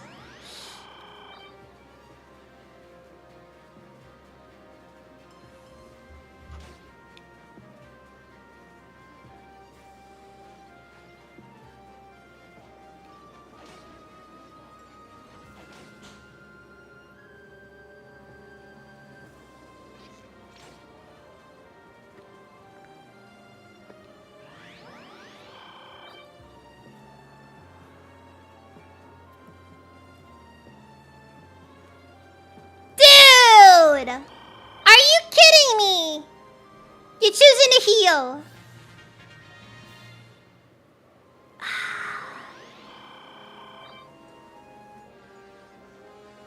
Hard to tell who's dumber sometimes. The enemies? Or my allies? And the answer, by the way, often falls somewhere in between.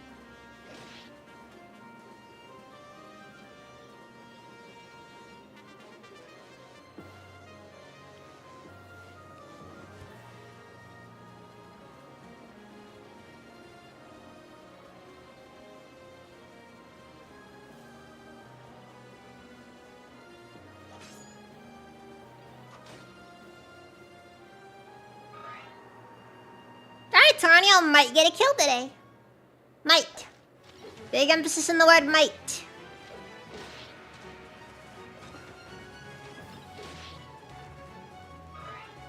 There's a very good reason why Taronio's kind of just been left to his own section. Because he's actually over-leveled for these people.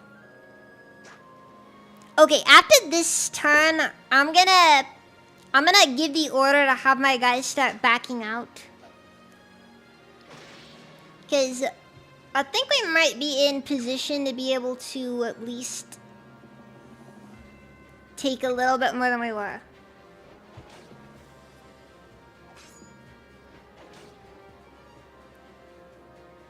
It's also dawned on me that Soth is painfully underleveled.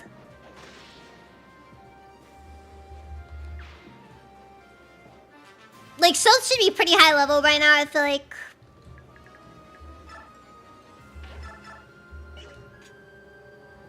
He's not supposed to be a Jagan. He's supposed to be somebody who you use from the start to finish. And yet here we are.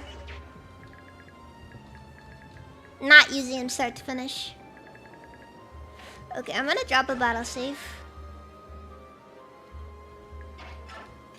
And this is it, okay? This is it. I'm gonna put a target right there for my people to start going after. For my allies to start focusing on. Because what I want out of them is I need them to just kind of leave the enemy alone. Because you only have 6 enemies left to kill. And Micaiah is only level 5.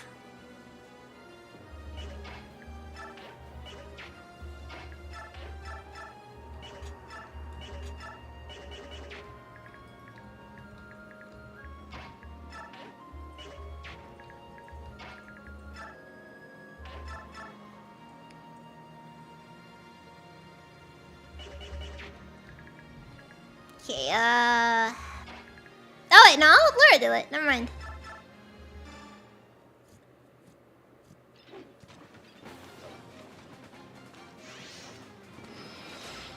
Just have Laura whack them with the old light magic and they'll see where we go from there. She's definitely, well, she could... Oh yeah, it's because light magic she's really kind of weak. Especially low-level white magic.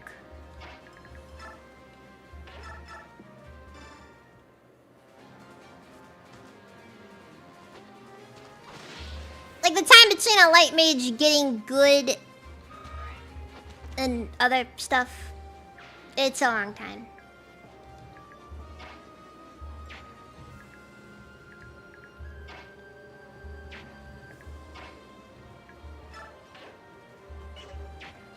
Okay, do I want to put Meg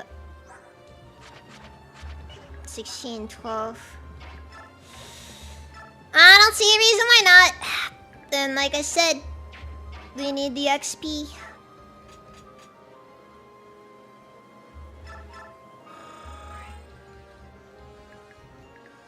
And I gotta make the presumption that some people are not gonna be present, so... Gonna heal Volg up. Shove Laura out of the way, because I honestly don't want to risk her taking too much damage. Get Micaiah her weapon back. Have Nolan heal up. And I think that's everything I can realistically do for the remainder of this turn.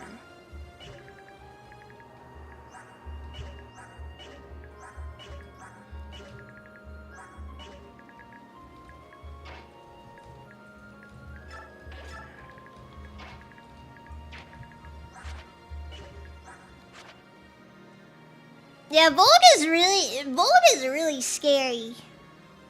He's kind of one of those characters who, like, you don't really level him up a ton, but when you do, he becomes kind of a nightmare. Ugh. I mean, he's not, like, without weakness, of course, but, like, he's got the best possible combination of just decent defense and everything else.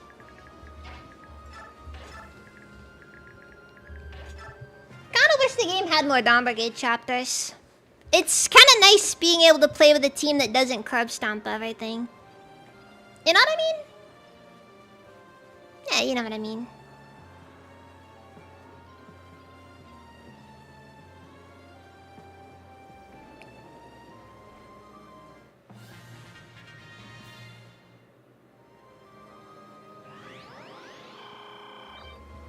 Look, this is no defense mission. It's just us dealing with the problem.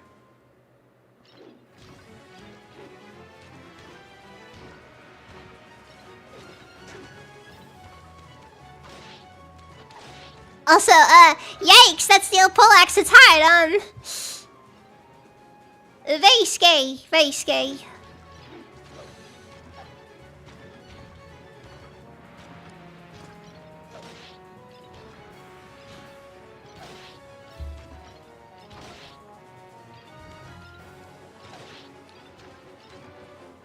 That Brave Sword's not gonna last, is it?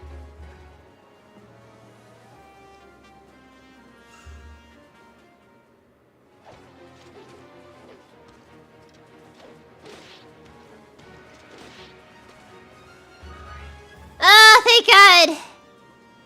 I was afraid to outspeed the guy and then we'd end up in, you know, we'd get the bad ending. As we often do.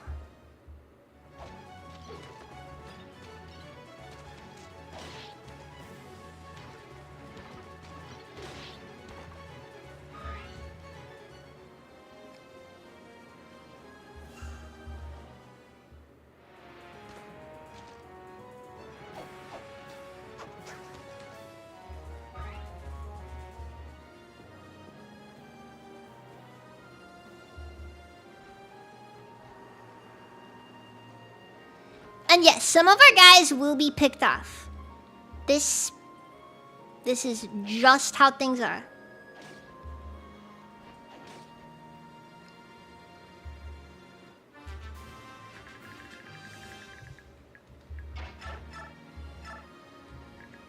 Ah! I gotta choose! Dude, I gotta pick between killing this halberdier or killing this currently unarmed priest.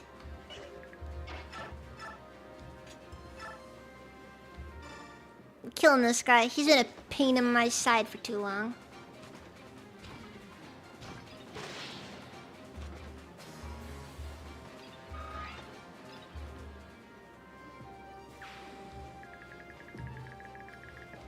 Actually changing the location of the target. Boom. And now suddenly, we're in a good position.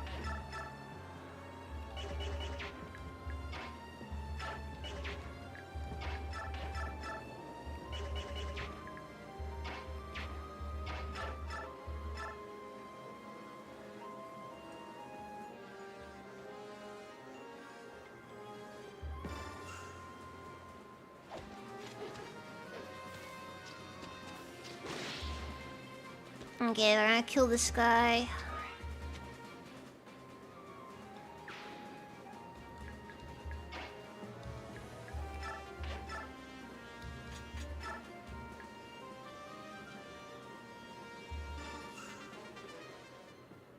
Kill this guy.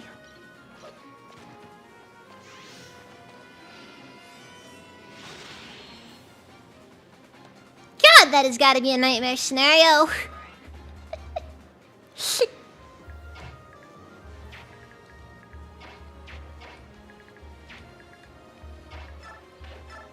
You know, the enemy general just walks up. Casually walks up. And you're left to wonder, am I about to die? And the answer is probably going to be a yes.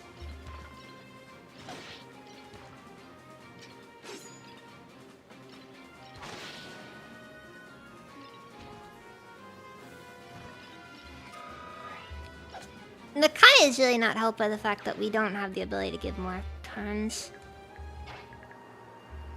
Oh, and that's the end of it. Who gets the last kill? I'll give it to South, because honestly, he needs the XP.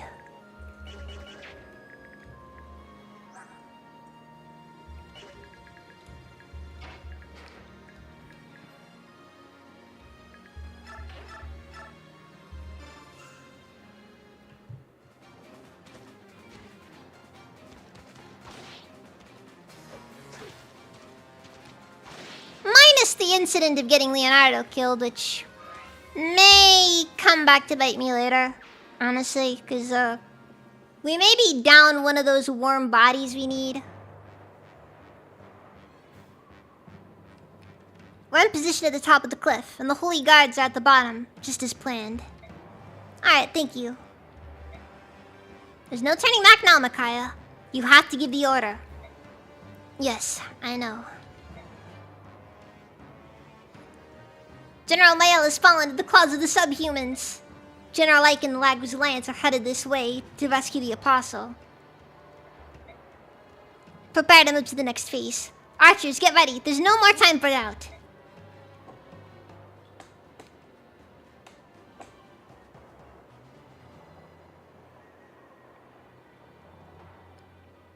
What are they doing? What are they pouring down the cliff? No, it's oil! They're going to set us aflame! Apostle, onto my Pegasus. We'll take to the sky. It will protect the Apostle from our archers by becoming our shield. Holy guards, form up! No, Sigrun, we can't leave the others here. I will not allow it. This is an unbelievably screwed up situation, by the way. Oh, also, Kyron! Kyron's down. Guy's gonna end up with PTSD after this one. Commander, we're ready.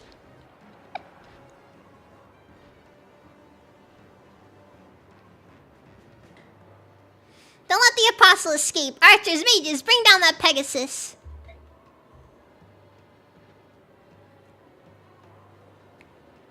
Don't move.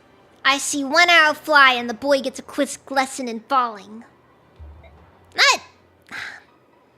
That didn't come out as cool as you thought it did, Tabarn. I'm just saying. Tabarn. So, no, please. All units cease fire now.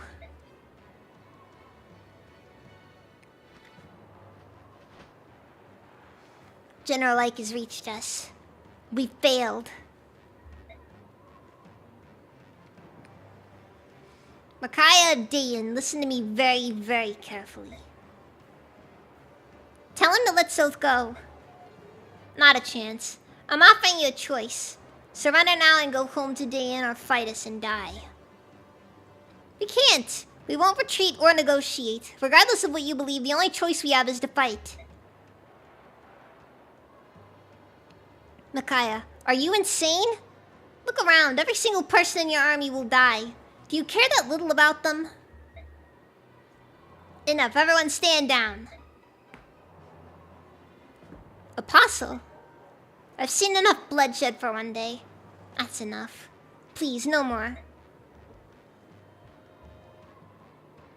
She just pulled a... I must go. My people need me. Ascend to the heavens. Retreat for now. You'd better do the same, and I mean now.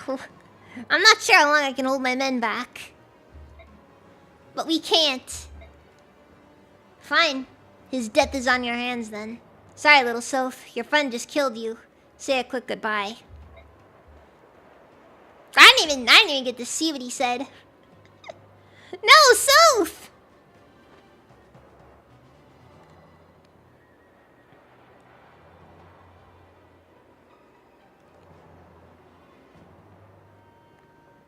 Oh, thank the goddess, Soph. Take this as a lesson, little Bjork. Next time, there won't be anyone to catch you. You know, when Tibarn's trying to get the point across, he's very, very straightforward about things.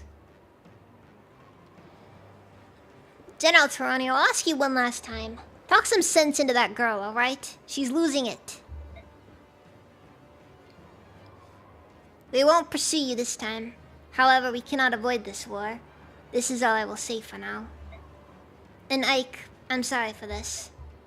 What's going on with you people? What do you mean by you people, Ike?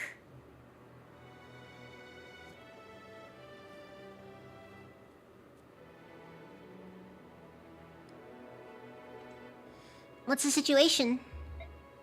It's awful. The Benyan Central Army and the Crimean Royal Knights have almost been completely obliterated.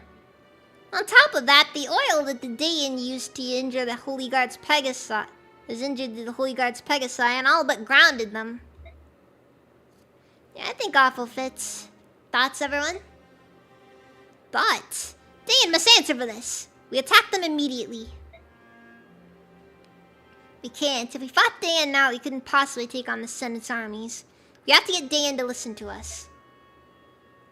Confusion is exactly what Lakeen wants. Dayan is merely a pawn in his scheme. But there's one thing I do not understand. Why are such horrible tactics? Oil and fire? What is that girl Micaiah thinking? Micaiah? The Imperial Army has Micaiah on their side? Raphael, when did you arrive? Just now with Rayson and Queen Nyla. Rayson went straight to his sister. He will be there here with Leanne in a moment. Is it alright for the three of you to be here? What about the medallion? The medallion is right here. We're very near the point where the Galdor won't be able to contain its power. If this war goes on much longer, the Dark God will surely awaken.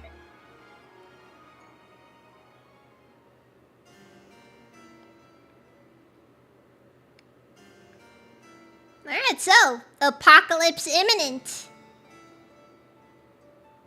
For what it's worth, this probably will stand as one of the nastier wars that Atelius has seen. Please, please save him.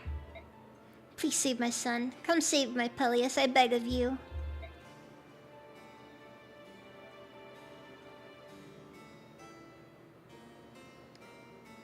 I've found it. This is it. A way to break the blood pact. Thank the goddess, I will be able to save my people after all.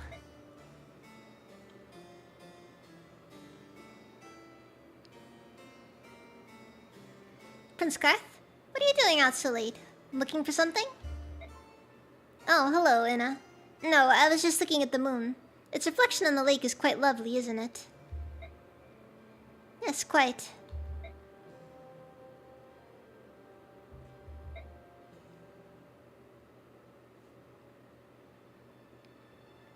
You. How did you get in here? How did you find us? Help, he's here! Ah! My apologies for the long wait. Is the Apostle safe? She fled to Crimea, then exposed the Senate's plots to the world. Currently, she leads the Apostle's army through Dayan, and is preparing to storm the Empire. I see. Very well. It's time for us to make our move. As you wish, my master. Freaking aura farming over here.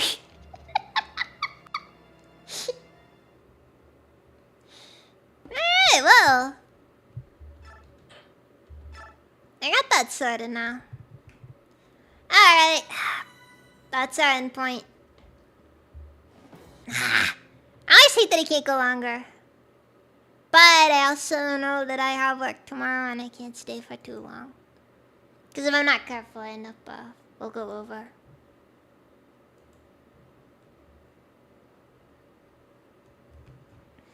Thank you for the hydrate.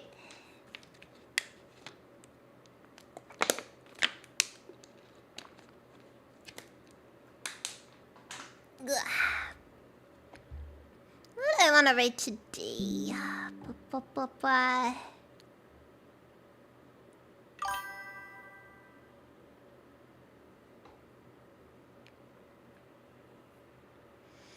me does feel a bit like I've been... how many levels did I get today? I do 2 every day. Or 2 every Monday. I feel like 2 is the sweet spot because it's not too long that I'm going to go over and start like dipping into like when I should be going to sleep. And it's not too few that I feel like I'm not making any progress.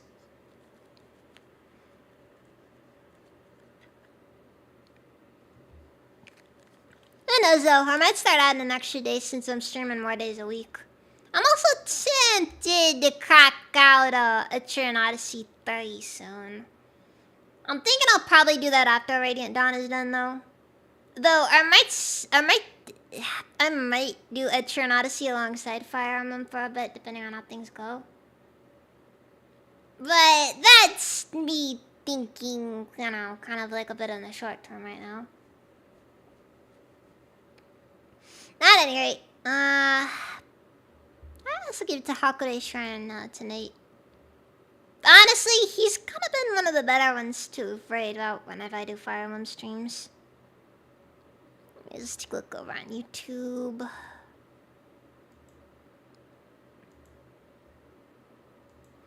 The thing is kind of like I don't know for sure what I should do with that one either. I'll give it to Amalgamate. She's currently playing Deadly Premonition. Anyways, tomorrow I just need to get in touch with Mizu and Ava.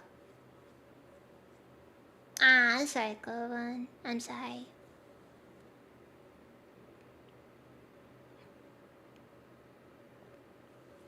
Yeah, cause I'm the plan for tomorrow is I'm gonna be playing Barony with Mizu and Ava tomorrow night, and I'm probably gonna be going pretty late. And I also have work on Wednesday now, cause somebody managed to con me out of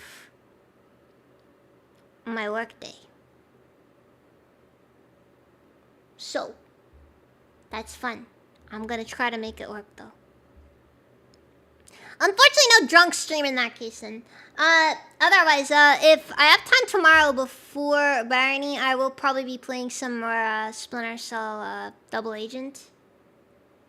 Version 2. Version 1 is gonna be the community stream, because I don't think I should be playing version 1 solo, because I think that would make me go freaking insane.